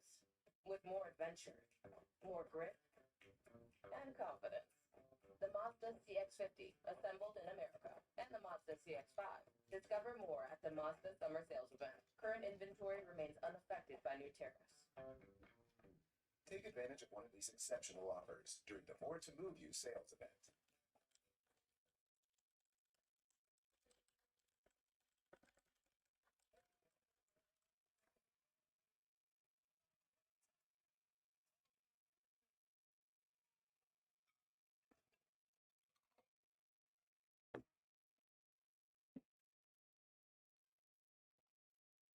Yeah, I'm flat. I don't have nothing.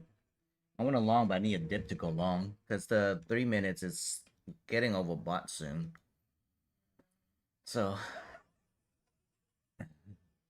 we go up higher. I might short because 15 minutes still looks bad to me. Even though bot's long. We'll see. Yeah, I need to.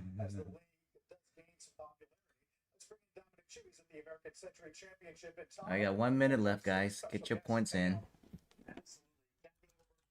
The commissioner is with us right now, and as she just mentioned, a magnificent setting for not just golf, but for everything else in Lake Tahoe. Thank you for being here with us. Great to be here, Don. All right, so let's talk a little bit about first why you're here. You are going to be playing in this celebrity and golf tournament that happens. Why are you doing this? Are you a golfer? Are you having fun with this? Do you feel as though this is something that you want to do, not just for yourself, but for also the profile of the WNBA? Right, all of the above. Certainly, Yeah. there's a lot of corporate partners out here. I bet you. A lot of great. Bet Fitch is making a lot long. Players who have obviously been huge supporters and advocates for the W as well. Dang. Chatted with Steph Curry and Grant Hill last night and Kyle Lowry. So some fun, but some work too. All right, now Carl had mentioned just now this idea that there's an expansion mode that's happening. That is not without a reason. There is a lot of popularity that's growing for the WNBA. Oh, I need to post. Oh, let me pick this winner first. All right, I'm about to pick the winner. Scale is important. So I came into the league, we were 12 teams who weren't in the Bay Area, and now look at the Golden State Valkyries who just tipped All right, here we go. Who is it? Profit Surfer. I think you won already. I have your name down this week. Yeah, you can't win again, buddy. Sorry. So I think 18 will be the right number, but you're trying to balance the game and the players and the opportunities for more roster. I'll pick another one. Yeah, he can't win again. He won earlier. And then next year we'll have Toronto and Portland. So we're in a good place, and I think the talent is there both at the college level and the international level. There's also a huge case being made right now that there are a lot of tailwinds, not just for women's sports, but for sports. All right, good luck on the next one. Speak specifically with regard to team valuation. Kisan. Tell us about how Let me see. picture is looking for the WNBA. I don't have you as a winner this week or this month, so you might. Yeah, I think we've run Oh, you only have 34 points. Oh my gosh. No, he didn't win. Only got 34 points. I'll pick someone else.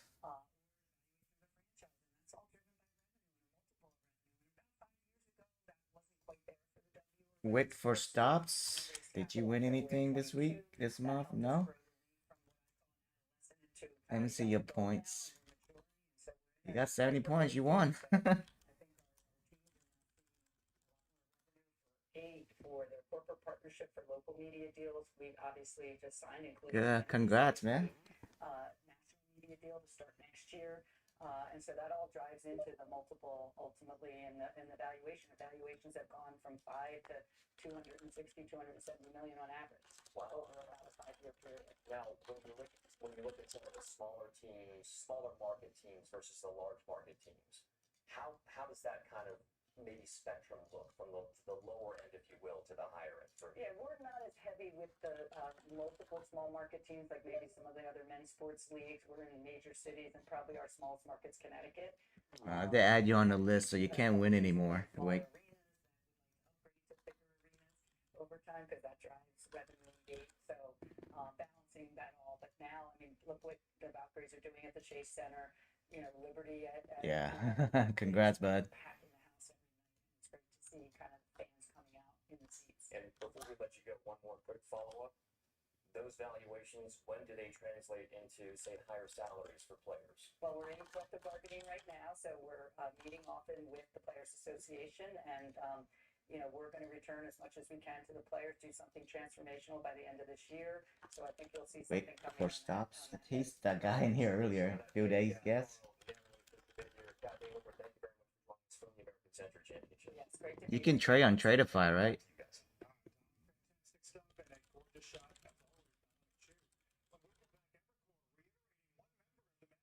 As its top pick, predicting a massive Yeah, every day. I get it a lot already, so I'm almost out.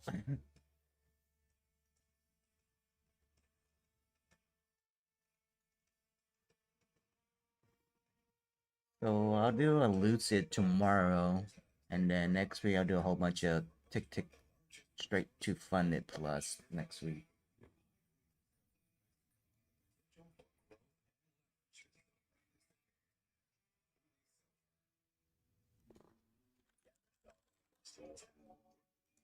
Yeah. Summer students. At the farmer's dog, don't think that's long enough. That's why our freshly made food comes pre-portioned, just for your dog. Because a dog in a healthy weight is our longer, healthier Your record label is taking off, but so is your sound engineer. You need to hire. Indeed. Indeed, you do. Our advanced matching helps find talented candidates, so you can connect with them fast. Let me post this on Twitter.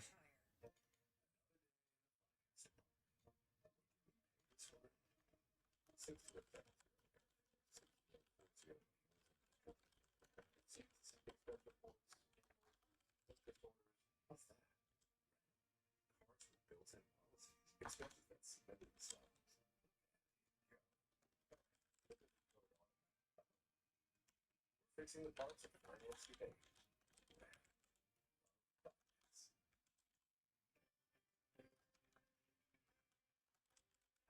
Personalized, like my coffee.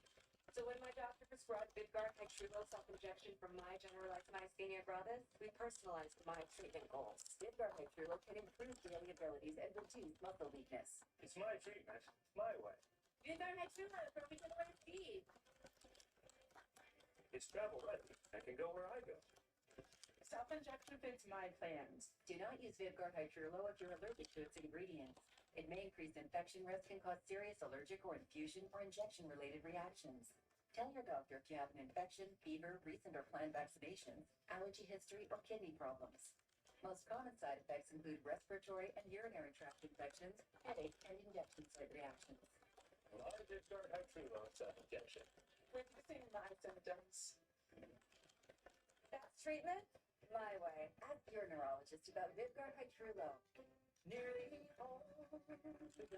We're looking for a house closer to everything, but we don't know where to start. Find it with Realtor.com. With Real Commute, it's easy to find a home closer to what's ever close to your heart. Have to make Custom our students come here. I love how Custom takes care of everything we need. We make it easy to wow all your groups with high-quality custom apparel, accessories, and promo products, all backed by our guarantee at customink.com. If I'm right, the president's game plan is really to help our manufacturers export more merchandise. It's hard to make the case that we need to do really huge amount of selling here. Mad Money, weeknight 6 Eastern and streaming on CNBC Plus. All right, let me tell you about that fish. Too much is not enough. Are you still long? Damn it. Set the goal really high. Alright. Then you create another vision, another vision, another vision. That's being ambitious. This is what this is all about. The Nasdaq comes off a record close as a number of tech names now gear up to report earnings in the coming weeks. Our next guest is out with a number of tactical trades to play in these upcoming reports. Joining us this morning, Mark, thanks for helping us get ready for No, I'm still waiting for the dip. I have it at 950 that long. Yeah, if we hit. Yeah, thanks, Carl. So dislocated high quality. It's I don't know. It's a concept I've been working on and with for a couple of years. I put it in my book Yeah. a few years ago. Nothing but that. I look for high quality companies. I think there may be a dozen of these in large cap internet. 9, 10, 11, 12. Well, we're towards overbought now, close to it. So if we get to like 40 or 30, 40, I might short.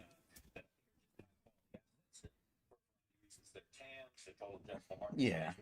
Innovation, competitive position, etc. And then you wait for them to get dislocated. You wait for them to trade off aggressively for whatever reason, market rollovers, missteps. Those are the opportunities you want to step in on. In my mind, the best DHQ opportunity right now. I used to live in the hood. Then followed by Amazon, and then followed by Uber. Uber was wonderfully DHQ or dislocated at the beginning of the year at $60. That's not the case now. But anyway, I look for these dislocated opportunities, and I want to buy high, low. I want to buy high quality companies when they're selling at low prices. Where are we right now in the conversation about existential risk to Surge when it comes to Alphabet? And what do you think the notion of an OpenAI browser would do for that name? Well, I think that's one of the reasons why Google is dislocated, why it trades at a discount to the market, despite owning the world's leading search engine and having these wonderful other assets in YouTube. Yeah. Google. I think I might short instead of long on this one. Let me try. Short is eval. Google may well be existentialized. I do want to short on the pro. I should have short on the pro. We do quarterly survey work. We haven't seen any change in Google Yeah. commercial search queries. In fact, if anything, Carl, it's slightly gone up. So if Google can Let me see 15 minutes again. click growth a bit, 15 minutes. It's still short, and it's still got more downside, so I think my short might be good. Order filled. I'm out. What Google needs to do is keep improving those I'm products. gonna increase the size. Gemini or materially better products. If, Yeah, it's a 50K. I was playing 3M and Cube. I'm gonna go with 4. I saw Sundar's first Yeah, TBTM. I gotta hurry and finish these. it was a decade ago. He was talking about Yeah. AI back then. So the company, as long as they get the products out well, Okay, I'll do 5 then. they'll address the threat, and you'll see a re-rating in the stock. Order You could make a lot submitted. of money. I think the risk reward is highly attractive. That's why it's our #1 pick. What about Amazon? Are you concerned at all about the early data, the early indications about Prime being down so much? Yeah, it's a little bit of a head scratcher for me. Really, down 40% is what I saw. I'd be surprised if Amazon over 4 days of Prime versus 2 days last year wasn't up, a solid 15, 20, 25%. I mean, maybe the consumer is just a nosedive. I don't think so. I certainly didn't get that from Costco's results. We didn't get that from Costco's results. So I'm a little skeptical of those numbers. I don't have any better numbers. I'm just skeptical of those numbers. As far as we can tell, overall demand, and we do our quarterly surveys on Amazon. The SAT scores. Watch when I get in a short, it's gonna pump. The market share is as high as it's Under ever been. 320. And they have this trade If we hit. retailers in terms of price, selection, and convenience, the 3 things that consumers care about the most. So I'd be surprised if Yeah. they're order filled. On the 3 minutes, it looks like it might dip. It's almost topping out. Well, just for me. I think Amazon can manage them as best as well as anybody else can, but there's still risks. And then what you really need for the unlock on the stock is that AWS growth to accelerate in the back half of the year. Yeah, bot is long SK, so bot is up what 20 points. And maybe some of the online travel. Well, I'm going to give you a nuanced call on online travel. Actually, we put a tactical outperform on Order Expedia. filled. Order filled. Oh shit, I'm short on my pro. Do not pump. Was the only real area of softness, and it looks like things have gotten less worse. So they 20. started to improve. The second derivative, if you will, Uh, has gotten a little bit better. Oh no, it might be bad. I might just gotta get out. Airbnb, Booking, and Expedia. Expedia is the one that's most levered to the U.S. market. Come So on, the US it's is recovering. trying to lose You it. want to be long, I think, Expedia as a trade and as an investment, but we made a trading call this morning. Booking, there's the flip side. Booking, unfortunately, has material exposure to the I don't. I got out. I don't want to mess with it. 2023. Guess is that $1 profit. Yeah, I don't want to mess. Ah.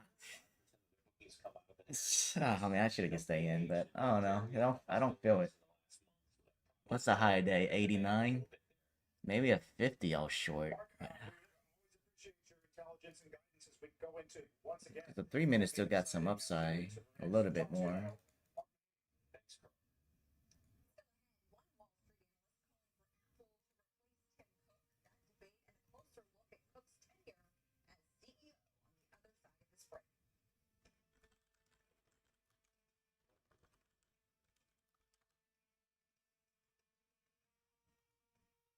Dump this Ponzi. Huh?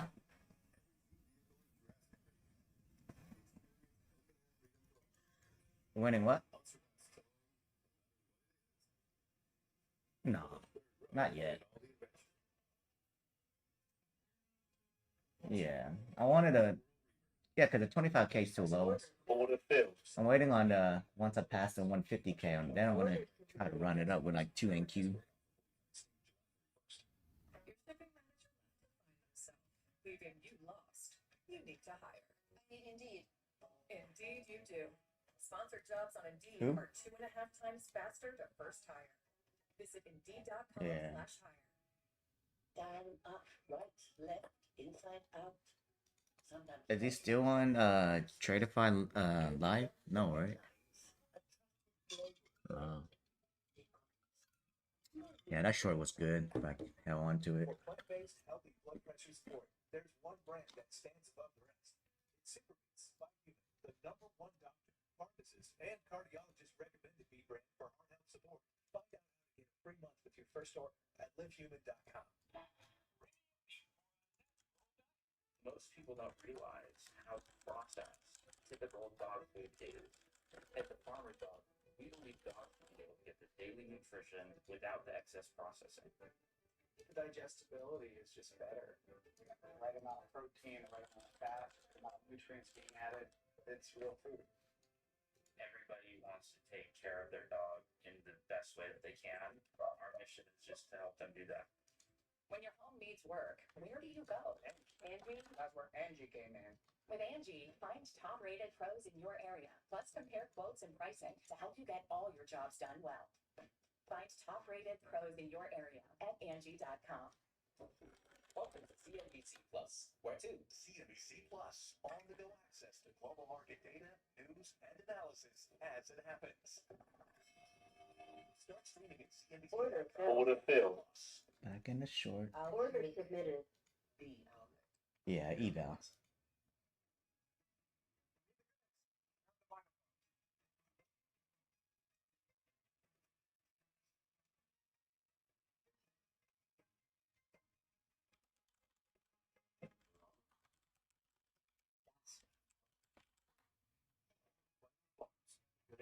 No shortcuts. FX is the bear. Okay, let me see. Let me try one more time short on the Pro at 25. Going against the bot. One for you. Yeah, that bot caught a good one.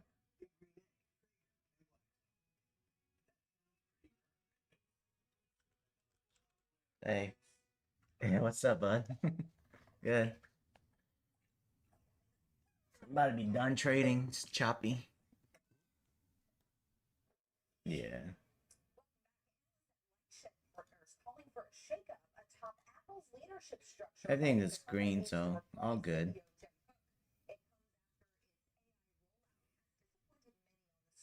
Oh, I'm still on the stream. I should cut it out now. No, I'll cut it out in 2 minutes.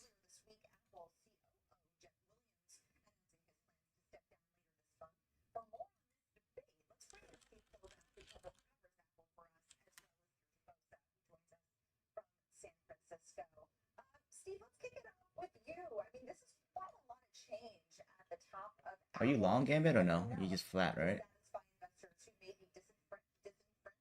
Okay. Yeah, on the eval I'm short 5 at 20. On a long at 2300.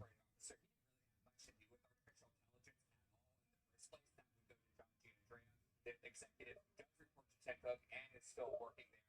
So this is more of a what they call like a planned succession. It is also the second top executive to leave those executive ranks since then. As far as the AI story, yeah, that is a valid criticism. What the Lightshed note has been saying, said last night, nothing we haven't heard before. They're behind on AI. They did not deliver their promises from last WWDC. We talk a lot about how there was kind of a lackluster on the AI front at this year's WWDC. At the same time, though, they are not going to put out a product that isn't ready for prime time. And the optimism in the stock over the last couple weeks has really been tied to that Bloomberg report that maybe they're not going to build their AI in-house. They're going to do what they did in search with Google and partner with someone like Anthropic or OpenAI in order to build that foundation for this new AI update to Siri. And if they don't deliver on that, and then boy, do they have a problem going on there. But right now, it seems like they still have a little runway. It's not like people are running out